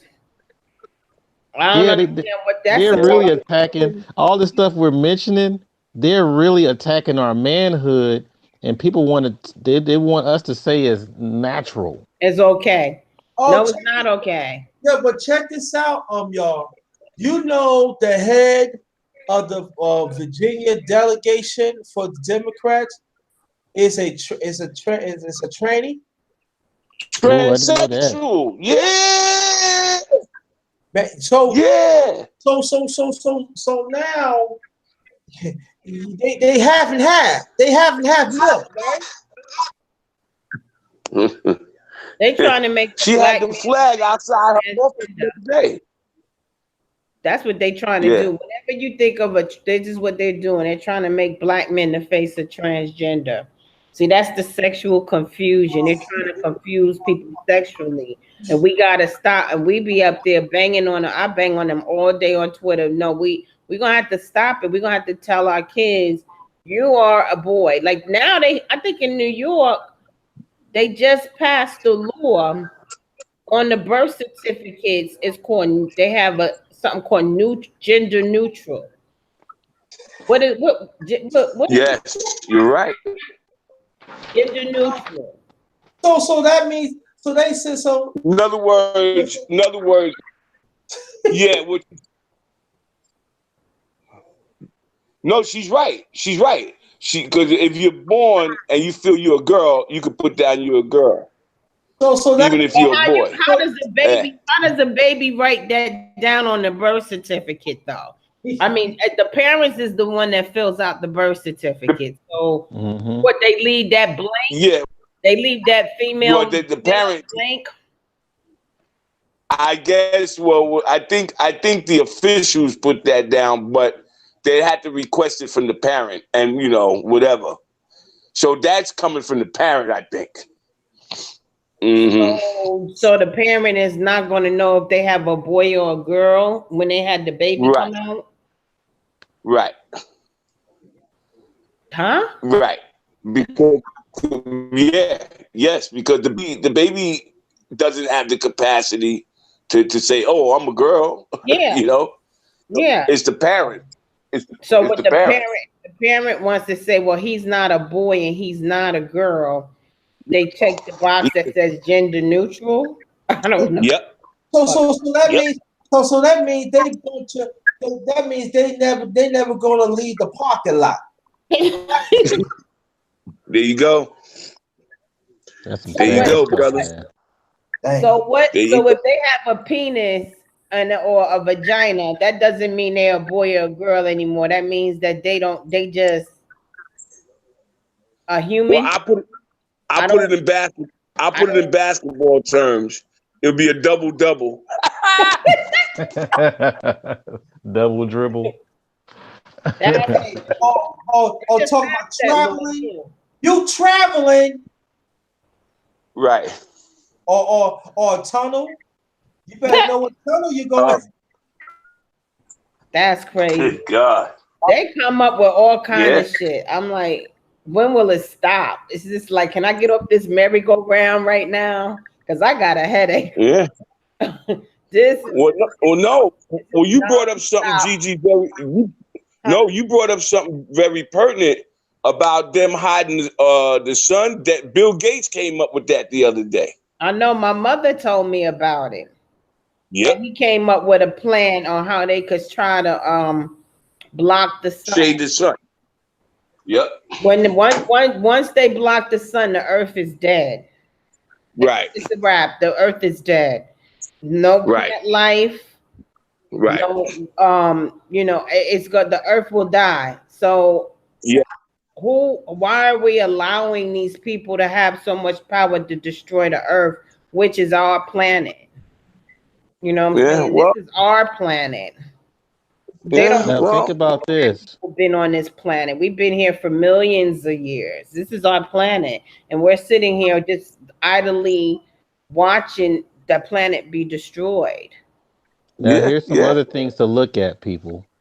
Always know that for the most part, I urge everyone to go on Amazon and buy a water tester to check your alkaline and acid.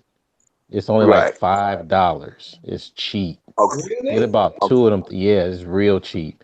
Because once it gets purple, that's the most alkaline, right?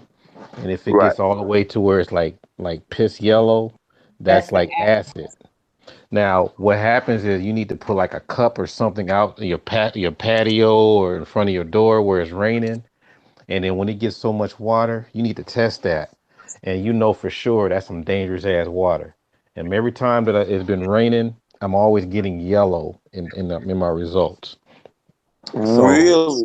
Wow. yeah. So the rain, that rain that I'm we're drinking water getting. from the faucet right now. I ran out of bottled water, so I'm drinking water from the faucet. I'm like, I hate it. If you have to do that, try to put some lime in it. I've got, At you least know what? I have lime because I thought that because I was trying to figure out how to make alkaline water, and they said it's not lime because I have lemon and I have lime. Yeah, the lime is the one that's supposed to alkalize it. Okay. And the other way to alkalize it is baking soda. Oh, okay. But not too much. Like maybe just a little bit. Yeah, like a quarter teaspoon. Okay. You know. Okay. Matter of fact, whatever acid's in there, you hear the baking soda eating that acid. It does a sizzle in there. Once it sizzles, it's killing a lot of that acid and calcium.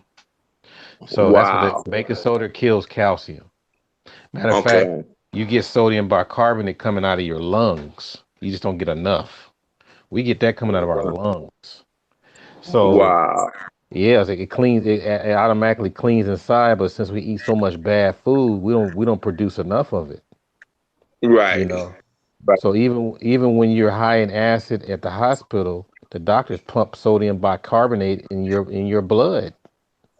Like for an emergency. Oh yeah, for an emergency, yeah. They bring in 2 or 3 7 cc's or something like that. These 2 big vials. I've seen they done that to my mom when she had cancer. And so, it's very important to alkalize your water, especially if you eat meat, dairy, sugar, flour, all those things, corn, potatoes. starches, it's always Right. best to do some alkaline because what happens is that if you start keeping everything keeping less acid in your body, your Mm. organs still get to function and breathe. You want your organs to move around. You don't want them to be stuck or because sometimes the acid in your body will calcify things, so it won't Mm. even move at all. Right. Take it from a man that's been sick for a long time. Right. No, you're right. Because sometimes I be feeling that way. Like if I drink water, like a certain water, and I'm like, yo, man, why am I feeling like this? So Yeah, stay away from purified water. Get you okay. some spring water from Uh, Arrowhead. Crystal Geyser is neutral, but that's okay. if you can't find nothing else. But stay away Okay. from Dasani. Stay away Uh, from Aquafina. I mean, that's And the right. you know devil. what water? You know what other water that was a shocker? Smart water The and smart water is and, neutral, but it's low neutral. and Fiji water. Yeah, Fiji is okay. It's like it's not exactly what they say it is, but it's still on the alkaline side. It's just not as much. I think it's like don't they claim it's like 7 or 8 7.0 or 8.0?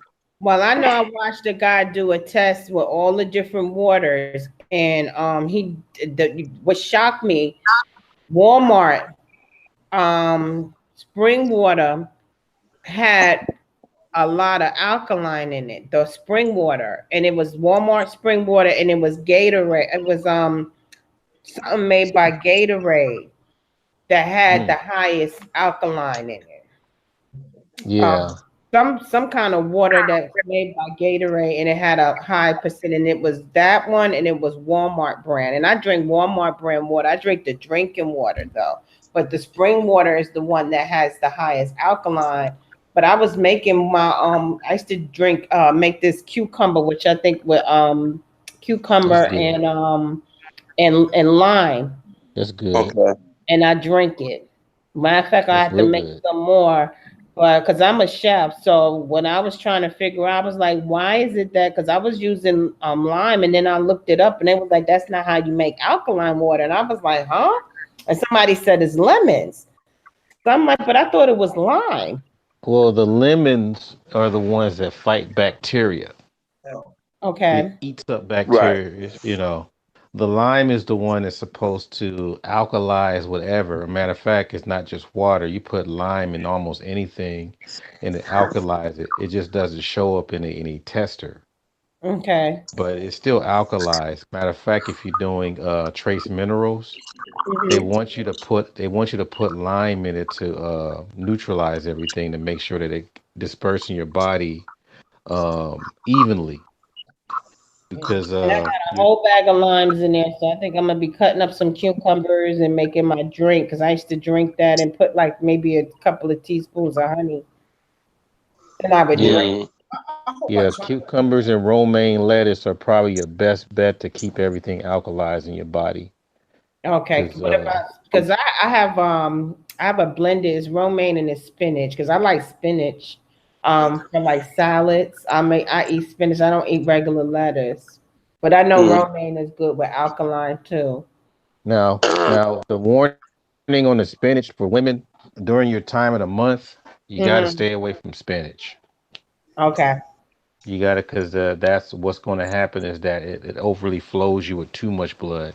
You want to take your spinach towards the end where it Mm. replaces because 'cause that's high in iron. Iron, yeah, the iron. Yep. So matter of fact, you know what's high in iron that people don't know is marijuana. If you chew it Mm. raw, it's high in iron. If you burn it, it's high in mercury. Well, I know Right. collard You greens is you can high in look all iron. that up. That's like the best. That's the top vegetable is collard greens. But Yeah. you can't overcook them. And Yep. they have to still have contain the iron, and you cook the stems, but you can't have it soggy like kale and collard greens. I might make a saute it, and they might be a little tough because I want it to be tough so I can still get the iron in my body. Because when I was Hmm. pregnant with my son, I didn't take any prenatal vitamins because I was eating collard greens, I was eating green leafy vegetables, and my iron was where it needed to be, where I didn't have to take any prenatal vitamins. Yeah. I was healthy. Yeah, my ex-wife, she was so healthy when she was pregnant. My Yep. son looked like he on steroids. Yep. I He got breastfed muscles in his face. like maybe my son is like maybe 6'1", 6'2", and he's maybe Yeah, he's tall. 220. He's taller than me. You didn't get that on my side of the My son is family. about maybe 6'2", and he's like 220. But I breastfed him. I breastfed him for like a whole year. So that he didn't have ear infections. He didn't catch a cold. It was like he was healthy.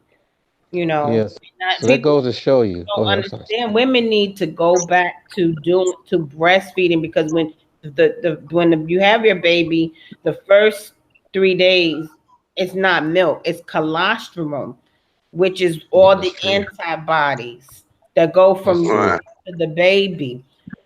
Now That's here's the the thing. main thing. I'm gonna touch on what you just said, sister.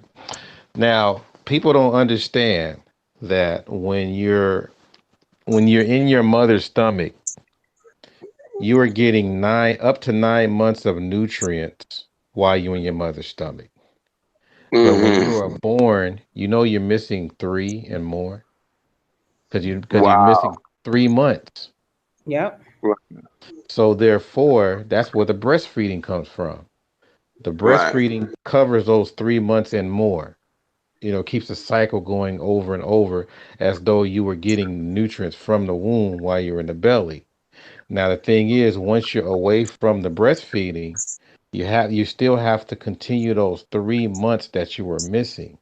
That's why everyone has their own cell salt. Right. Okay. So mine, I'm a Leo, mine is magnesium. If I don't Mm-hmm. have enough magnesium in my body, then it throws certain parts of my organ and behavior and mood swings out of whack. Then there's certain people, I forgot. I think Taurus. I mean, you can look up it on the internet. Your cell salt, Okay. and Mm-hmm. basically that, and it's in your vegetables and your fruits and all that. But if you want to take it as a supplement, then that might be something to get the ball rolling. Um, you got a sulfate of lime. Some people got chloride. They got all kinds of different things. But I just remember that mine was magnesium. So if you're able to put those in your body, then that'll be able to you'll be able to still have the 9 months that you were born with, and then you'll be able to Mm-hmm. make up for those 3 months that were missing. And only people that do this are people that's not in this country.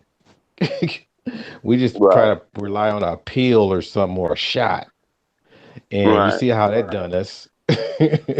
Yeah. so You're right. You're right.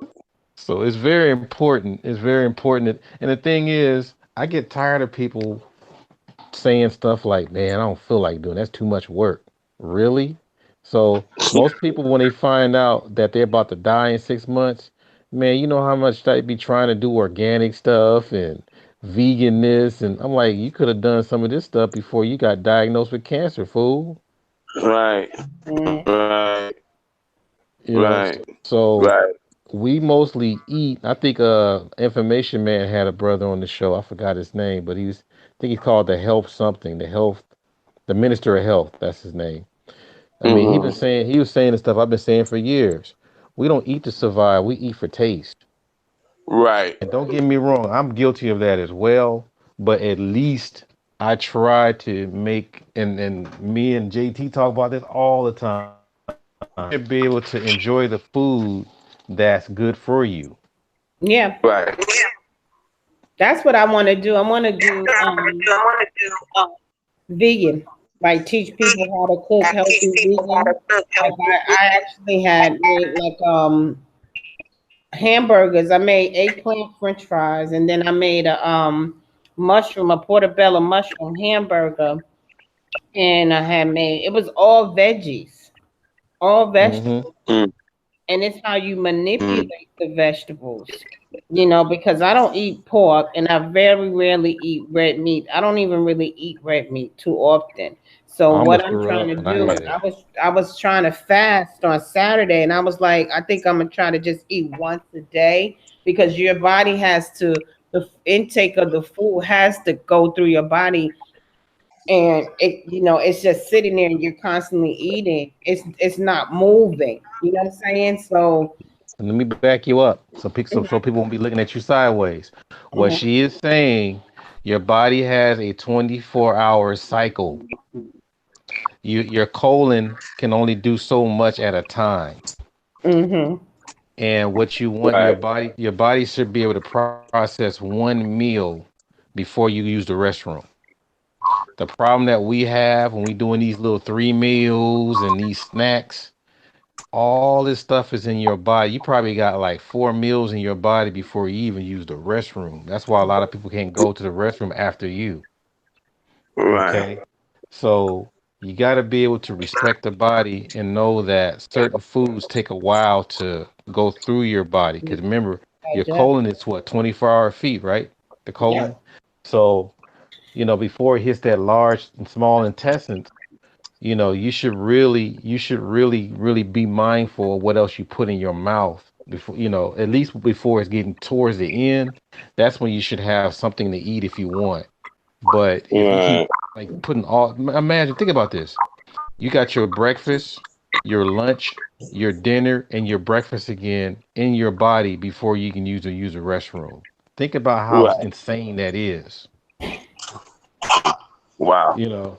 And then, we sitting there trying to do this whole pyramid thing, not even asking who made it, Right. you know, because I've been doing one meal a day ever since I was 17, because I had knowledge Okay. of self, how to eat to live, all that. Yeah. And Right. so I never perished from that. I've been doing pretty well. People think that you're just gonna die because you had one meal. And if you just wanted to have another meal, why don't you just get some fruit or some veggies before or afterwards? It don't have Mhm. to be Right. steak. You don't have to be steak twice a day. You know what I Yeah. mean? Right. But yeah, I'm backing up what the sister said, because some people are always, when they hear sisters, people like the sisters saying these things, they always want to shame her or make it sound like the world is going to end because she's eating one meal a day. Well, I believe she's doing well. She sounds like she's doing well. Mm. So, I mean, read up on this stuff. That 24-hour cycle is key. That's what makes you live longer than before. Yeah, because Right. I heard Louis Farrakhan, my mother had said, I remember the book. I think my mother had the book How to Eat to Live, and um was I was kind of addressing that on Twitter because I eat a lot of vegetables. And more so I might eat chicken. I eat like chicken and turkey and fish. That's like the basics, but I eat a lot of vegetables. And she said he only eats 3 times a week. And I'm like, he's like 89 years old. This man looks good as shit. And I was like, wow. So that's kind of what got me thinking, like, and then I started hearing like you eat once a day, because you kind of figure your body get clogged up. And if you don't drink water, a lot of water, which is what I drink. I don't, I drink water constantly, and I drink almond milk. I don't drink cow's milk. I don't know when the last time I drank that. Um, and you got to clean your body. Sister, tell them about the soy milk, because some people need to know. Well, I drink almond milk. I used to drink soy milk, but you're not supposed to ingest soy. Um, it's actually it was made for like plastic and different things. So Mm-hmm. it's not supposed to be ingested. Yep. So I've been drinking almond milk for the past probably 9 years, maybe. Yeah, because soy milk causes breast cancer. You Yeah, I don't don't. understand. A It's lot of a, growth, yeah, I have man something boobs. called rice milk, and I have that, and I was like, it tastes like soy milk to me, but I'm not. I've never had that before, so I saw it. I'm like, rice milk, and Yeah, I was it's all looking. right. You know, I used to Yeah, put it that in my tastes like Captain soy Crunch. milk to me, but I drink almond milk. You know, Yeah, yeah, because but I yeah, used to do the rice milk, the vanilla flavor yeah, that's and what I stuff like had. that. I took a picture and asked anybody did they know anything about it because I saw it and I'm like rice milk. I said let me buy it and I drank it and I was like it tastes like soy milk to me. But Yeah, I it's prefer okay. you know that's what I drink. You know I Yeah, don't drink you got cow the milk. coconut milk. Yeah, coconut milk. Uh, that's very sweet. Yeah, it's You know. watery, kind of watery. Yeah. I didn't like that. Eat them navy beans too. Eat them What you navy call beans. the navy? Oh The yeah, the navy. navy bean is supposed to be the help with the pulse, the heart. The Right. reason why the navy bean was supposed to be so good is because it goes along with the body's the body type of that you have. Mm-hmm. Because Right. usually if you have your beans too big, it puts a lot of wear and tear in your body to break it down. Okay. Exactly. That's what the messenger taught us, and he's right on point. Even down Right. to him making the bean pie. I mean, Right. that kind of stuff right there, you can't get no better than that. So I had a Man, big bean, pie for them the bean first pies is time smack. like last year. And everybody ate bean pie except me. And the guy was standing outside and I didn't know what to expect. So my mother said it tastes like sweet potato pie. I was like, bean pie tastes like sweet potato pie. So I bought the bean pie and I was like, she was like, let me taste this. And I was like, this is good. I was Oh like, yeah. why? And my mother's like, this is the first time you had bean pie. I've been eating it for years. I was like, well, were you eating it? Because I never had it. And my daughter was like, I even ate it a couple of times. And so after I had, why mhm. haven't I ever eaten this? And I might make it. And I'm like, as I'm eating it, I'm tasting what they put in there, like the ingredients. And I'm like, okay, I can taste cinnamon. I'm thinking in my mind how to make this pie. I haven't made it yet, but I will be making it, and I probably post it. I Yeah, just got they got the recipes online. You know, look for something that says MGT recipes or something. MGT. They MGT, they got the recipes online, Okay. and you know, I mean, I think after when I first had the bean pie, I never touched pumpkin or sweet potato ever again. I That's was right. sold. You know, matter of fact, I'm I'm married into the family that made the bean pie out here. So that's how deep I was into that. You know, I'm like, shoot, till this Wow. day, that's I'm telling you, people should. I don't know. I mean, as many black people that have YouTube channels, I haven't heard anybody talk about the bean pie. Right. The bean pie. I mean, I couldn't believe. I always heard about bean pies. Well, I'm from New York, so we have a lot of Muslims, and they'll be out there. The NOI might be out there with the final call, and they'll be selling the bean pies. And I'm like, bean pie? What in the world? It So, sounds nasty. When I first yeah, heard of it, it sounds so nasty. it sounds nasty. So I think I tried it. It wasn't even a year. It might have been about maybe 6 months ago. And I had to film it. And I was like, oh my God. I was like, it tastes like sweet potato pie. I was like, I thought it was gonna be bitter. I thought it was gonna be grainy.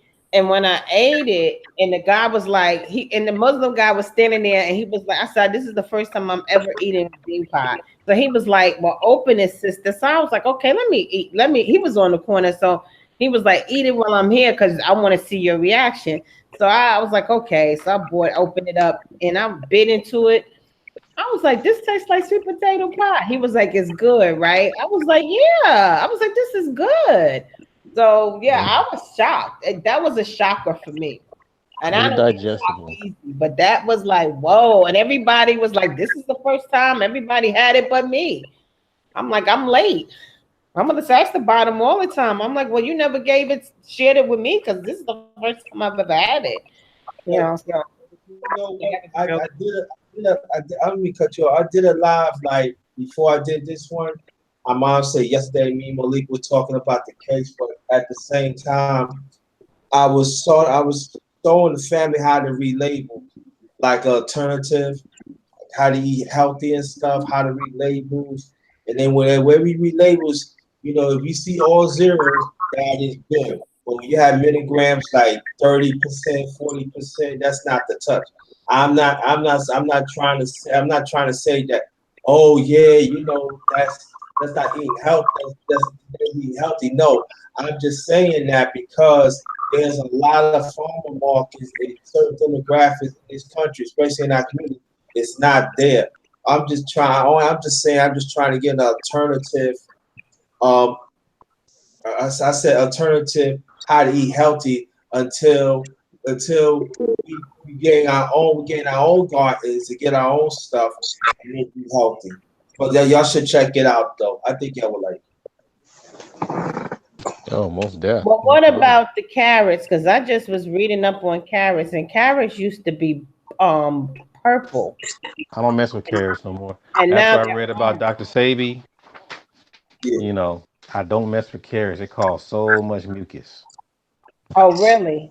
Because It I had doesn't have any. carrot juice and I was drinking it, and I saw an article and they were saying how they're manipulating different type of anything. I know Dr. Sebi said anything that don't have seeds in it, it's not it's a what you call that, Hybrid. hybrid. Hmm. I have grapes in there, and it's hard to find watermelon that has seeds in it. You gotta get those in the All corner. of them are seedless now. It's very rare to find one. You gotta And get I it from have the corner grapes with the that guy with the don't have straw hat. seeds in them, huh? You gotta get them on the corner with the guy with the straw hat. Them the ones that got the I seeds in know, right? The old black man with the shopping cart with Exactly. the watermelon in it that he grow in his Exactly. backyard.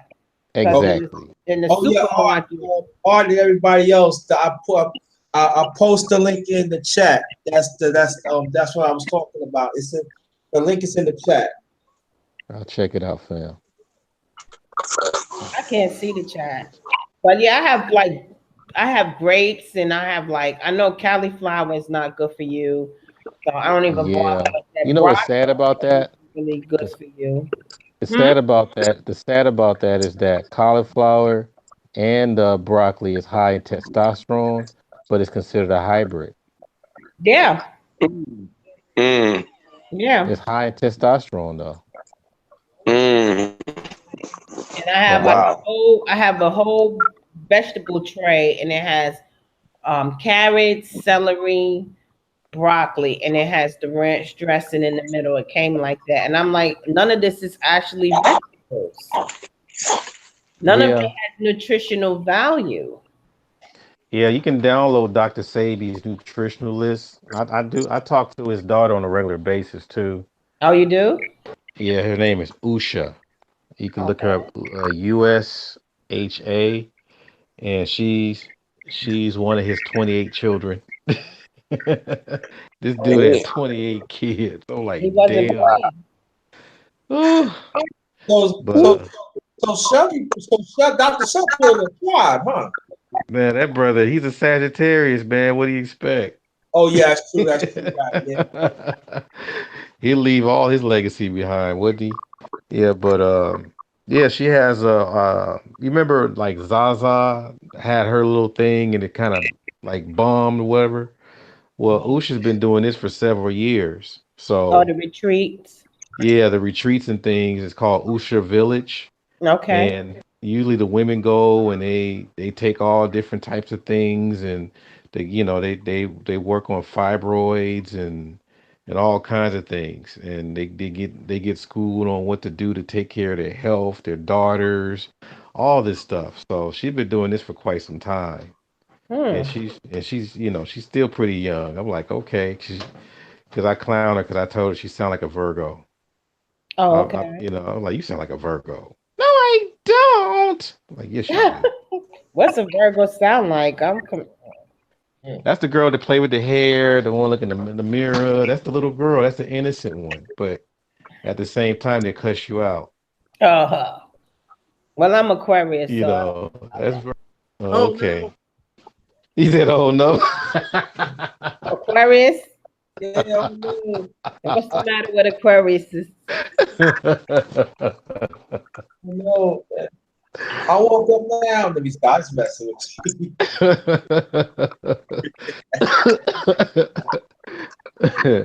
We out. No, I'm the Leo, so I'm the opposite of Aquarius. But what's funny is that my moon is in Aquarius. Most of my friends are Aquarius. We're like So Wow.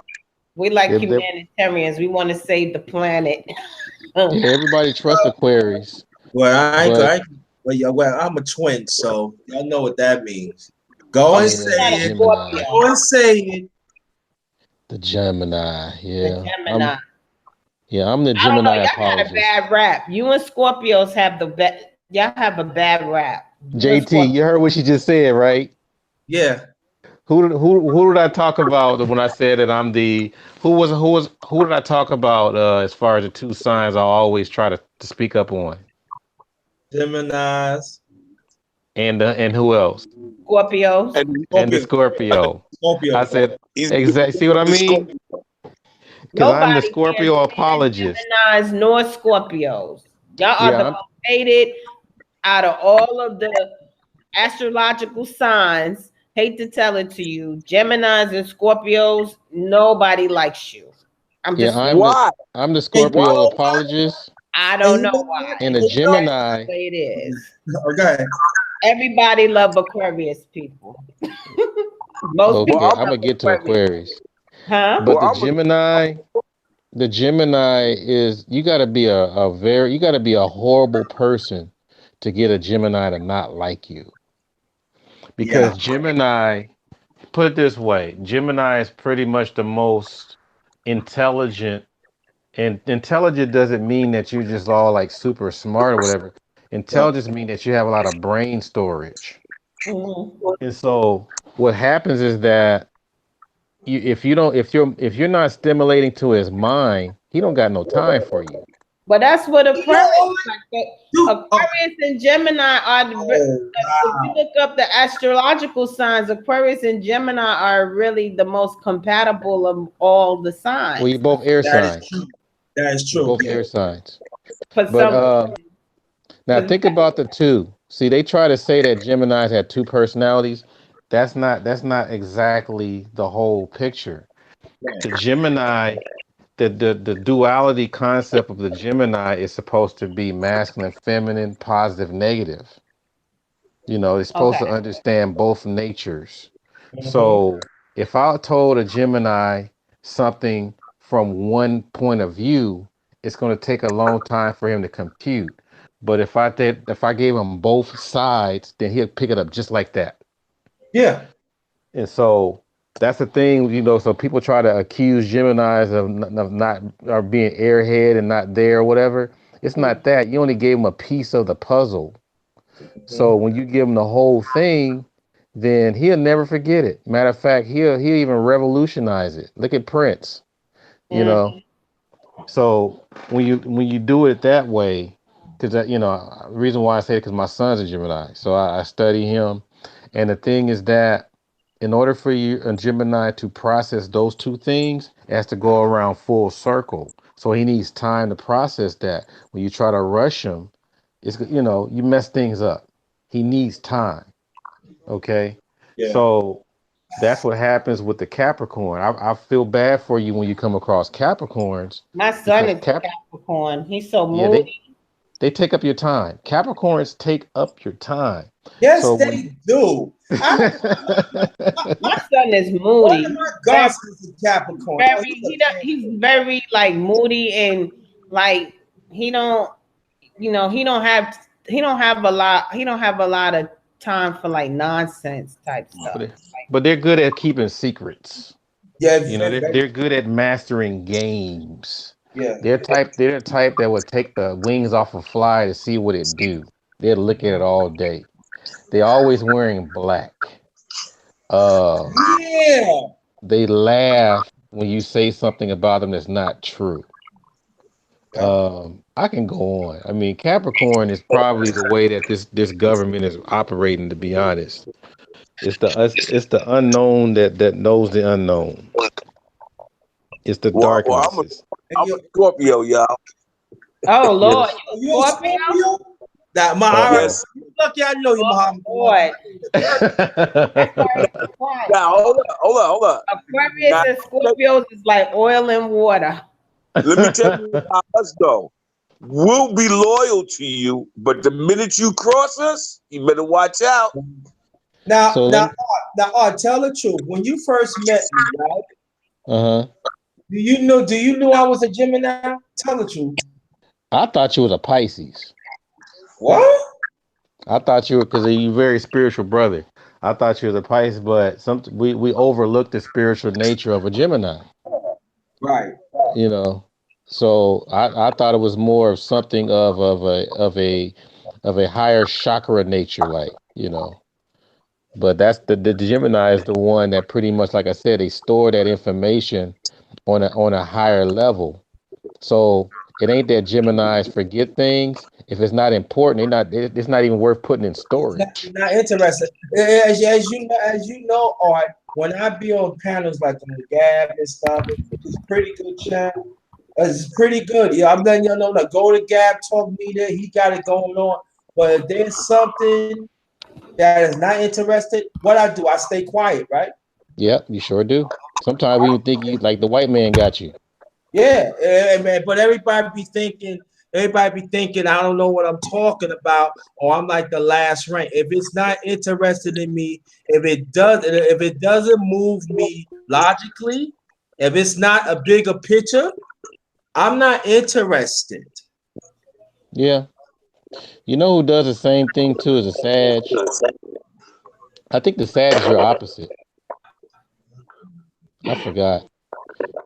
But yeah. Oh, and your music note is I think the B key, I think, or E. I forgot. So everybody got their own music note too.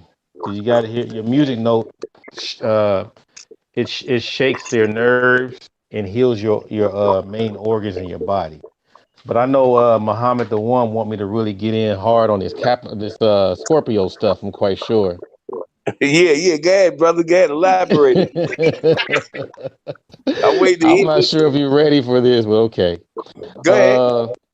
Now, the part that people have to understand about the Scorpio is the most creative one out of all of the signs. People don't understand that. Mm-hmm. Scorpios are pretty much the epitomes of creation. Mm. So they love to be around children, which explains you like to be a coach. Right. Right. Um, the part that he gets the bad rap on is his temper. And it's not really a temper. He doesn't have a temper. Remember, he's a water sign. And we're talking about Mhm. Pisces, Cancers, and Scorpio. It's very important to keep the waters calm. It's very important to keep the waters from shaking so much. Because when it shakes a lot, he has to do whatever he can to make it stop. So what does he use? His stinger. The Right. stinger is the one that makes people stay still. So my stinger could be my words. I can beat you up. I can make you feel bad. Whatever it is, you're going to stop making my water curdle. That's the reason why. Am I off? Am I off, Muhammad the One? No, you good. Go ahead. That's just exactly what I go. Go ahead. Exactly. And the part two is that he's up in age, so he will admit this. Sometimes when you're around all these people that supposedly that you feel that knows more than you, it kind of makes you feel uncomfortable because basically the thing is, it ain't that you just want to be around children.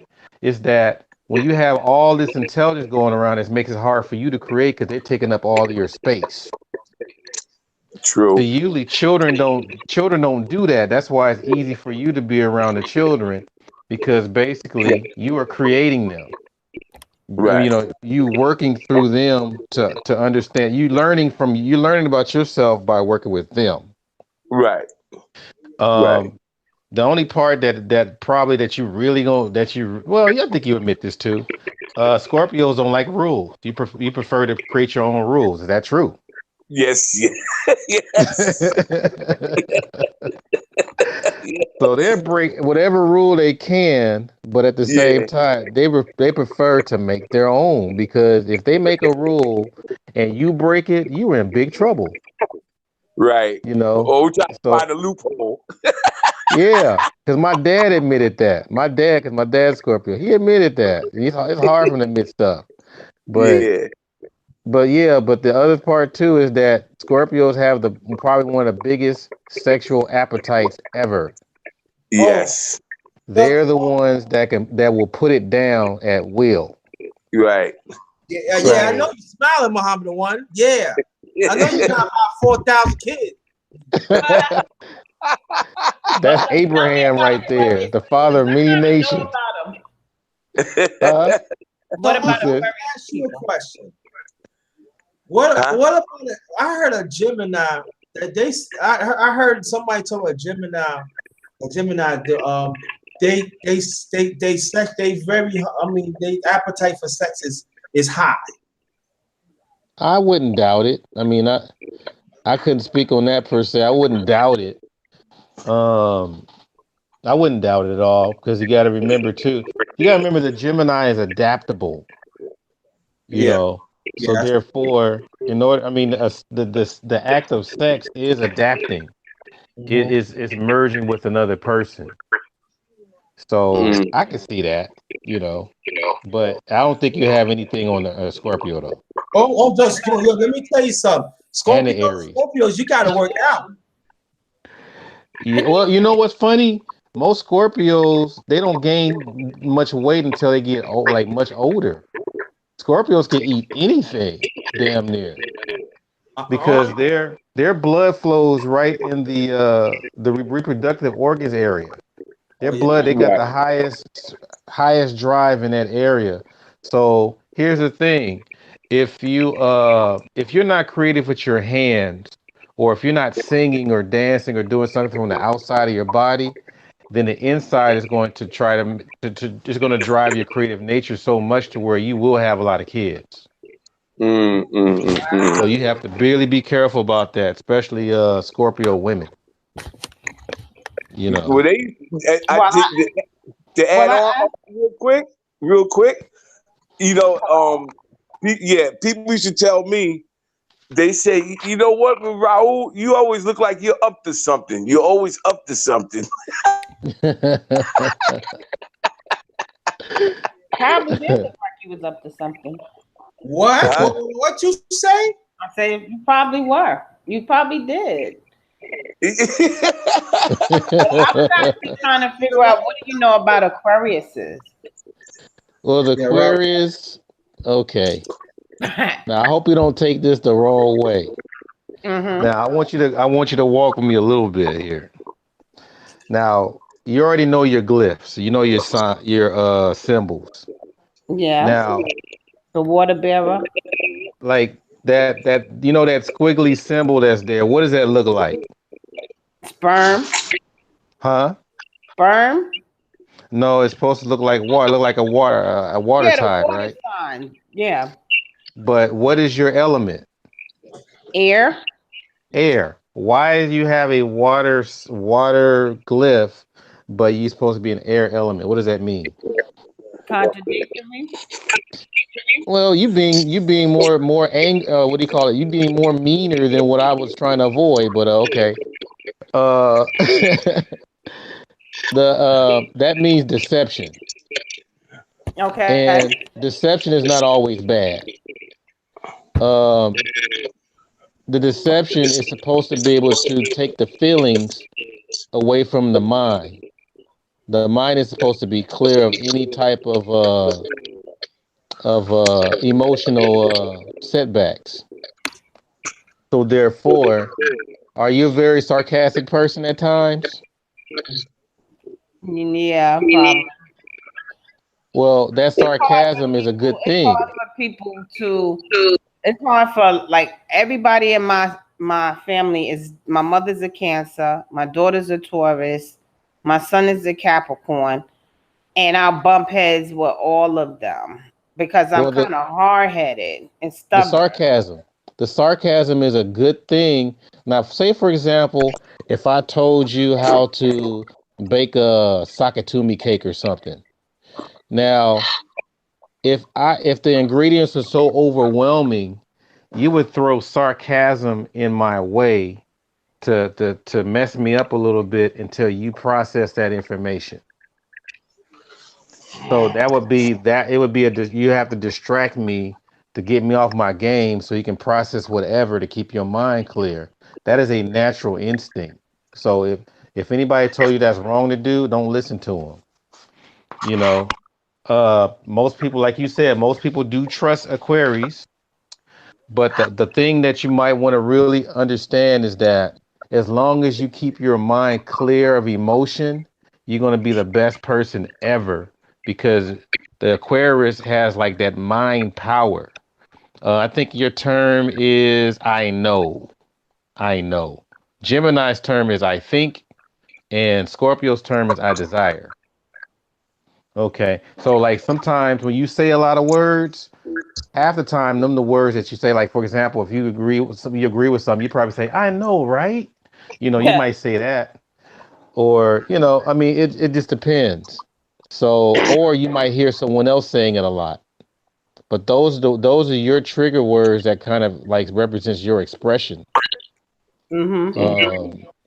What else about Aquarius? I think that was all I had for Aquarius. But you know what? I can tell another Aquarius person real easy by their behaviors and the things that I'll be like, that person is an Aquarius just by the things that they do, and then they'll wind up saying that they are. And I'm like, my best friend is me and her. I met her through my son, and she is my best friend. And she's my birthday and her birthday are the same days. We were Wow. doing the same type of job, That's and deep. it's like we're kind of like I'm the more outspoken one, and she's the more laid back one. So we balance each other out, but we bump heads too. But we can forgive each other, but it's just odd, you know what I'm saying? And I always kind of click with other Aquarius or either Geminis or Aquarius I click with. Yeah, I would always urge people to study your opposites because that when you study your opposite, you know more about yourself. Well, I know 'Cause- my opposite is a Scorpio no, your and opposite is me. a Leo. My father Yeah, the was a Leo. Leo, and he was so laid back. But when he got him to that level of anger, it was like this totally different individual came out. Like, where did this person come from? Like, you Yeah, know, because you can laugh at people after agitating them, which is a good quality because that means that you can be able to keep your emotion. The key thing is keeping your emotions from making you do crazy stuff. So, matter of fact, all air signs have to stay away from emotion. yeah, it becomes Especially the volatile. Libras. Oh my God, Libras and emotion. Oh my God. Woo. Yeah, man. My Oh friend my. is a Libra, and he called me, and I had said something really bad to him. He was like, that was messed up what you said." I was like, I know it, it was. I'm I saying I know. know right now. I was like, I know it was messed up, but I said what I said. Like I was being sarcastic to him, and Yeah. he was feeling some type of way, but I really didn't care, you know. That's sad. So Yeah. Yeah, because I use all this stuff to teach my classes, by the way. So I'm able to really connect with my students by understanding their zodiac natures. And this is stuff that are in books. They're not stuff that I came up with. But okay, usually what I do is I confirm it because most of the time I kind of ask, like, do you feel this way? Is this how you do things? Blah, blah, blah. And most people say, yeah. But there's a few people that say, no, that's not me. That's not me, man. I don't do that. I'm like, that's cool or whatever. But at the end of the day, you are a part of a book. But sometimes if they don't see it, that means that there's more in their chart because you got like a zodiac chart. That one that breaks down your spirit. One breaks down the way you fight. One breaks down the way you love. One breaks down the way that you process information. One breaks down the way you communicate. All these things. So I just know how to do the disco version, but not the full album. You know. But let me ask you a question. Why do they say Aquarius people are non-emotional people? Why do they say that? Yes. Because your best trait is to make sure that you think from the mind and not from your emotions. Your strength is in the brain. You're supposed to have the information is just as much as the Gemini. Right. Because you're able to act on the information. The Gemini stores it. Right. Because the Gemini is the messenger. If y'all ever noticed that, Gemini pretty much coincides with the angel Raphael. That's the trumpet player. You know, the Mercury, all that stuff. So when you're looking at Aquarius, you're looking at I think it's Neptune. I think it's Neptune. You're sharing Neptune and Saturn. You know, you're sharing Saturn with the Capricorn. So believe it or not, Capricorns and Aquarius are the ones that work well together. Yeah. Because y'all sharing the planet, the dark planet. You know, anything that's considered dark means secret or just something that is put aside. Because some people are not supposed to see certain things. They're not ready. And so, I mean, you have those things. So as far as having no feelings, that's not a bad thing. You know, you just use that mind. Because I think the Aquarius is the leader of the air signs, if I'm not mistaken. So that means you have some responsibilities. Yes, you do. Yeah. You got to look after your fellow air signs. Black lady. Especially because the Gemini, I'm telling you, people always think, you know, especially when Geminis are younger, they're always taking advantage of them. Always. I mean, all the way from like selling them all kinds of stuff, or that they weren't able to buy in the first place, but they've been convinced to do so, and then later on they find out the hard way. I mean, that's why I always like to use Prince as an example, because he was like the best example of a Gemini that went through so many transitions. Well, our president is a Gemini. What about him? Oh boy. Transitional. He's transitional. Transitional, yeah. I mean, all of them. Kanye West, transitional. Tupac, transitional. Right, exactly. We go through waves of transition. Yep. So the key thing is that some people fail to understand, but only us Geminis. It's like I could see, like I see, like I look at Donald Trump, he go through a certain way. Now we don't like it, but I tell people that's how do you know? Because I'm a Gemini, that's why. And check it out. Donald Trump took pictures with Tupac and he took pictures with Kanye West. What's up with Donald Trump taking pictures with Geminis that are rappers? just something to throw out there. But yeah, Mercury energy, that's the Gemini and the Virgo. And think about it. Prince was a Gemini and Michael Jackson was a Virgo, and they both shared Mercury energy. Right. You know, I mean, I don't make this up. You know, this stuff is out here, and you know, it's just a matter of I always just say, understand what these symbols mean. Understand what everything means. I mean, anybody ever picked up Fantastic Four before? What that really means? No. It's the 4 elements. Like, you know, what is the thing? Isn't he Earth? And what about Torch? Isn't he fire? Fire. What about that invisible lady? Isn't she the wind? Air, right? Is she air? And then Reed Richards or whatever? Any kind of liquidy? Yeah, he's water. The Fantastic Four. What? So the question would be, what? Why are they using the four elements on a children's story? Good question. You know what I mean? I Mhm. mean, you got zodiacs in the Bible.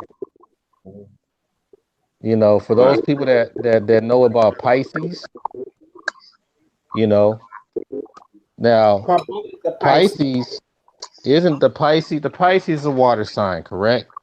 Yep. The Pisces symbol is two fishes, correct? Yep. Right. The Pisces body part is the feet. Right. Now, if you know the Jesus story, he's the fisherman of men.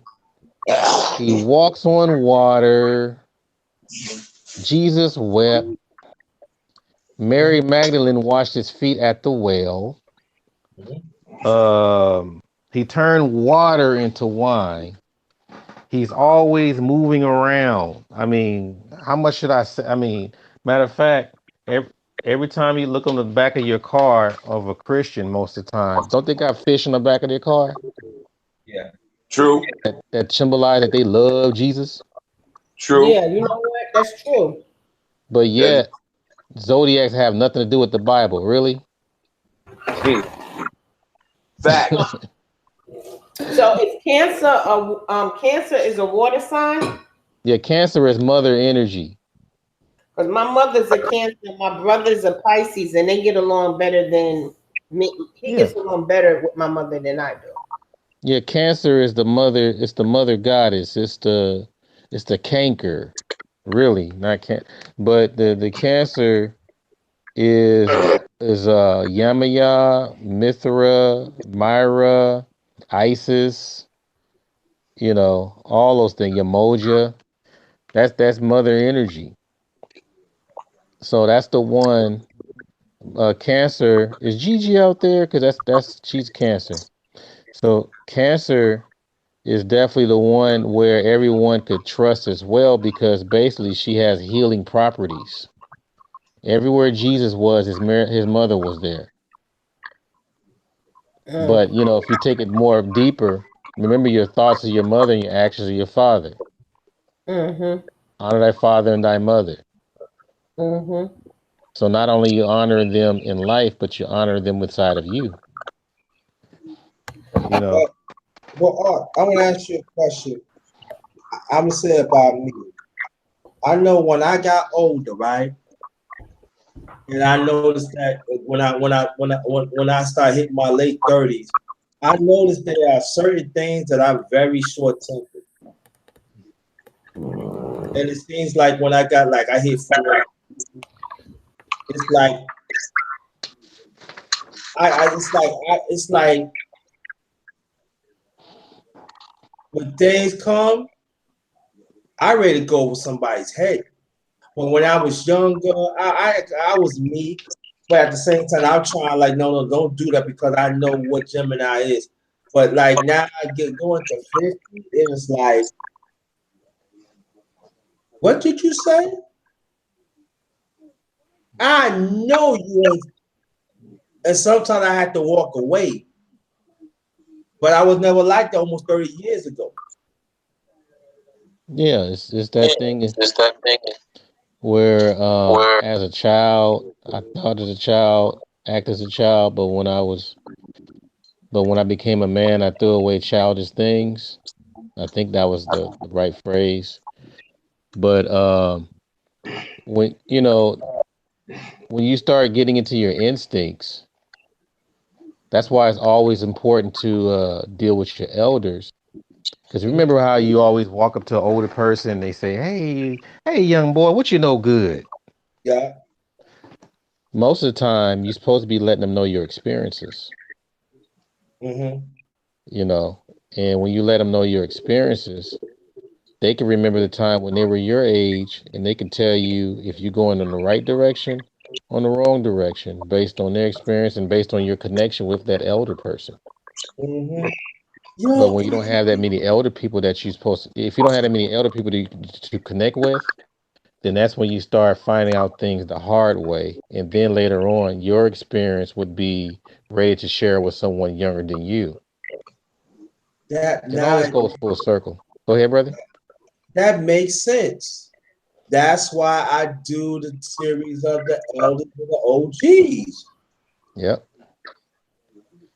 Yeah. I mean, it goes full circle because either way it goes, you're gonna have a part in your movie. You can be the villain. You can be the good guy, the bad guy, the damsel in distress, the fool, the wise man. You know, all that stuff. You know, you got a part in these movies. The problem, I mean, the issue is, are you ready for your part? Yeah. Because other people try to play other people's part. That is our biggest problem in our community. You know, Mm. if you want to be the angry black woman, but it's not really working for you, that means that's not your part. You said that. So everybody trying to play roles. Everybody. In other words, what you're saying is we need to stay in our lanes, pretty much. Yeah, yeah, and it's not anything to try to make people feel belittled. It's No. more, yeah, it's more of basically you master what you were born with. Because the problem is, while you trying to be somebody else, they rocking who they are. But by the time you find out that you're not being who you're supposed to be, you're gonna have to start all over again and find out who you really are. And how much time do you have? Right. You know, and you lost a lot of. Remember we talked about the molestation. Yeah. You lose a lot of years from that. Yeah. So it's almost damn near you're molesting yourself in Yeah. some It's in like some Sigmund Freud way. right. It's like you captive of your own life and you become a victim and you let the victim take over you. That means you have to break that cycle. Yep. You gotta make decisions. Am I gonna live with my if I'm gonna improve on my human being, or I'm just gonna be a captive of my own life? Because when you be captive of your own life, that means that person has a stranglehold on you. So that means that you gotta break that cycle so you can live on. So whatever it is, that is dead with that is dead. That you leave that alone. That's trash. That's toxic. And people don't understand the ones that lost their time in their youth. You really get it back when you help the youth don't go through the same stuff you went through. Yes, I agree on That that. people don't understand that when you got violated or whatever it is, the fact that you did the same thing to someone else when they were younger, all that means is that you're probably gonna do it to multiple children. Just that one person is not enough because basically it's not natural in the first place. Mhm. So if something that's unnatural happened to you, you can't turn around and do something unnatural to someone else and expect that that's going to be the thing that's going to save me or cure me. The fact that you help that child or you prevent that child from being violated or help that child go through whatever experience naturally, then you would naturally get some of your energy back. You gave back. Yeah. I mean, that's what nature does. You put a seed in the ground, she's gonna give you some kind of vegetation that to come out of the air, out of the ground. So, you know, I mean, I will always say on those things is that you got to give back on what you have to give back to what brought you here in the first place. You But, know, but I want to ask you a question, Art, and this question is to the panel and also in the chat. And this is the question I always want to ask. Maybe I know the answer, but I want to hear from everybody else too.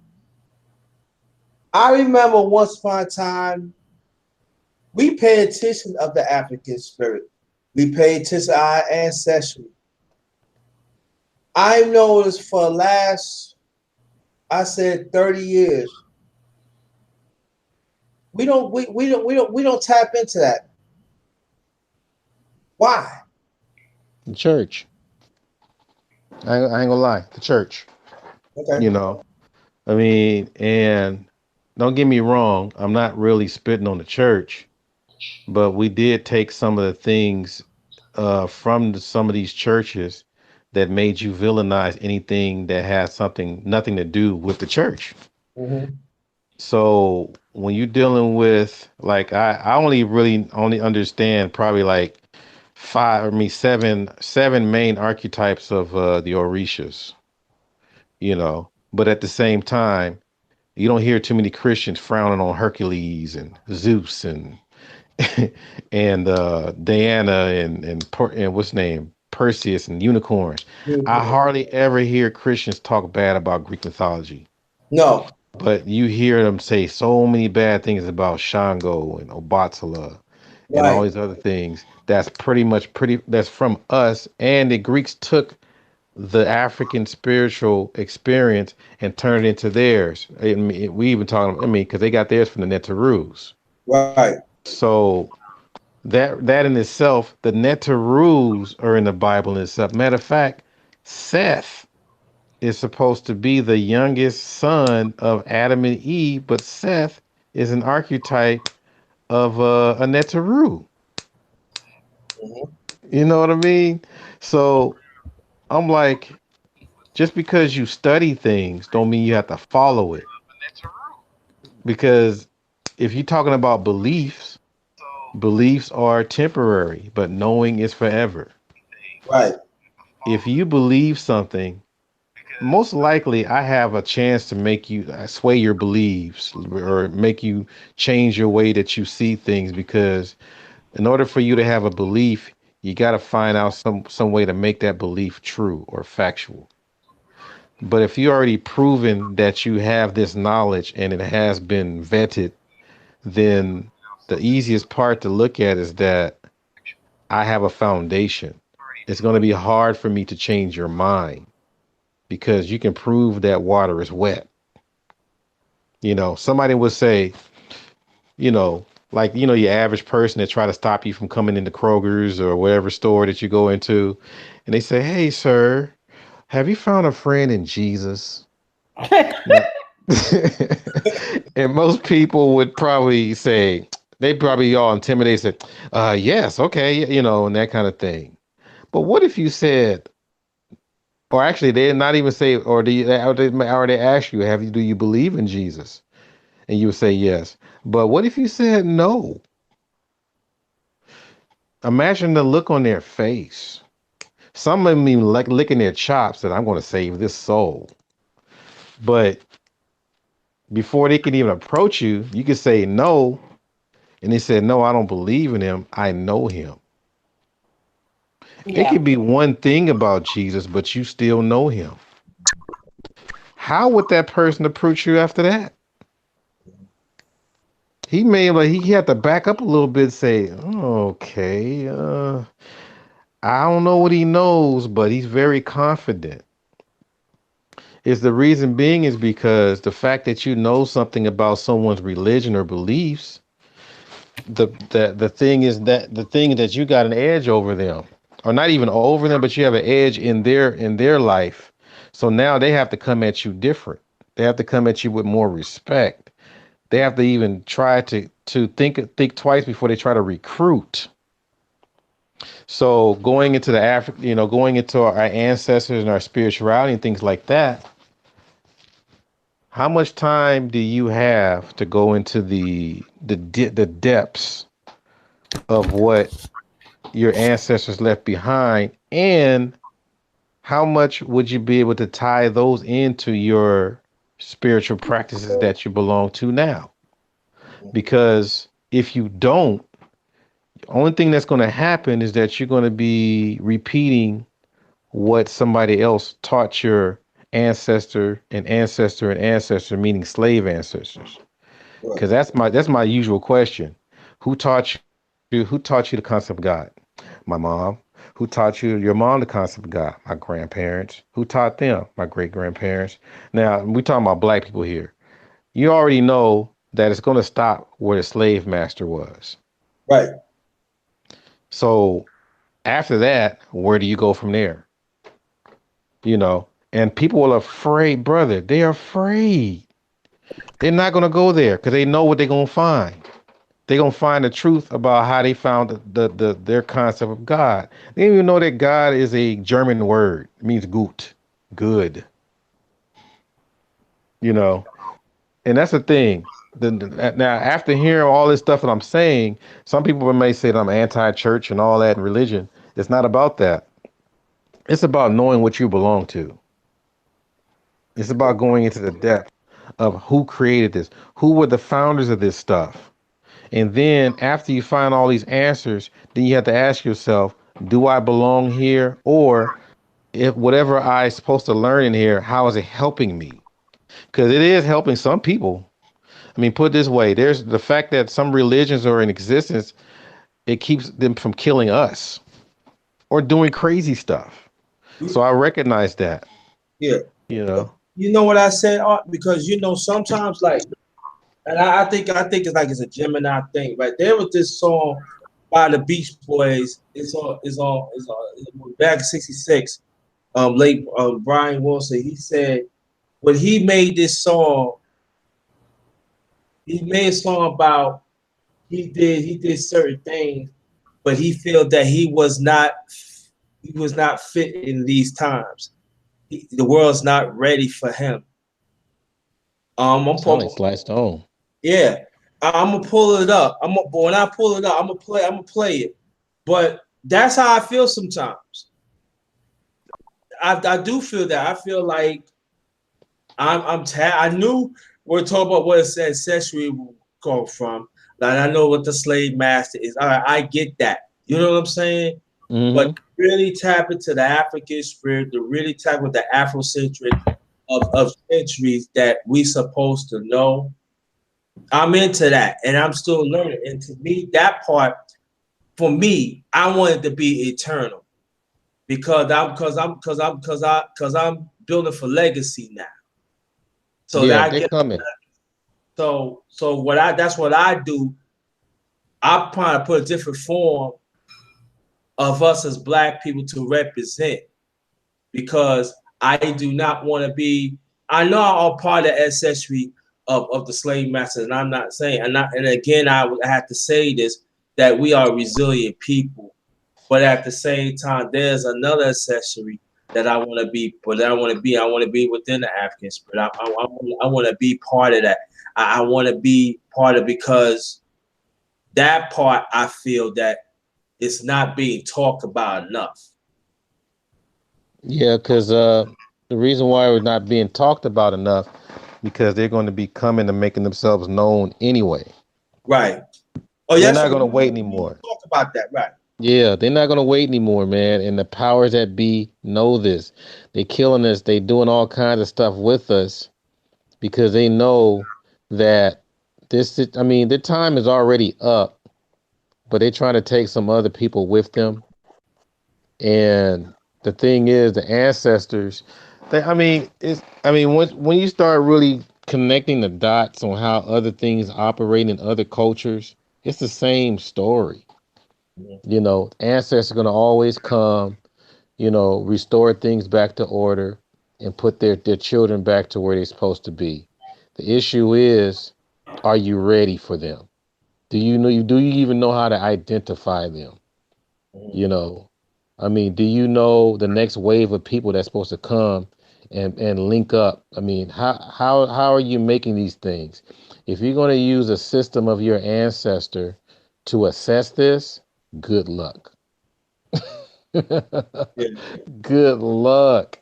Because basically, if they don't have access to your legacy, why you think they're going to help you get it?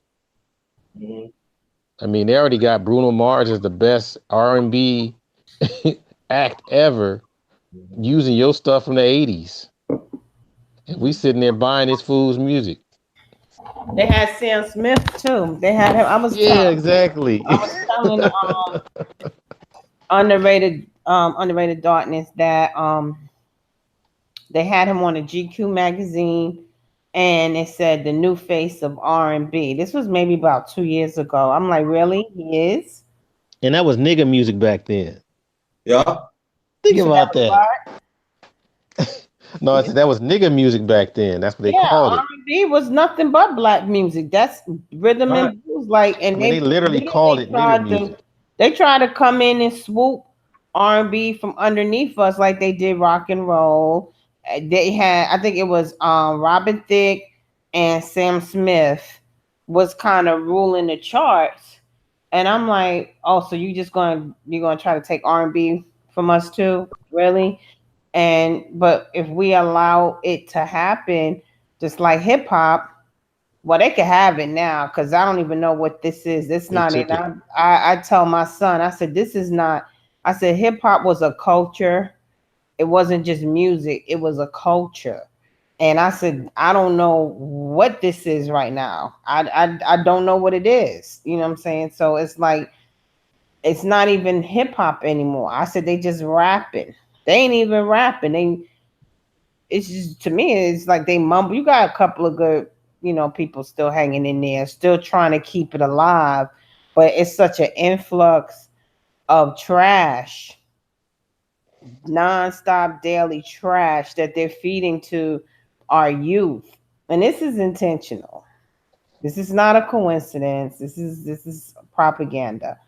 But you still have some still trying to hold on to the actual art form of of hip hop music, which was nothing but poetry to me. Is poetry to music. Yeah, they corrupted it, Yeah, and it's corrupted. It's just totally. It's like it's destroyed. I'm like, what happened? I yeah, don't. I'm looking at it, and I used to work for Ice T back in '90. Dang, I'm old. Jeez. Oh, sorry, JT, and Muhammad's the one, the one. But I feel old, man. No, because I used to hang out with what's his name, Dub C and DJ Aladdin. Okay. I mean, all those people, because I used to draw in there. I used to have a little booth, so people just stand there and I just draw 'em for like $6, that kind of thing. And I pretty much was behind well, not be like behind making the production, but I seen how things were made behind the scenes, and it was all pure natural. These guys were really trying to put something together to make themselves known and just get the party going, that kind of thing. And right now, I think people today are doing way more than trying to get the party going. They're trying to get you high.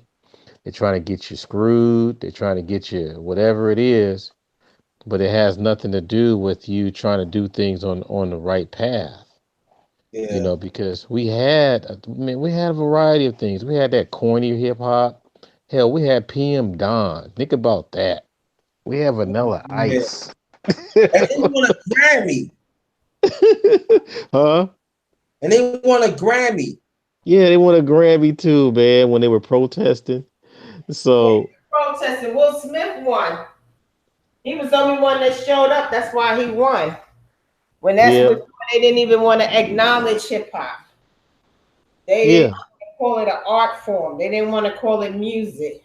But now everybody's doing it all around the world. yeah. Everywhere. And here's the thing that for not just Latino but Middle Eastern and all them Asians or whatever. The part that I criticize them on, is that when you want to connect with black people, you want to you're not trying to do the whole Martin Luther King connection or the Malcolm X connection. You want to connect with us so you can say the N word. You want to connect with us to be Tupac. That's not all blackness. Yeah. For some reason, it seems like that's your only way. Even if y'all want to date us, you want to date us because you think we got some kind of edge.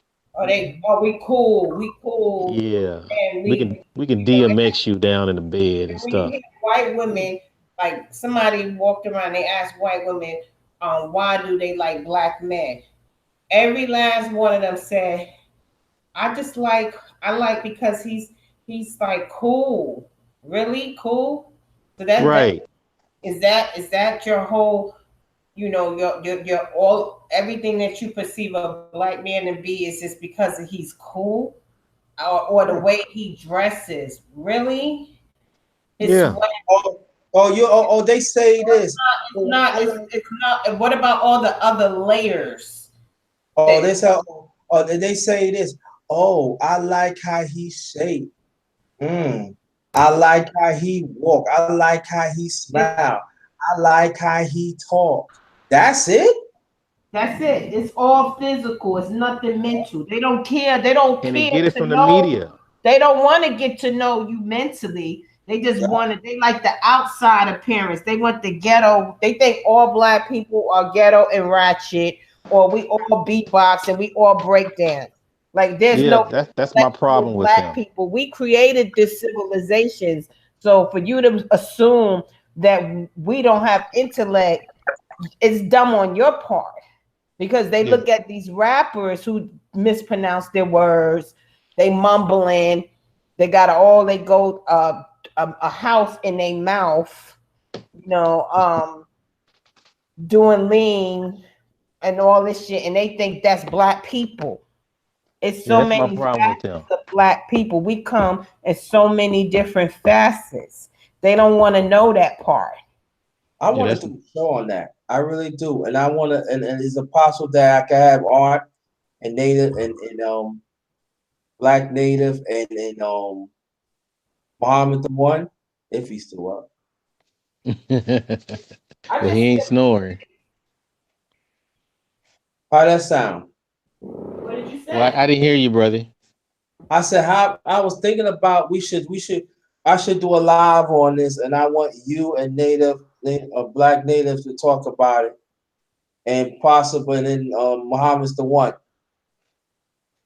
Yeah, not a problem. Just just give me a heads up and Now it'd be ahead of time. It'd be ahead of time. yeah. I just gotta word it. I just gotta word the title. That's all. And then I'll probably get like maybe one or two more that is ready to have that conversation. Then we're gonna break down. We're gonna have it. We need to have conversations about how they see us, how they view us, and how do we view ourselves. Yeah. Yeah, because I really want to, like, for example, what if I change my name and I said I'm throwing away all things that represents this culture as far as defining who I am. My name is Mustafa, whatever, and everything about me is part of my ancestors. Which person that is non-black gonna come up and step to me and say, I gotta have you because I like this about you? I'll wait for that answer.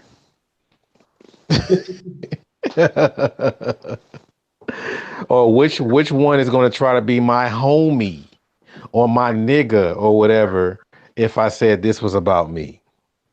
No. You know what I mean? They don't want that part. They don't want exactly. That part. They want the yo. Yeah. What's up, my nigga part. They want that part. They don't want the intellectual part. They don't want the part of our souls. They don't want to know our spirituality. They don't want to know anything. They care not to know. That's not important to them. No, not at all. They want the cool my black friend, my sidekick. My best friend is black. That dude. Either they want you to be submissive or they want you to be the entertainer. Yeah. That's why, I had to call a few people out on that. I mean, I ain't gonna lie. I had to call a few. I had to really call some people, especially when you doing customer service. What's up, bro? I'm like, you didn't say that to this white man before me. No, they don't. They think that we all, they think we don't know how to speak proper English or diction. They think that we're all this one type of person, and it's Yeah, I don't buy this stuff they be trying to throw on us because I'm like, no, I got too many years here, son. And then I'm like, you better be glad I'm not a complete asshole because I can talk to your manager about this because I ain't gonna be paying money for you to call me boss man and homie and all that. I'm Yeah. like, you don't do that to me, sir. Like you friends. What's up, Holmes? Fashion. Yeah, I'm not. I don't roll that way. And then they try to like clean it up. Well, I thought you was like, well, how come you didn't think you that way for this other dude ahead of me? Right. You know, he I got he bet. got a t-shirt on. Yeah, I remember. I remember one time I was shopping. Right. There was an Indian guy in the food line. He said, "How you doing?" He said, "Yo, what up, my African nigga? What did Oh you wow. fucking say? What did you fucking say?" And you know what I did? I always remember the Black Panthers. When they call you a name, you don't have to shop at the place. I made sure I put everything up there. I changed my mind. I walked out. Mm, mm. They said, I did talk to a manager about this one food that came up to me kind of crazy. I said, look, I'm an educator and I put a lot of money in this business and I don't appreciate anyone coming calling me out of my name, and they wrote a report on this fool. I haven't seen him since. Hopefully I don't know if he's fired or what, but they kind of arrogant with this stuff too.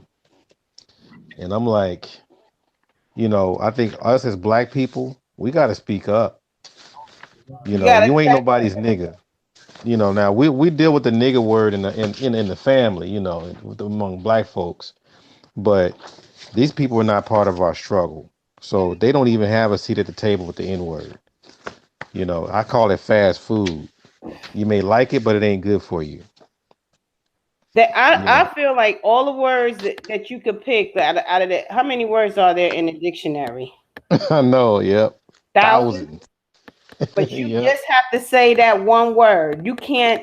That one. I remember Tom Hanks' son was trying to be a rapper, and he was mad because he couldn't say the N word. This is Tom Hanks, the actor, whose son was born into privilege, and he was trying to become a rapper.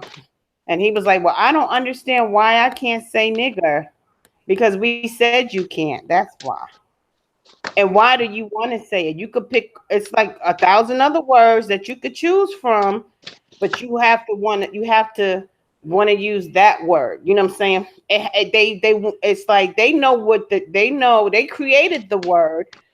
They probably got it from Niger and they created nigger. That's their word.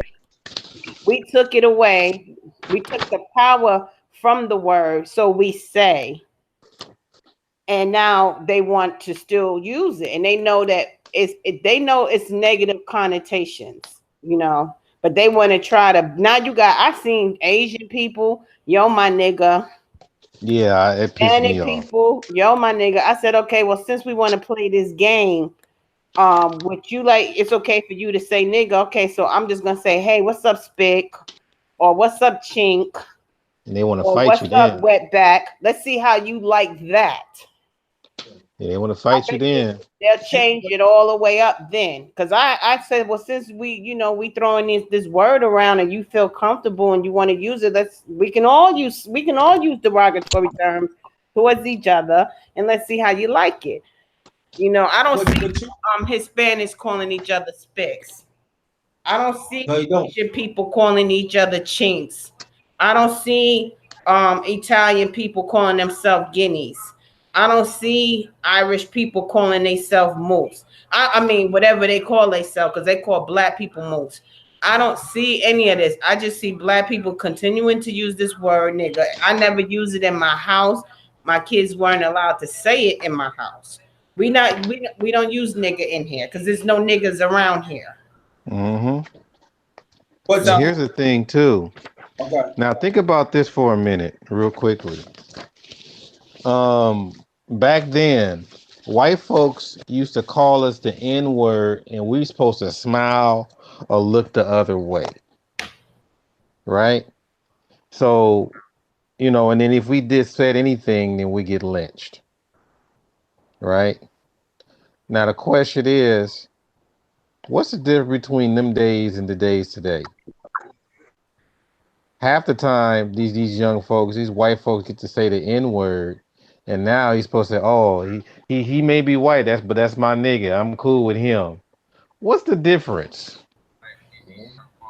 They in your face dissing you because you know at the end of the day, if they pissed off at you, you're gonna be another nigga. You ain't gonna be the nigga of endearment. You're gonna be the nigga that I'm gonna try to lynch like back in the day. It's just a different. They're gonna lynch you. It's a different way how they gonna lynch. There's many ways they can lynch. Exactly. So I'm not a prude and all that kind of stuff, but I'm just gonna keep this 100. The ancestors, a lot of our ancestors on this soil were hung and lynched hearing that word, and the debt has not been repaid.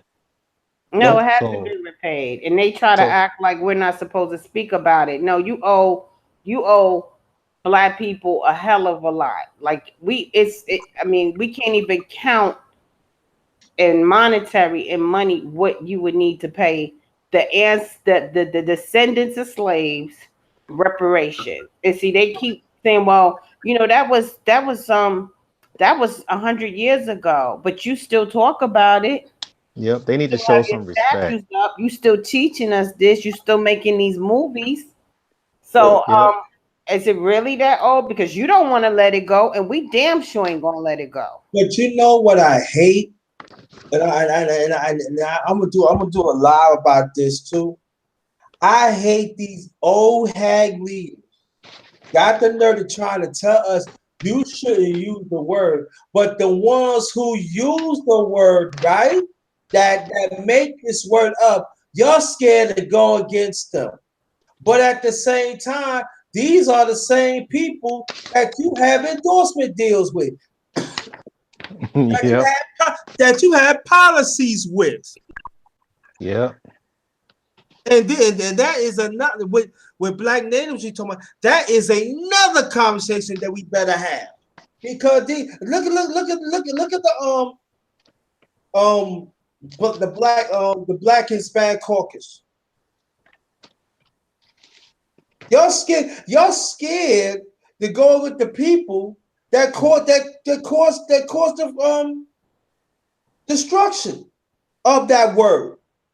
But you want to tell the rest of, oh, you shouldn't use that word because it got power, it got negativity. But shoot, every day when you get that fucking check from that white man, that Chinese woman and stuff, they call you a nigga in your face, or maybe somewhere that you don't hear. Yeah, they singing "Old Man River" just to get that check, brother. Right. Old Man River. Oh, The man. Black Caucus, there is no Black Caucus. They over there talking about immigration and the wall, and I've been tweeting and I've been on their ass since like last year. Like, what we don't let's just take Black Caucus out of it, and let's just say the Universal Caucus. Yeah. You know what I'm saying? Like the Universal Circus, because you're acting like clowns right about now. You talking about immigration and the wall, really? I said, what about the Black poverty? What about Black unemployment? What about Black mass incarceration? What about all these issues that you're supposed to be talking about? You didn't even want to go meet with the president. How dare you make that decision on behalf of 40 million Black people in this country? 12 of y'all decided, well, fuck him. We're not going to even bring anything to the table at all. But you representing who? Yeah, they representing the money. Old about the ass money. niggas up there, 70, 80 years old, still trying to don't want to give up the reins and let younger people decide. Since you can't seem to make those decisions, then you don't need to be in office. Yeah, it's about that control. Mm-hmm. Well, they're gonna have to give up that control. They're gonna have to give it up. I'm sorry, you had your time in the sun. You gotta go. I'm gonna keep using molestation. They had to use molestation to keep that control. Molestation is nothing but a lie, because molestation is nothing but manipulation And control. and control. That's right. And So control. that whole thing, that whole get up at that whole political arena, it's about molestation, manipulation, and control. And they do it all the way from the cradle to the grave. And the kids that's involved in that gets firsthand experience. Some of them are expendable, and some of them become leaders. But they do have that past. Mm-hmm. You know, ask Jim what's his name? Is it Kerry? Is it what's Kerry's first name? I forgot. Which one you talking Kerry, about? the one who ran for president. Kerry, he ran against Bush, and they wound up being cousins. John Kerry? Is it John Kerry? I don't know. Yeah, it might be John Kerry, but that's He was, their whole get up. no, I think I knew what you're talking about. I think he was a secretary or something. He was a Yeah, senator, right? he was a senator. You I think know, It was John Kerry. John it's John Kerry. Kerry. Yeah. And most of these people, always remember this. Most of these people had a theater background. That So should they tell you act something. Thank you. they Thank you. playing their role. Thank you. They're playing their role. There you go. So as long as they play their role, Reagan was an actor. Reagan was an actor. Mhm. As a matter of fact, Obama was in the stage crew. Yeah. Yeah, Uh, he sure was. George Bush Jr. was in theater. Mhm. You know, these people they were actors. So as long as you can act your part for 4 years, every 4 years, you got a job. Yeah. You know, you're not elected, you're selected. Remember Dick Gregory said that? Mm-hmm. So at the end of the day, while they're doing their part, because they are doing their part. See, that's the thing we have to realize. We're getting mad at the devil because he's doing evil. I'm like, this That's fool's a what devil. he's doing what he's supposed He's to do. supposed to do evil. Exactly. I mean, he's doing what he's supposed to do. That's why I don't be. I'm like, why is everybody so up in arms and mad because they're playing their roles? Like you said, like black people need to know their positions and stop being something that you're not and be who you really are supposed to be. That's what they're doing. They're being who they are. They're and you get mad because they're doing what they're supposed to do and you thought they was going to do something else. That's why white people are so pissed off right now with Donald Trump. Like literally they hate each other or so they act like. Well, you always got to remember most of the time when white folks are at each other, they're definitely going, whoever wins, they're going to do the black people in the first place. Whoever wins, it could be the left, what do you call it, the left wing or the right wing, they still gonna screw us. Yeah. So while they're doing their part, we supposed to do our part to make sure it doesn't happen. Exactly. But we're too busy in their politics. That's why I laugh when I look at the Asians. I have not seen any, because I drive around Koreatown or Chinatown on my way to doing stuff. I hardly ever see any campaign posters in their area. They don't care. They get not involved whatsoever when it comes to politics. They don't. And I ain't mad at them. I'm not mad at them either. We should be doing what they doing. Thank you. We supposed to be doing this. But we so worried about what they doing and we can't see for what's happening right now. While it's in shambles, we should be getting our shit together, but we're worrying about what's going on over there instead of worrying about getting our shit together and worrying about what I like when they be tweeting about. I don't even tweet about the president. I don't even really tweet. I was mad at the Black Caucus because you got that word black in front of your organization, and you're not doing anything for black people. So right. I'm like, I said we need to hold a candle to their asses because if you're supposed to be our representatives, you're not representing us. So you got to go. If you're not going to beat it, leave. But I don't care about what's happening with all this other stuff because really, at the end of the day, like you said, we're still going to be effed. Yep. We need to get our stuff together. And at the same time, the people that we helping, we gotta understand they part of this oppressed system. It's true. All of them are. They part of it. You would see people don't want to see again. They don't want. Oh man, I got a lot of shit I got to talk about, but they don't want to talk about that shit. Y'all say, oh, I hear somebody say, yo, you know, we gotta have compassion for these immigrants. They don't have no compassion with us. They were part of slaughtering us, dumbasses. Yeah. I would say, you know, it's probably, best to really connect with your people that are across the globe. So when their name does come across, you will be able to differentiate between them and the people that try to ride your coattail. Mm-hmm. Because we already know a lot of people that try to ride your coattail are not part of you. I mean, when they try to ride the coattail, oh, we brothers, we're this and we're that. But when a white man comes in front of them, you're like, well, you know what I'm talking about. You should have pulled yourself up by the, they say with an accent, you should pull yourself up by the bootstraps. I'm like, wait a minute. Didn't I just help you such and such? Well, what's going on?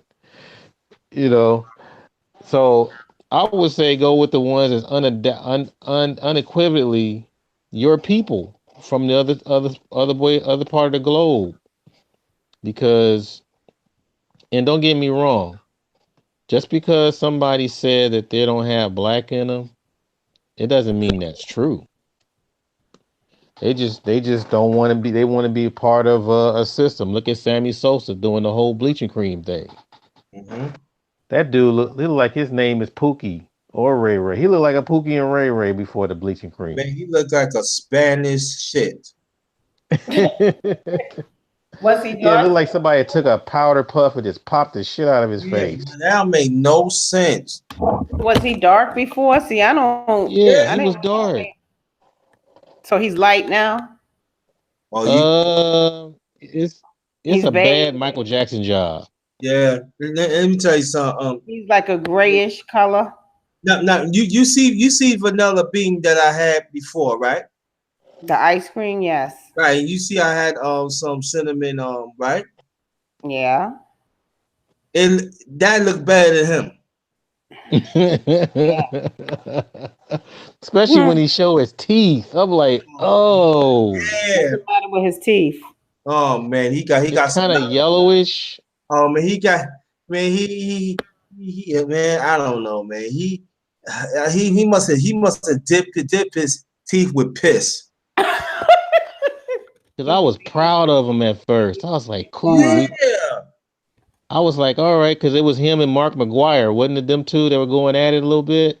At first, and then it was then Barry Bonds just, Yeah, and they did the whole steroids thing.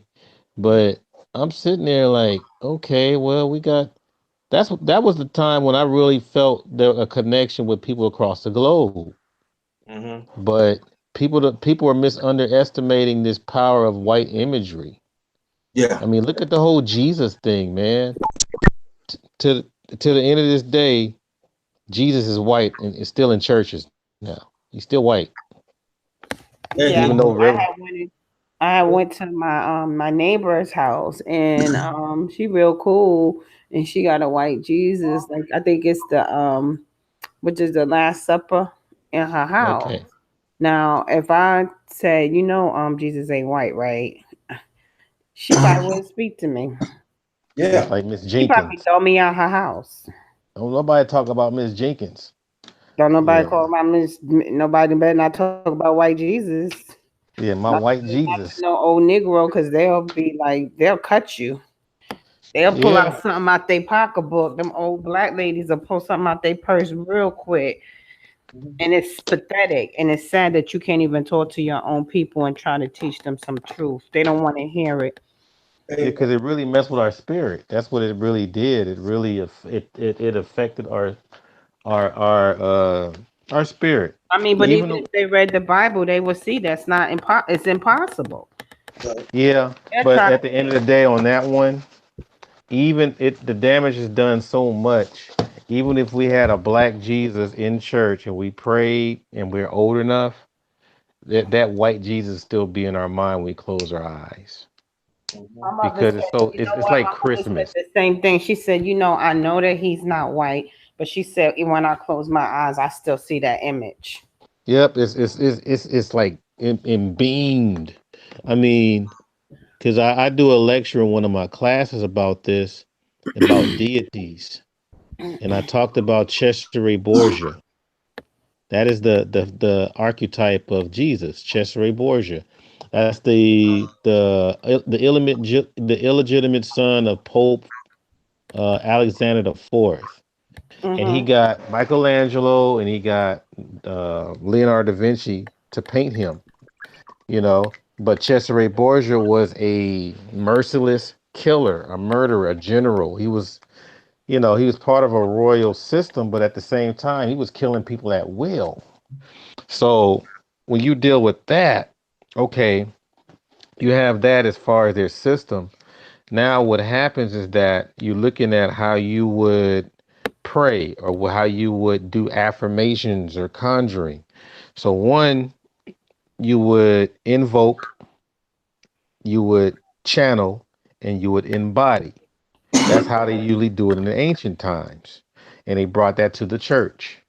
So, what you're doing, you're you're invoking what you're calling a deity, or you're calling a spirit, or you're calling an energy or a name, which is Jivas. And then you channel, which is you open your heart, you open your door, they walk through your door. So that's why they had that picture of that Jesus in the heart. And then later on, you embody, you become what you call. But here's the problem. When you're calling that, you're not calling a real thing. So therefore, you become something false, or you don't even become anything at all, because most people don't even feel themselves as Jesus. Only someone else could be Jesus because he's coming in the last days. And the closest thing to your Jesus would be your pastor or your priest. So when you're invoking and channeling, you're wasting energy because you're not even embodying. What you're doing is you're giving your pastor power. I give you a better example. What if you're on a beach and you see some hippie dude with the whole sandals and long hair and the whole beard, and he's even wearing a little cloth or whatever? Most of the time, you would tell, even though you know it's not true, what do you tell yourself? Oh, he looked like You Jesus. Exactly. What you just did, you That's what people gave do. him the power. You gave him the power. Yeah. That's what happens. And so that was been beaten into us through slavery. Yeah. So it's hard to get that out of our minds. That's why, like JT kind of started off with, as far as getting in back into your African spirituality, because when I look at Florida Evans on Good Times, that's Yamaya. When I look at Grace Jones, that's Oya. Or Angela Bassett, that's Oya. When I look at Holly Berry, that's Oshun. You know, I mean, when I look at Mr. T, that's Ogun.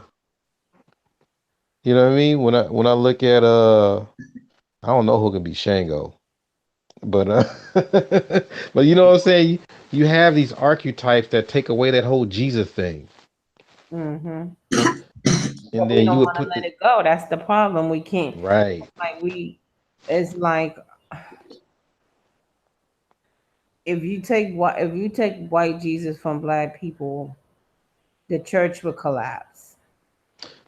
There would be no Yeah. there would be no more black Baptist church. There would be no more black Pentecostal church. Jehovah Hmm. Witnesses would be run out of business. Yeah. Yeah, that'll hurt them. All the religions they would crumble Yeah, and because plus the economics too. Yeah. you can't change the story now. The story been going on uh for about since Well, since we've we been know. well since since they got their hands on the book or the script. Yeah. Or since they put it I mean, together. if black people really want to learn about Christianity, all they got to do is read up on the Crusades. Or the Council of Nicaea. I mean, they can Yeah. go deep, and you can really see how barbaric it was and how they cleaned it up. But they didn't. But like they said, they went to Africa, and the people had the land. They blinked. They had the land, and they had the Bibles.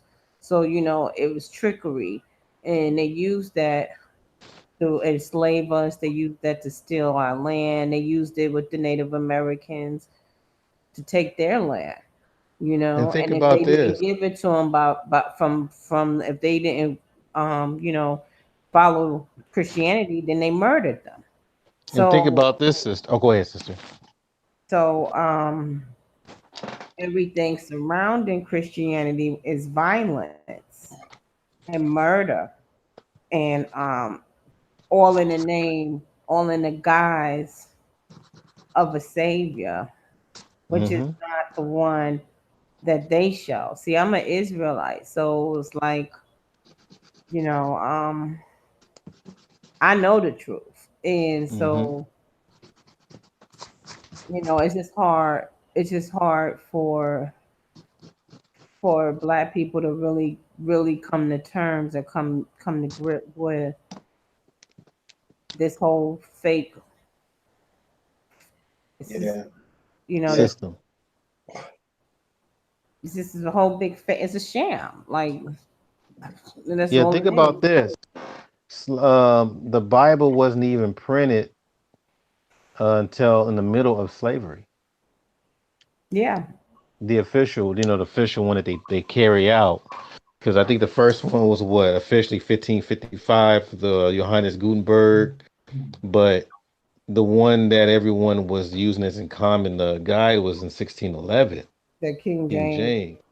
Yeah, so think about that, because slavery didn't really start popping till what, like the 1490s? yeah, Yeah, about like the 15th.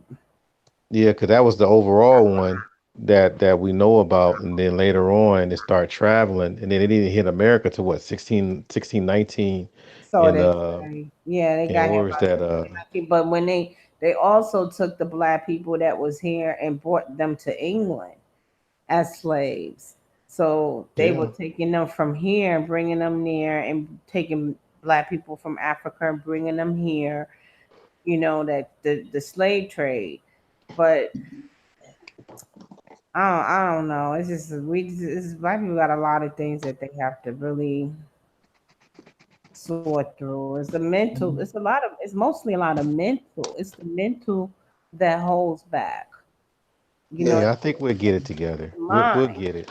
And also we got to talk about too how the last 30 years has have put the Bible in shams. You got people about the Ten Commandments. And you got we lost our masculinity, our morals and convictions, and then the ones that's supposed to uphold the Bible. I'm talking about the black pastors, the man, or the black man, or the black woman. They go in contrary because they want that dollar. So that means they selling their souls. So it's like monkey see this monkey do. So like I said, we get together, but it's gonna take. We have to. It's really is we have to like detox ourselves mentally. You can't If, detox yourself if we as want to long as do you're if you're long as long as you're in this country and it's always this whole bunch of chaos and conflict all day long, it's hard to even focus because it's always something new, popping up like the baby that was murdered. Then tomorrow there'll be another story. Then the next day there'll be something new. It's this nonstop bombardment of issues that you can't even just focus your mind. So it won't if black people try to do that here, it's going to be very hard. Well, Dr. Amos Wilson said, how could you use a spiritual system of your slave master to get yourself out of this? Mhm. That was his one thing that I really took away from his message. You're actually using his spiritual practices and ideologies to fight him. That's I don't get it. And And this is 2018, and it's doing it in large numbers. and at the same time, they still uphold you because you still follow their spirituality. That's why I'm saying that's what I'm saying. We gotta detox ourselves and get back to the African spirit. We have to find we gotta break that cycle and get back to the African spirit and what our ancestors paid the price. Yeah, because they like I said, they did a lot of stuff so we don't have to, and this is one of them. You Mhm. know, this is one of them. And dude, I love when I run into like people from Africa talking about African spirituality. It's a true upliftment because they're like it damn near like, man, where have you been? That kind of stuff. I've been willing to talk like this to people like yourself or whatever, and and it just opens up a large dialogue. You start trading spirits and things like that. For example, some people have debates about, like, for example, um Shango is supposed to be pure masculine, but he had I think he had three wives. One was Oba, one was Oshun, and the other one was Oya. Oshun is the pure feminine energy, and Oya is supposed to be the feminine warrior, and Oba is supposed to be the loyal housewife. But they don't really, a lot of people don't really talk about Oba that much. But a lot of people debate on who was the most loyal wife. Who was this So person? Shango, Who is Shango, that? the god of thunder. That's Oh, the one that they took. That's the one that Thor. okay. They used I was Thor. I was Go telling ahead. my grandson about this. We were watching Marvel.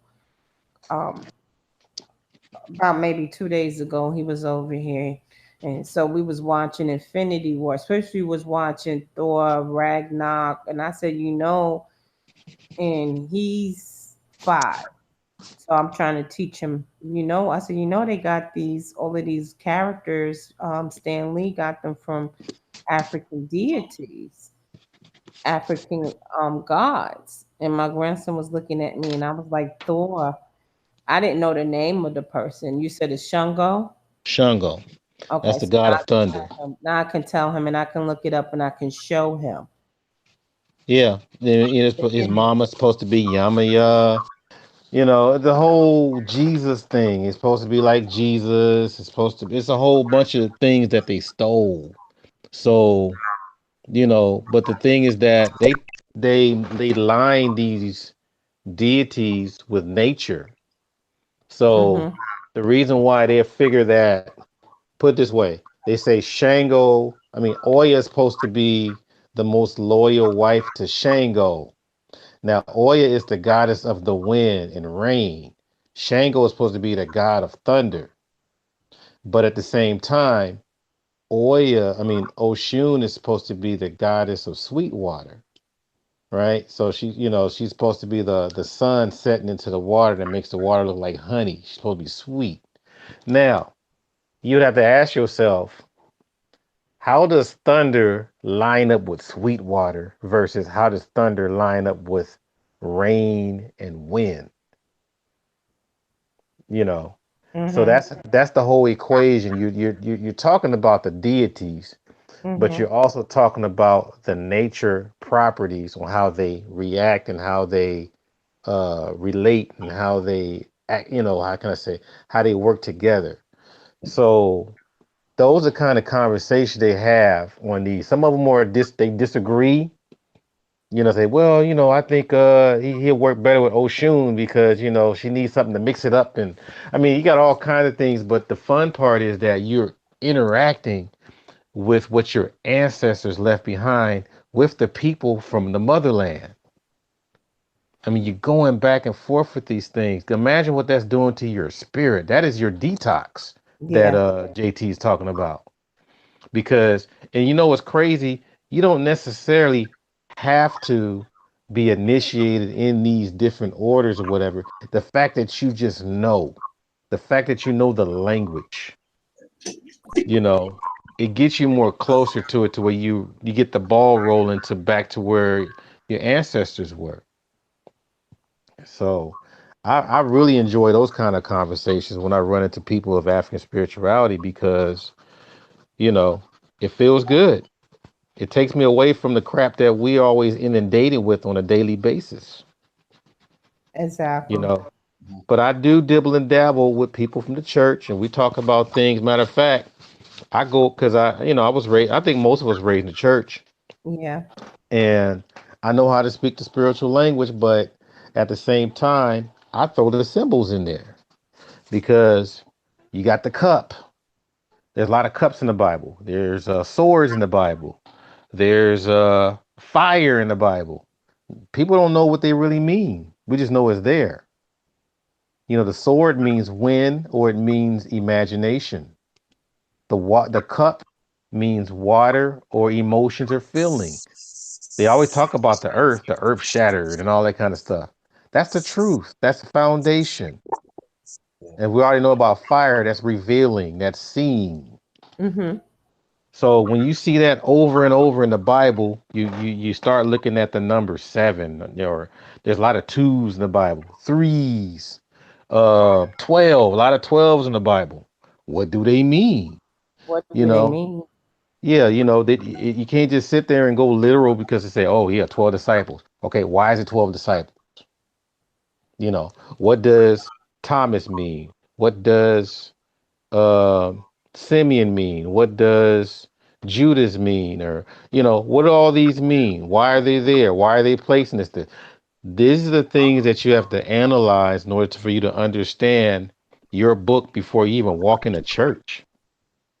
And they don't. And when I tell it, oh, you're so deep. I'm like, no, I did the work. I'm not deep. I'm not even close to me. I'm still learning, So it's just a matter of people really, really wanting their freedom, which is knowledge. Your knowledge is your freedom. When you don't have your knowledge, you're always held prisoner by somebody else's. And I don't like being held prisoner. Yeah. By the way, pastors can't stand me. Pastors really can't stand me. But go ahead. Welcome, Cap. Yeah. Cap is in the building? Yeah, he popped up. Cap.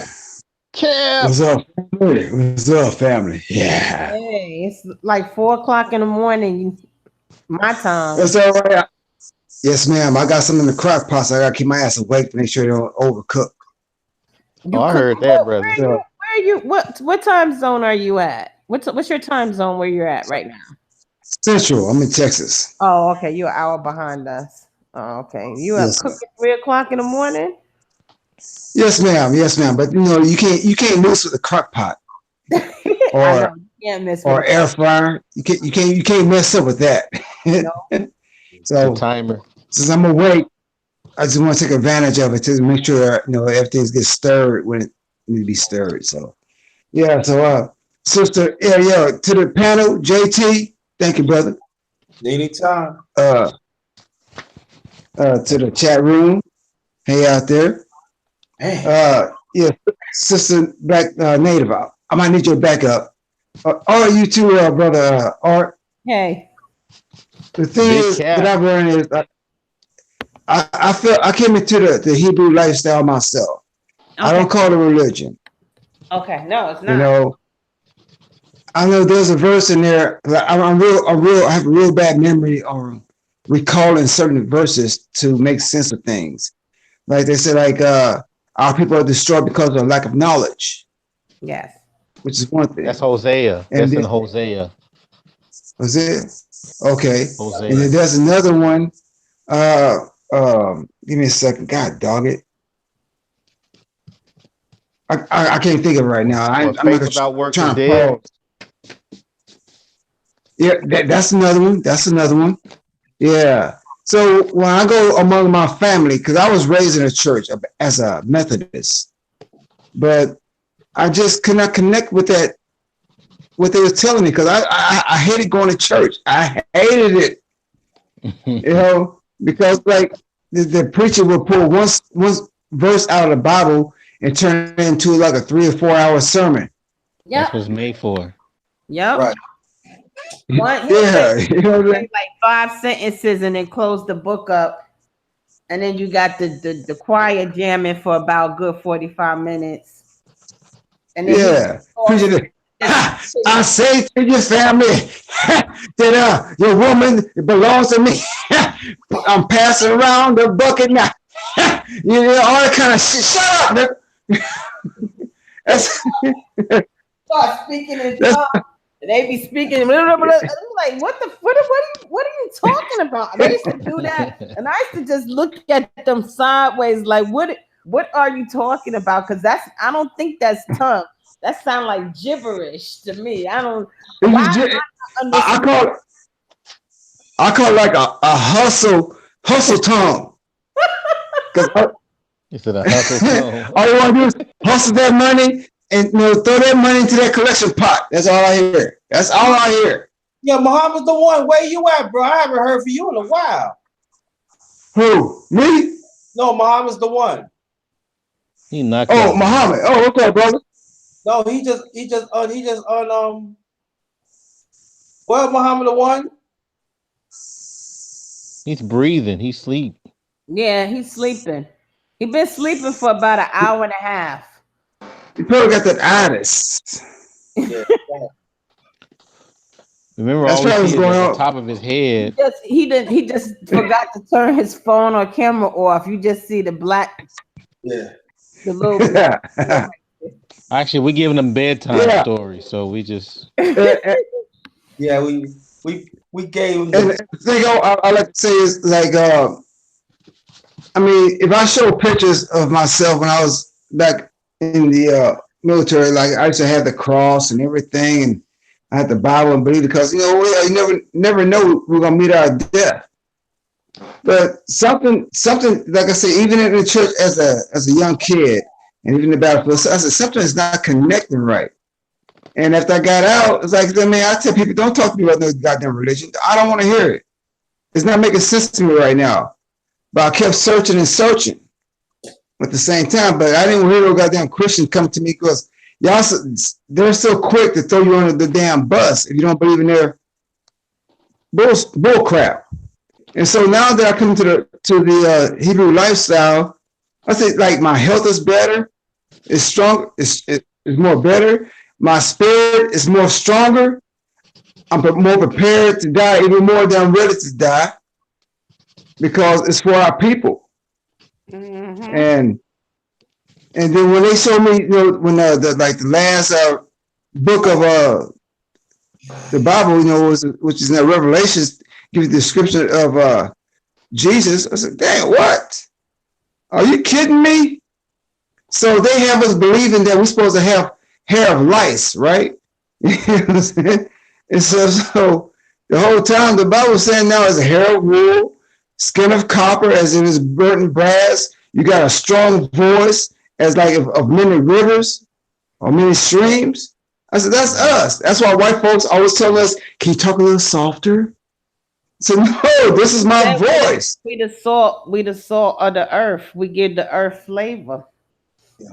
Mm. Yeah, I mean, everybody's copying off of us. And so I said, it makes a whole lot more sense now. I mean, even the folks in Africa are copying off of the black people here in America. You know, it can be from music to clothing to wearing weaves. I'm not knocking weaves. I'm just saying.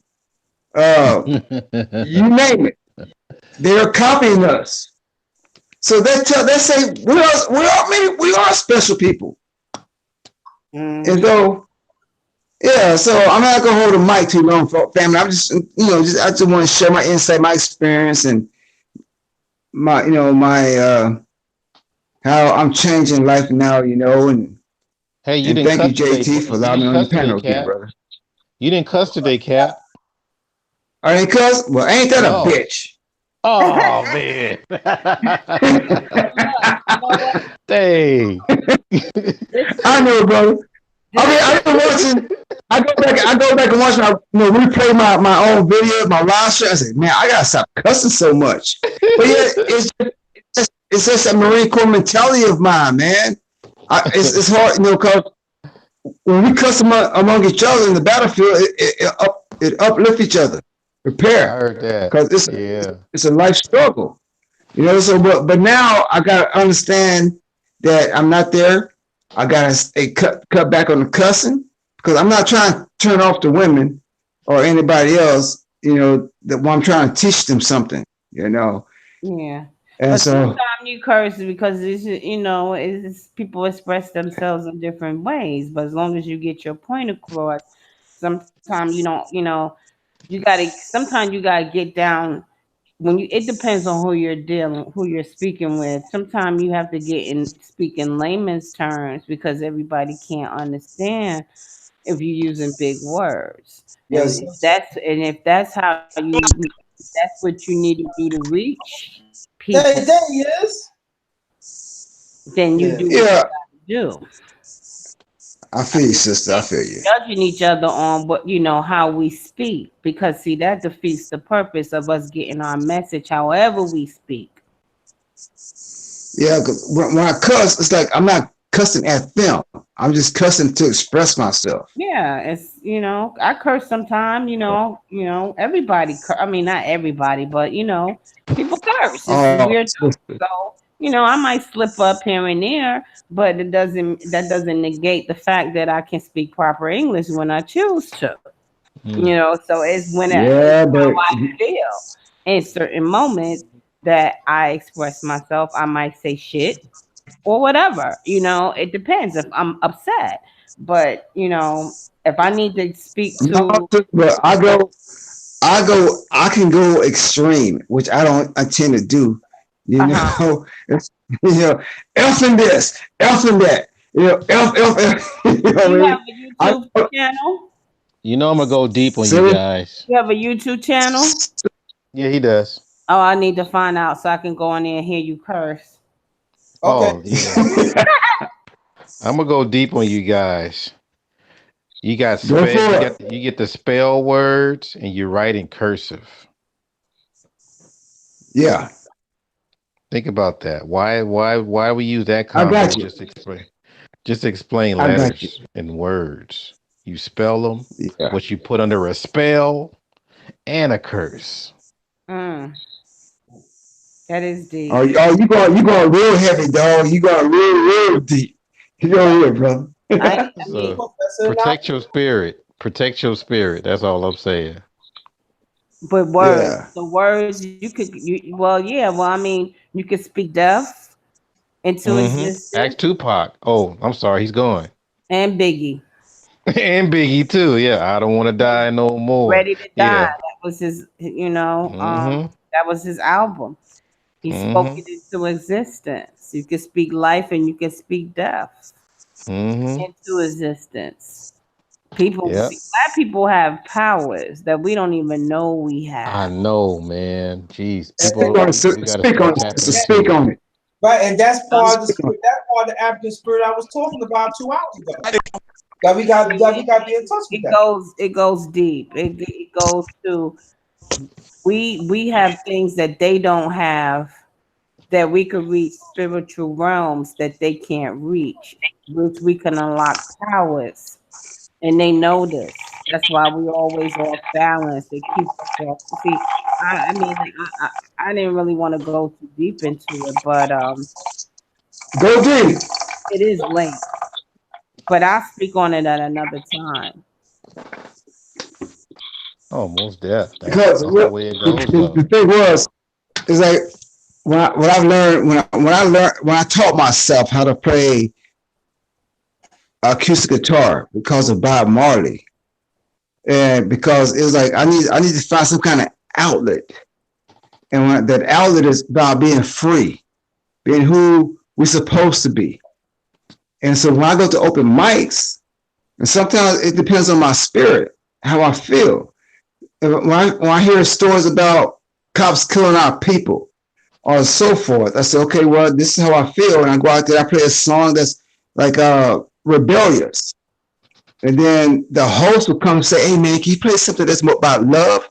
I said, brother, once I feel love, I will play love. Right now, this is about people with my complexion, because there's not too many black musicians that go out there and play where I play at.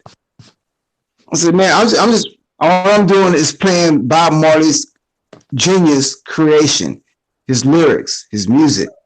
And that, you know, if you want to treat us as human beings, then don't shut the fuck up when we react to you. Don't say nothing. Just be prepared. You know? So I'm not here to cause any kind of trouble, but this is how I feel. Like another song by Jimmy Cliff, you know, the harder they come, the harder they fall. Oh, okay. That's stuff like that. That's from the soundtrack of '72. The same type of song, yeah. I think so, but yeah, you're the expert at it, brother. Go ahead and speak on it. No, I'm just saying Yeah. that was a soundtrack of '72. That's one of the earliest black exploitation movies. I remember I could kind of see the picture of that album cover because I was real little. Was it like a Jamaican dude with a elephant or something? Yes. Yeah. Yes, Jimmy Cliff is Jamaican. Okay. Okay. Yeah. One of the earliest songwriters of the reggae world at that time. He could write, produce, play different arrangements, everything. He played with the uptones. Yeah. Can I give a sample, brother? Can I give a sample? Yeah, go ahead. Huh? Okay. They tell me about this pie in the sky, waiting for me, or when I die. But between the day you're born and when you die, they don't even wanna hear your cry. So sure as the sun will shine, I'm gonna get what is my soul. The harder they come, the harder they fall, one and all. I'm done. Give me many rivers to cross. Oh, I know that song, brother, but I haven't been practicing on it. I know what you mean. That's the powerful song. Oh my God. It is right, brother. Yes, sir. So yeah, that's why I listen to Jamaican music, because it's better than the church music that we were raised up on. You know, but this Jamaican stuff, it's like church music to me. Even though I'm a Hebrew, I accept the Hebrew lifestyle, but that Jamaican stuff, the lyrics is like, damn. But the song with Buffalo Soldiers, if you listen to with the lyrics when he was saying, Soldier, yeah, that was my favorite song he made. Like Bob Marley, that was because he was telling a story about how we were stolen from Africa and brought to America, fighting for survival, fighting on arrival, and how they used us and played us to fight against the native people. You know what I'm saying? They used us in a war. Yeah. There are quite a few anti-slavery songs that Bob Marley made. You know, like "Get Up, Stand Up." Oh yeah. Stand up for your rights. Mm-hmm. My favorite. I had his album.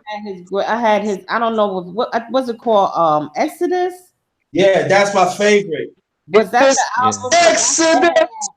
It had all of the songs. It had that one. It had Buffalo. Liven up yourself on Exodus, isn't it? Love. It had or Africa Unite, cause we're moving right out of Babylon, and we're grooving to our father's land.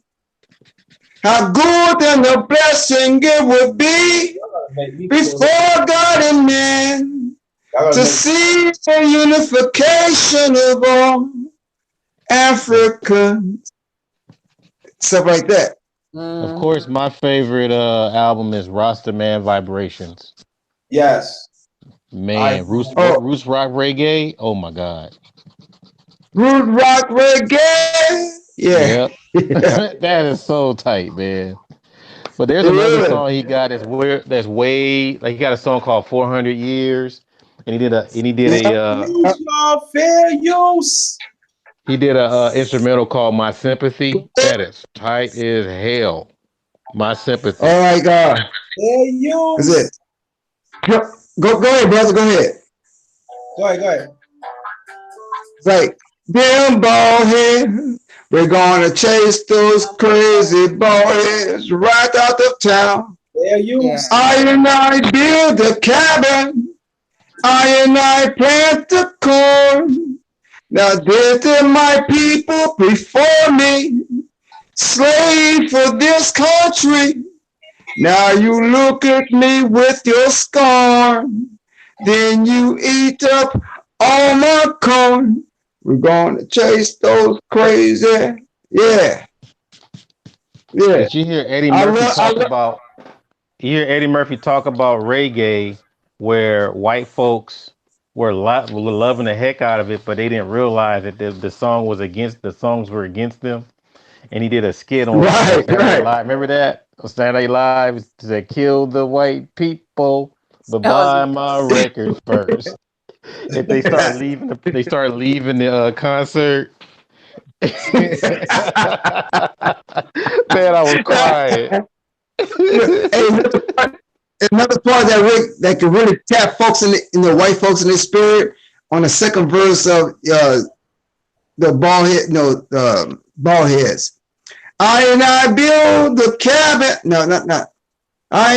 We built your school, your brainwash education, trying to make us your fools. Well, hatred is your reward for our love.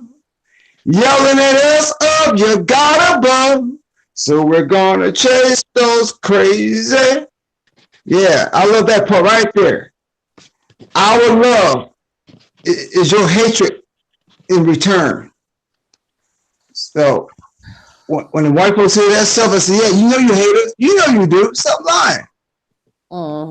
But Bob Marley, if you watched his documentary on Netflix, he was trying to figure out, because he was trying to reach Black American people with his music, and he didn't understand why we were rejecting his music. And it was. Oh, go ahead, sister. I'm sorry. Go ahead. At that time, you had hip hop, like coming out like back then. So that was our music, and he was trying to reach us, but he had more of a white audience, but he wasn't trying to reach them. He was trying to reach Black American people, and it hurt him that we didn't accept him, and we didn't. Go ahead, brother. Go ahead.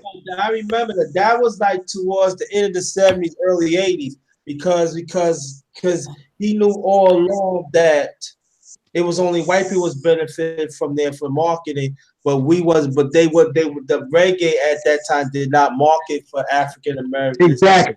In this country. Exactly. Throughout the 60s and the 70s. So his mission was always want to, market it for us. So that because for him that was our music too. That was our music. Yeah. But the white establishment trying to keep him down. But if he would live to see how it evolves and everything. Did you hear the story behind? And I'm not sure if it's in any of the recent documentaries, but the story behind how he came up with some of those riffs and those patterns. It had a lot to do with Curtis Mayfield and Impressions. Yeah, remember that? Yeah. He tried to do People Get Ready, and for some reason he could never play it right. but at the same time, he still developed a style trying to play that song. And then one of the other songs that really impressed, in what do you call it, influenced him was "Keep On Pushing." He was really big on the impression. If you hear "Keep On Pushing," Yeah. that made more sense. But "People Get Ready," I didn't understand what he was saying. I mean, as far as him trying to attempt playing that, but "Keep On Pushing," that's straight up reggae right there. Yeah. Yeah. Like brother JT just said, it's about marketing. But at the same time, Bob Marley, he knew that. And he would, because he was getting, he was very pissed off because he was really trying to sing the song for the black folks. But if you hear the duality, and even in Tupac and Bob Marley, it's a duality. It's a look, white folks, okay, look, this is for us. We know you struggle, but the message mainly hit the black people. That was the genius of their lyrics. Well, you know, really they pay stopped him. attention. They had to stop him. They had to kill him. So they had to kill him. So usually when these guys are about to make a big move, they take you out. Right. They just do it Exactly. like hell. Because Bob Marley, he was a health freak. He was an exercise freak. Yeah, he played And soccer the person, and everything. Yeah. yeah, and the person, I think it was Willie D. Somebody that posted a video of a CIA agent that he's on his deathbed that said that they gave Bob Marley some soccer shoes with a needle with some cancerous poison on it. That's back in 77. That's what happened.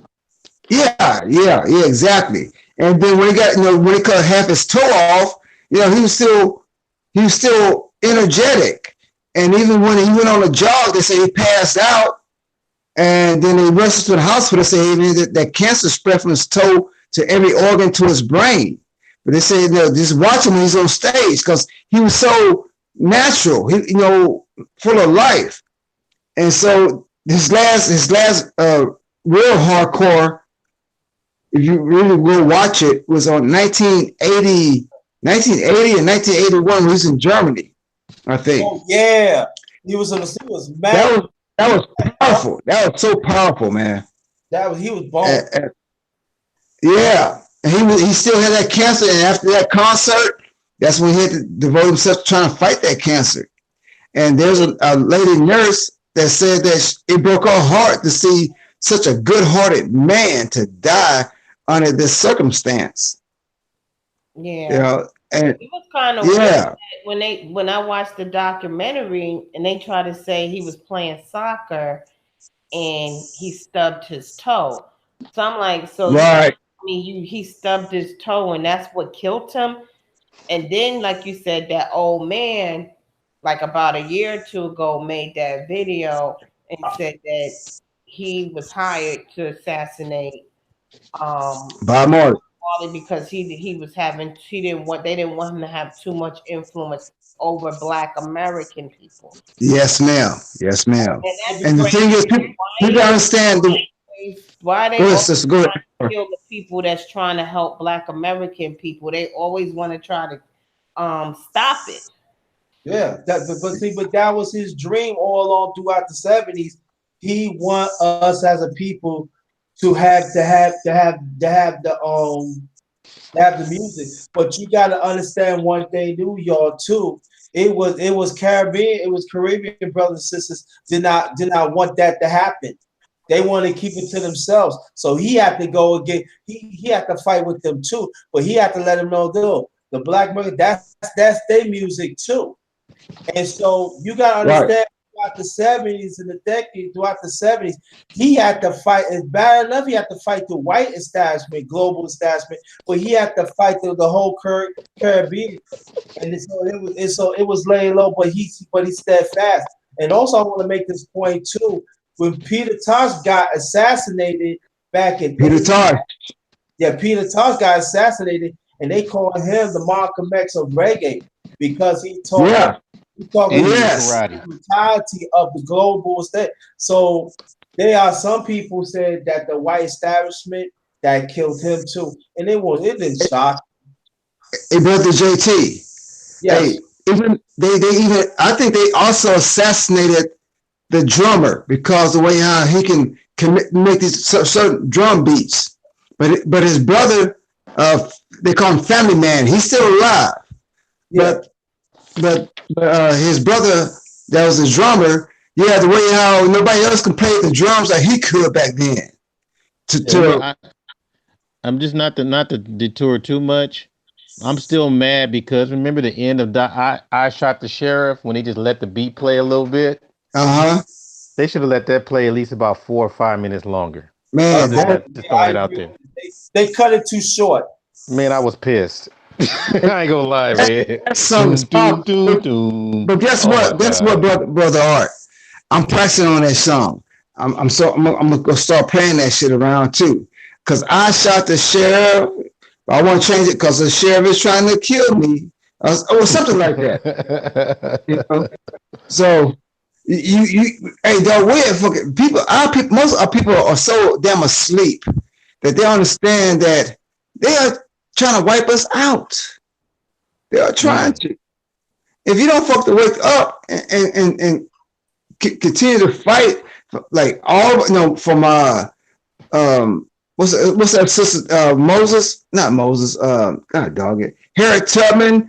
For whoever, from her to all down to now, you helping our enemies wipe us out. Using that love is love shit. No. If they don't love us, we cannot show that love back. Come on now, wake the fuck up. Yeah. I mean, I walked away from a lot of white friends that I grew up with from day one. Well, how come you don't call back? That's the reason why. That's the reason why I'm trying to get prepared for this shit that's about to pop off. Unless you use that privilege of your skin to step up and say, "Hey, we can't do this no more. We can't," or show some kind of repentance. But if you don't want to do that, so fuck it. I'll shoot your motherfucking ass. I don't give a fuck. Even though we grew up together, I don't give a damn. I'll take you out. Okay. I'm more about my goddamn people, my people. Yeah, I want y'all to read the chat for 1 second. Ain't nobody there. Yes, it is. The disciple Simon Peter's church. Know ye therefore they are without they are faith the same the children of Abraham. Oh, he's been in Hebrew. Yeah, that's good stuff. I'm seeing. Okay. You can draw scriptures and some else's shit. Oh, poetic, the attitude on it though. That's all right, poetic. I still love you, sister. But I know the brother's disciple Simon Peter's church is trying to just throw some knowledge out. But I understand some folks, I don't force it on them no more. I really don't. So believe what you want to believe, but we all got to come together as one.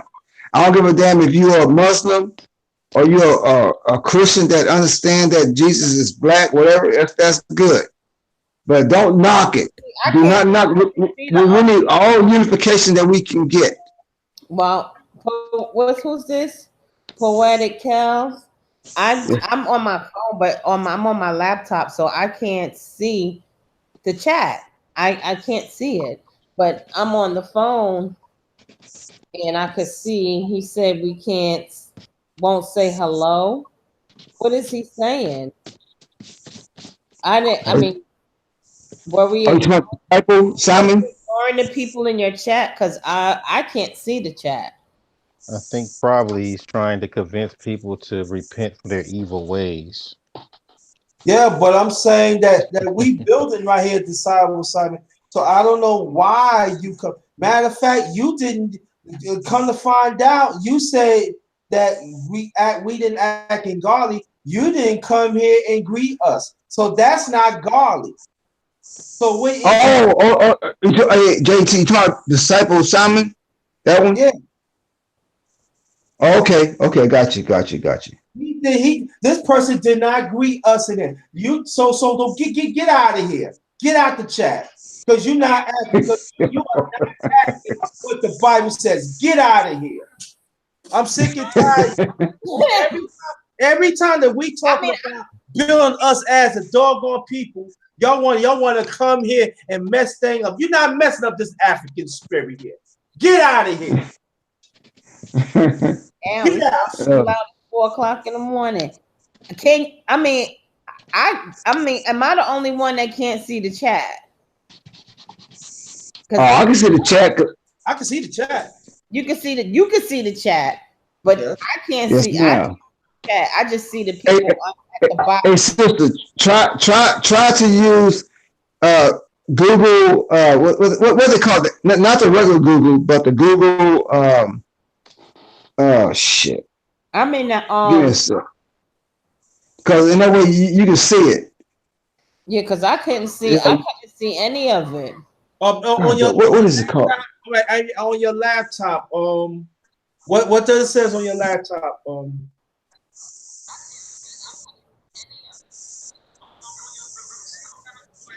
You mean Hangout? Yeah. What does? Yeah. No, not the Hangout, sister. Not the Hangout. Not the Hangout. Oh, Google Chrome. Yeah, I'm on Google Chrome. You can't see people. Oh, No, that's weird. Your pitch. I can see y'all, but I can't see. I don't know. Let me see if I minimize it. Maybe I could see. Let me see. No, that's not working. Let me see. Let me hit mine because I got the phone. Okay. Well, see, mine is different. We all right.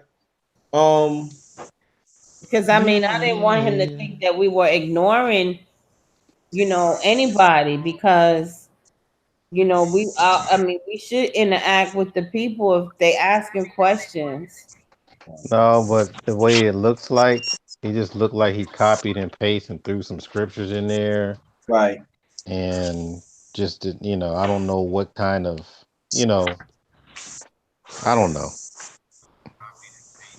It So depends what's on the his person. question? Is he just somebody trolling or does he come in here on a regular? No, it's the first time I see him.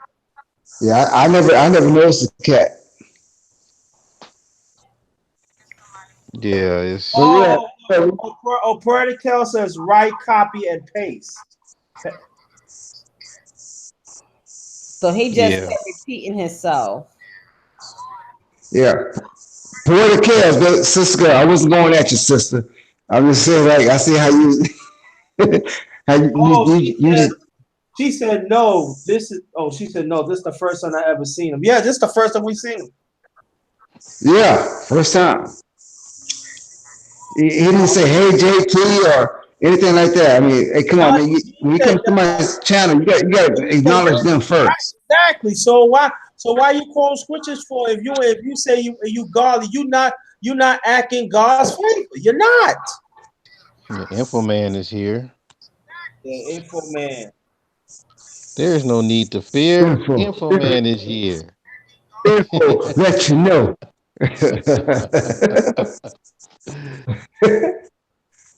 Man, I'm surprised we still know what it's like. Okay, right here, where I'm at is like, okay, almost like close to 4 o'clock. So in California, it's 2 o'clock. Yeah, He's still up. Actually, it's 1:42. I know I got to go to work tomorrow, but I'm over here trying to finish this job while I'm talking to y'all. So I'm justified here. Thank you. You do the art job? Yeah, I'm doing animation. Hey, y'all won't believe. Oh, okay. Y'all won't believe that this is the longest I ever did a live. You never know how many hours. I'm surprised you're at this time of night. You know I be asleep. Yeah, as soon as my wife went to sleep, I went on and tough. Huh? I said I was just me and you, and we was having a conversation, and people started joining in. So I just with you. I went on and broke y'all up a little bit and started disturbing y'all. So. There you take that. This is the type of conversation we should have among each other, right? This is here because it's very respectful. It's very, very uplifting, but there's some channels like I just can't. I can't. Oh man, I made a point. I made a point on Gab's channel today. I was saying this, and maybe y'all can tell me if you see the same thing. But you know when those when they have those hangouts where they be sitting there acting juvenile and fighting and throwing Right. chairs at each other. Doesn't it seem like those are the chat isn't the same situation when we have a Christmas or a Thanksgiving dinner where we've got the kids, we put the kids table somewhere and then the grown-ups sit at the grown-ups table. Don't it seem like Uh-huh. the kids in the corner, they doing all kinds of stuff, but the grown-ups are eating grown food and talking grown-up stuff? Does it seem like the kids table are those chats that don't know how to act and keep going at each other? Right, right. Yeah, It's because I asked a brother. Go ahead, sister. Go ahead. like I mean I've caught some of the chats and I don't know, like they monetize, so you can't even say anything without them telling you to put some money down on their books. But Yeah. Ah, it's supposed to be, with the black community, but all y'all doing is arguing. Literally, like I've sat there and hear the other person over the other person, and y'all all on the same panel arguing, tearing each other down, and I'm like, what? I just turned away from it. What the fuck are y'all talking about? And why, if you got other people? ooh, you said a cuss word. I know, like I told you, they'll come out. I don't care. Uh-oh. Come out. Got the spell and the curse. I'm a bad influence. I'm sorry. Get the curse jar. For all the curses that might come out. I'm kind of tired though, but You're gonna wake up Muhammad's the one. they were like, you couldn't go in, like, if you try to make a comment live, it had a month. I don't know if it's that $, and it'll stop you from saying anything. So I'm like, what is Oh, that must have been O'Shea's channel. Cause I was asking, like I asked brother Gabe. I said, brother, why would you invite people onto your panel that always pointing fingers and accusing somebody, back and forth? Why would you want that? I said, I wouldn't deal with that stuff. I wouldn't. Matter I mean, like yesterday, he got braces, right? uh-huh. He was on this panel. That's how I remember who he was. But he had Amari.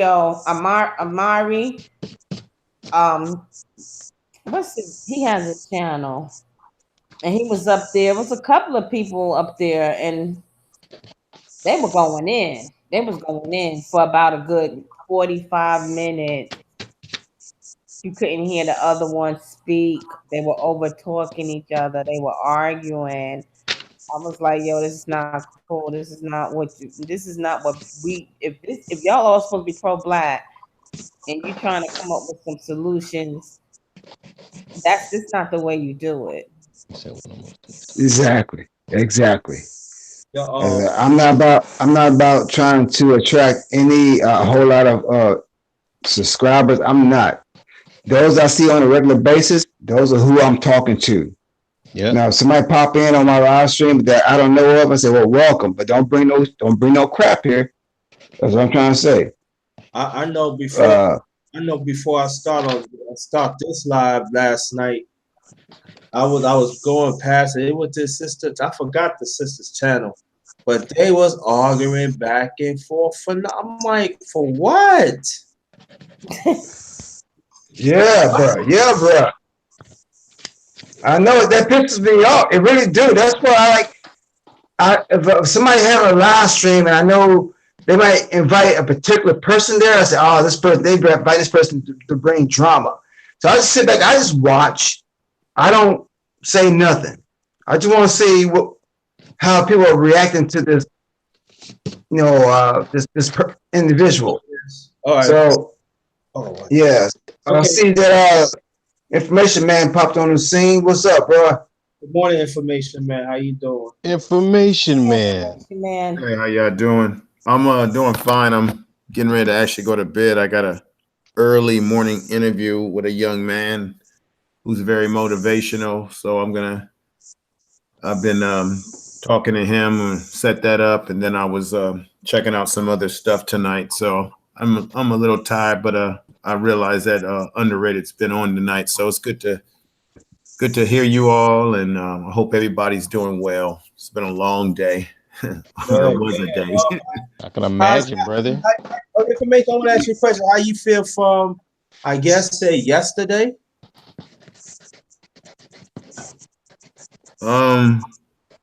In terms of what, my brother? Yeah. When you was in the chat, I'm not gonna talk. I'm not gonna act. When you was in a panel. Panel on Gab's channel. Yeah. I mean, you know, I tried to put a hand out to a real brother to try to squash the BS and try to hear the brother out. He does a few things that I don't appreciate, but I figure at the end of the day, we're all men. Let's try to come to an understanding and move forward and cut the drama out, because I don't feel that that's the best thing that we need right now. So that was what I was trying to do, but there's a lot of nonsense that's still going on that we need to get away from, and just focus on what's in the best need of our people instead of the nonsense. So, I know Gab is trying to be a diplomat. He's very good at, looking at everyone's perspective, whether you agree with it or not. He tells you to put the knife down. That's all. Put the gun down. Right. Yeah. But, it was a little bit of a crazy day. None stopped for me all day. So I'm just trying to chill it down. And then tomorrow's stream I'm doing will be a far cry from stuff that we've been doing. I'm going to be talking to a young man who got a lot on the ball, and he has some young people that we will eventually connect together. And I think this is what we need to be promoting, the best of our people, not the worst. Exactly. Yep. Now, Information Man, I think I've seen you on several panels. And are you the guy that's from, I believe, California, and you go into the prison systems? Yeah, I live in California, and I've worked with guys in the prison system for about almost 17 years now. Okay. Work in mental health. I'm not a correctional officer or anything like that, but I work in a capacity where I'm able to help brothers, counsel them, provide them with information and materials that they need to maybe change their life in terms of not coming back to prison, and just a whole. And I try to give brothers information that can empower them, Yeah. And that's what I've been doing. I've also worked with children and a variety of different populations that I've worked with over the years. Mm-hmm. Yeah, I've heard your story. It's very intriguing, and I've seen you on different panels a couple of times. And when I heard you speak, I didn't recognize the name, but when I heard you speak, I knew who you were. Oh, thank you. You're welcome, brother. Hey, family, I got one question, because I'm trying to prove the same thing that what y'all are doing. Now, once I get all the equipment that I'm trying to order right now, is there a way how y'all can try I'm not asking, plus I'm not forcing or twisting you on behind your back to say so, but I'm trying to purchase everything that I need to where I can do everything individually, but I need your assistance. That's why I sit back nowadays, because they said we got to support each other. I don't have like a Hey Love commercial. I don't have a problem with assisting anybody, brother. Because we got that punk ass Trump in office, and it's been predicted and prophesized that he's gonna bring this country down. So what I'm trying to do in my lane is try to prepare our people. Don't wait till the last moment. Mm-hmm. Go out there and get the stuff. Like a Hey Love commercial. Well, Hey Love. Remember the Hey Love commercial? He said, "Let me borrow it." Brother. No, let me borrow it. I think my brother. You got to get your own. Oh. You don't remember that? I got you. I remember that commercial. Family, I'll be giving you 20 minutes. All right. Yep, I think we got to do what we can, but at the same time, we have to be realistic. And if we're talking about Donald Trump in particular, as it relates to election, we have to be realistic as to who are the opposite candidates that are viable to be able to take him out of office. Because as it's been predicted, I would not be surprised if he gets another term. Exactly. Because I don't think the Democrats have the adequate challenger to what they have done. And I don't think Cory Booker or Kamala, I don't think those two are gonna get it, because this country doesn't want to see people. Cory Booker is like the next Obama. Yeah, I don't want to do shit for the black folks. I'm just saying. Kamala Harris. Yeah, Kamala Harris, and I've met her before. I kind of know what she's about because she came out here from California. But we just got to look at, okay, who are the candidates? What are their strengths? What are their weaknesses? There's some talk about Joe Biden probably jumping in the race.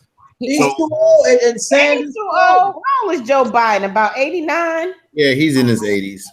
And then the kid said about Sanders, but he's old. But he's independent, but he's old.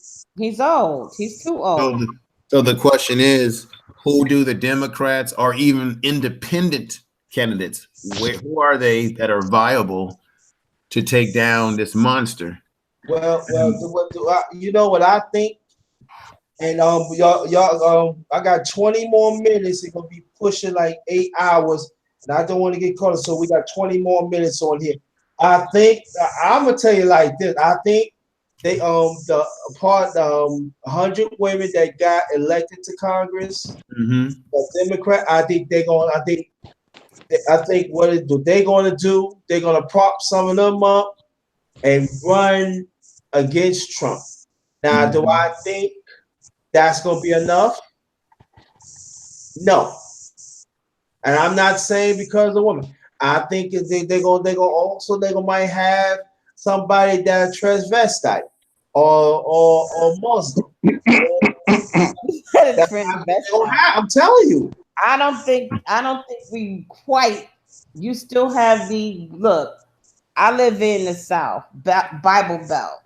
I don't think they're ready for that. You know, we still got these so-called white Christians out here. So I don't know about that, but I think independent. I mean, I think we need to actually consider and create a third party and make. I mean, with strength, independent. Yeah, independent is. I think that's the new way to go. Yeah, but how many of us as people that are going to be willing to promote this? And then the second question is, get a good candidate. Right, I understand that, but this is the thing. I want our agenda to be number one. I don't want to share. We should not share no more. But how many of us as people is really going to do it? I believe some of us will, but it's all about numbers.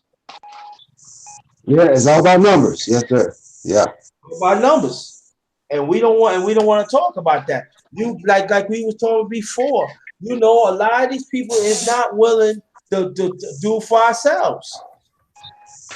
Yeah. They use this oppressed system. And so you asking them to break the cycle.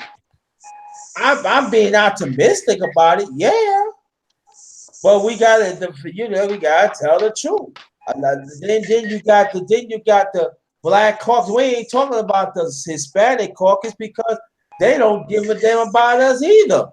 They got their own network. They learn from us. They got their own network. The Black Caucus don't give a shit about us. So why would the Hispanic? Oh yeah, of course, right. I'm getting ready to say that they don't give a damn about us. The Black Caucus is too caught up in trying to appeal themselves to the immigrants that want to come over here because they're looking at votes. When you look at who's the sister, Maxine Waters, the district that she represents is becoming less Black and more Hispanic or Latino. So they're appealing to these the brown immigrants that are coming over here. Black people, we're being displaced. That's the reality. Yes. And Yes. Yeah, it yeah. happens, You're right, brother. You're right. Vote. right. It happens all around the country. It's happening here. Yeah. It's happening where I'm at. So, Yeah. 'Cause if you notice, it took a long time for any black politician to come out to speak about that 7-year-old. I haven't heard 7-year-old. which one came out? Yeah, they didn't say nothing. Let me give you I think what let me give you a dose of medicine here, a dose of reality. Remember Elijah Cummings? Yeah, he's a congressman. Elijah Cummings.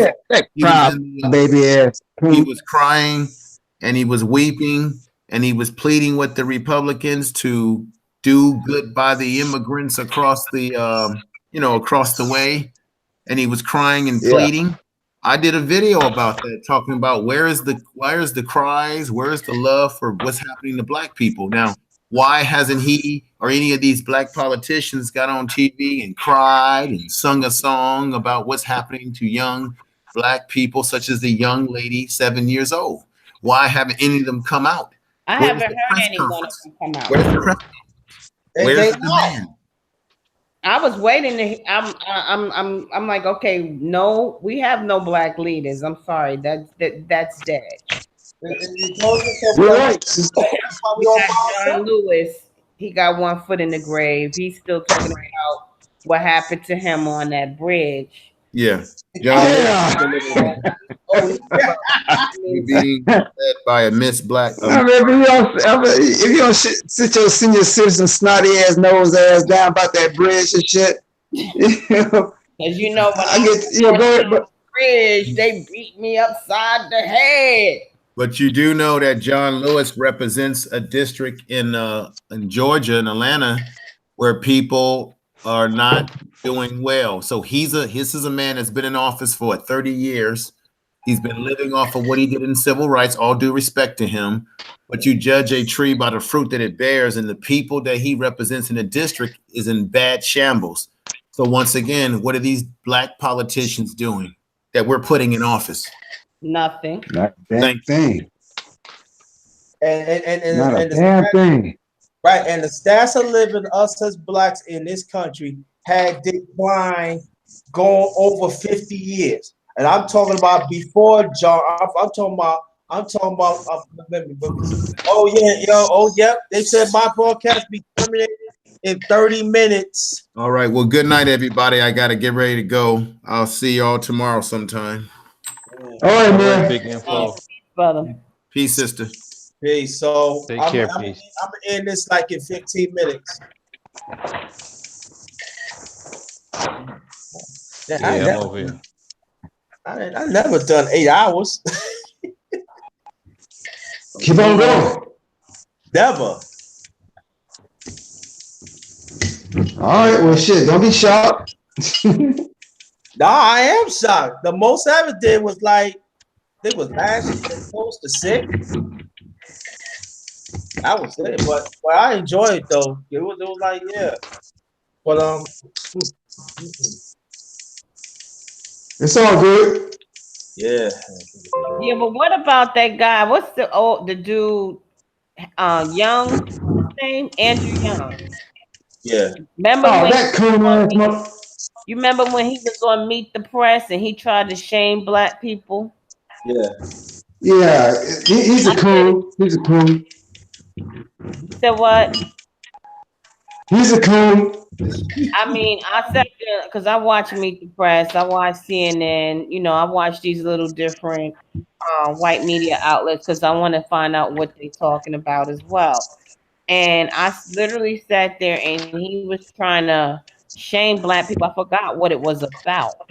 And the guy, the host of Meet the Press, was eating it up and said, "Oh, we'd love to have you back." That's when I was like, no. They have to go. I'm sorry. I mean, we appreciate what your efforts, you know, back in the 60s. We weren't none of us probably were born back then. What difference has it made for us today? Less black people own their own homes. Less black people own their own businesses. The unemployment rate is higher than it was back then. So really, what did we gain from the civil rights movement? We didn't gain shit. Anyone on the panel? We lost. We gained a seat at the table of people that didn't like us. I mean, if you really think about it, that's all it was. They hate our guts, and we fighting to sit right next to them, and even fighting to get served by them. And you know what? So Art. So you actually say that we got Vaseline up like almost 60 years ago. Yeah, that they were called Vaseline. Yep, and the pastors were in on it. I wonder if that guy's gonna give you some scriptures about that on the chat. You know, what kind of cheek are you trying to turn? But I just can't record it. I mean, what kind of cheek are you really trying to turn? You know, I'm not turning no more cheeks. We didn't got slapped. I ran out of cheeks. They beating us upside the head. They gonna start bringing the dogs out soon. That's you know what's so funny? We would say, man, if we was living back then, man, that shit wouldn't be happening. We'd be doing this and that. Okay, so it's happening now. Now what? Yeah, people don't know what they do. If we keep on turning the chicks, and our goddamn backside gonna be flat as Becky's. That's silly. No, but it's serious. I mean, we don't know what it takes. I mean, how many cheeks do we only got 2? I know. We might have to grow a third one. So many times our head should be spinning in circles. But I mean, it's just I don't understand. What is it gonna take? Really, Yeah. what is the end all of the end all? What's the bottom I would say this. I would answer to where we've been physically reminded of what's been going on based on our pain and our suffering, but we haven't really tapped into deeper spirituality to get out of this. We always trying to you know how we had this 24-hour fitness for your physicality, but we don't really go to a true 24-hour fitness of spirituality. That's where we have to start really putting that work to practice, because everybody else has figured out this memo but us. And the funny part about it is, when it comes to spirituality, everybody is imitating us. We're the most spiritual people on the planet, but our spirituality is not where it needs to be. Yeah, because we're all over the place. So once we start getting the message that whatever you're doing is not working, go back to what used to work, then you start seeing some results. I'm watching a live feed right now. Oh, yeah, because I hear myself echoing. Yeah, that's on my phone. I'm turning it down. So yeah, that's where we're at right now. And again, the powers that be knows if we go back to how we were before, they don't have a chance in hell. Yeah. They know this already. They're not stupid. You know. I mean, this is like all eyes are on South Africa right now. And a lot of I know I'm looking at it because I want to see what happens. Because if they ever decide to do that, what's that, land appropriation without compensation? Mm-hmm. If that ever goes into effect, I think it's done for colonialism. But then they have the Asian people over there now. That's a whole nother thing. I'm like, really? Yeah. I mean, they over there slapping them up in their own country. I mean, why? What's the it's the problem? American dream. No, it's not the Amer- American dream. I'm talking about in Africa. no, They got the Asians over yeah, there beating the yeah, Africans, and they exactly. ain't fighting Let me back. break it down to you. The American dream is not how you live like white people. It's the fact that you have the same ability to do the same thing that white people do to black people. And usually white folks have the monopoly on it. I mean, American white people have had the monopoly on it for years. And even Europeans are like, man, we should have got down like that. So they're doing all that stuff over there in Africa, Latin America, everywhere there's darker people, they that's their get down. And now Asians want a seat at the table. Yeah. We want to be like you, white man. Yep. So good luck with that, because they gonna accept the wrong African tribes. And man, I mean, I already saw some African dudes, gave some of these Chinese people some work with a few two pieces and a biscuit in the face. Yeah, I saw that. I mean, one even did an open hand slap on one of the Chinese, slapped him like a hole on Sunday, like pow. Slapped him all the way down. That was a big man too. He slapped him like it was back in the '60s. He like Captain Kirk slap, He gave him that superfly snap. I'm like, damn. You said Captain Kirk slap? You know how they never swung. They had an open hand slap, with the little punch. You know what I'm talking about? Yeah, they go down with it. They got that camera at an angle, so it looked like it's a harder impact. Hey, Art, you heard that comedian? What's his name? Baker. God dog it. His last name is Baker. Well, he has a unique way. He does animal voiceovers. Okay. And one of those things like, Tony Baker. Uh-huh. When you watch his videos, when you watch his animal voiceovers, like when anything happens, like with a smack, say Kirkpatrick. That's what Africa need. Some more Kirkpatrick. When they slapping the shit out of somebody. Hey, family, check out Tony Baker. He is a talented voiceover, animal voiceover comedian. And I listen to him when I go to bed. And like he has like a saying like, what in the hemoglobin and hemoglobin is going on here? And so you listen to him, you see what I'm talking about. Just type in Tony Baker. You see what I'm talking about. He is funny. Okay. Yeah. Okay, family. Last remarks. If y'all want me to start another one in a few minutes, I could do that. No. Oh shit, brother! I popped another bottle of wine, so why not? You still cooking with the food, so you got to stay up. Yeah, I gotta stay up, mama. Gotta stay up. So last remark. Start from Cat. I hate Kelly. Why I gotta be first? Huh? So why I gotta be first? Because you're the elder, right? Right. Oh, you don't go by the age and shit, huh? That's cold blooded. Cold blooded. I'm Rick James, bitch. Enjoy yourself. Enjoy yourself. Yeah, well, Uncle Stereo's family, 2019, the bullshit is about to increase. I suggest get your shit ready. Don't worry about none of the celebrity shit. Don't worry about none of that.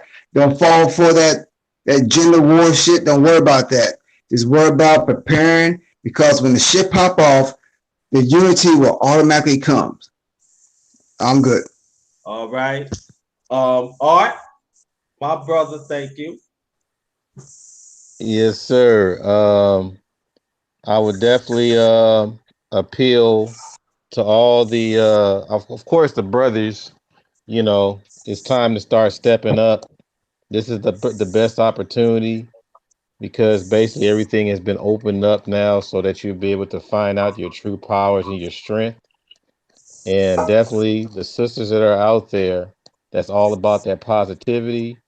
Just be prepared to be put on that throne because it's coming. Soon as you show us who you are, you know, we're gonna make sure you get on the right seat because some of these people that's on the throne that don't belong there, we kicking them off. We putting you on the throne. So keep that in mind. Prepare yourself though. Hey, Prepare. That's the um, key word. Prepare. yes. Black Native, pretty one. Okay, I just want to say, this was a good discussion. I mean, yeah, we was up here for 8 hours. I had to pop some Benadryl to try to go to sleep, but I pop a few. Okay. yeah, some Benadryls.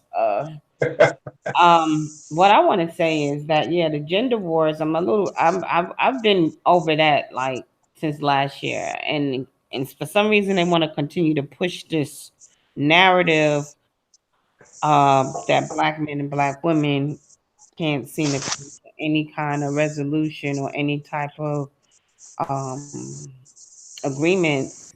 Like we're at war with each other. And actually, in actuality, it was white men and white women. That was that hashtag Me Too movement. It was a power grab for white women because somehow we got ourselves caught up in their nonsense. I would like to have other women on a panel with me so we could bounce back and forth our feminine energy um, along with the masculine energy and just brainstorm. We need to be very careful and very mindful because, like he said, this is 2019 and it's not going to get any better. Um, they feel like they're losing their power. We've been there punching bags for since we've been here, and it's just going to intensify. So I think we just need to stop bullshitting and talking about R. Kelly and surviving R. Kelly and what Jay Z and Beyonce wearing and get to business. Yes, ma'am. Yes, ma'am. I hear that. Well, you finished? Yeah, I'm finished. Well, I'm gonna say a thing. This is the first time I did this. And we cover a whole lot within 8 hours.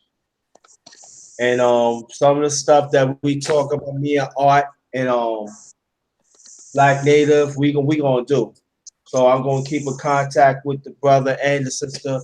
And when you hear Cap PYT, you understand what I'm saying. I showed my food last night and my dessert last night.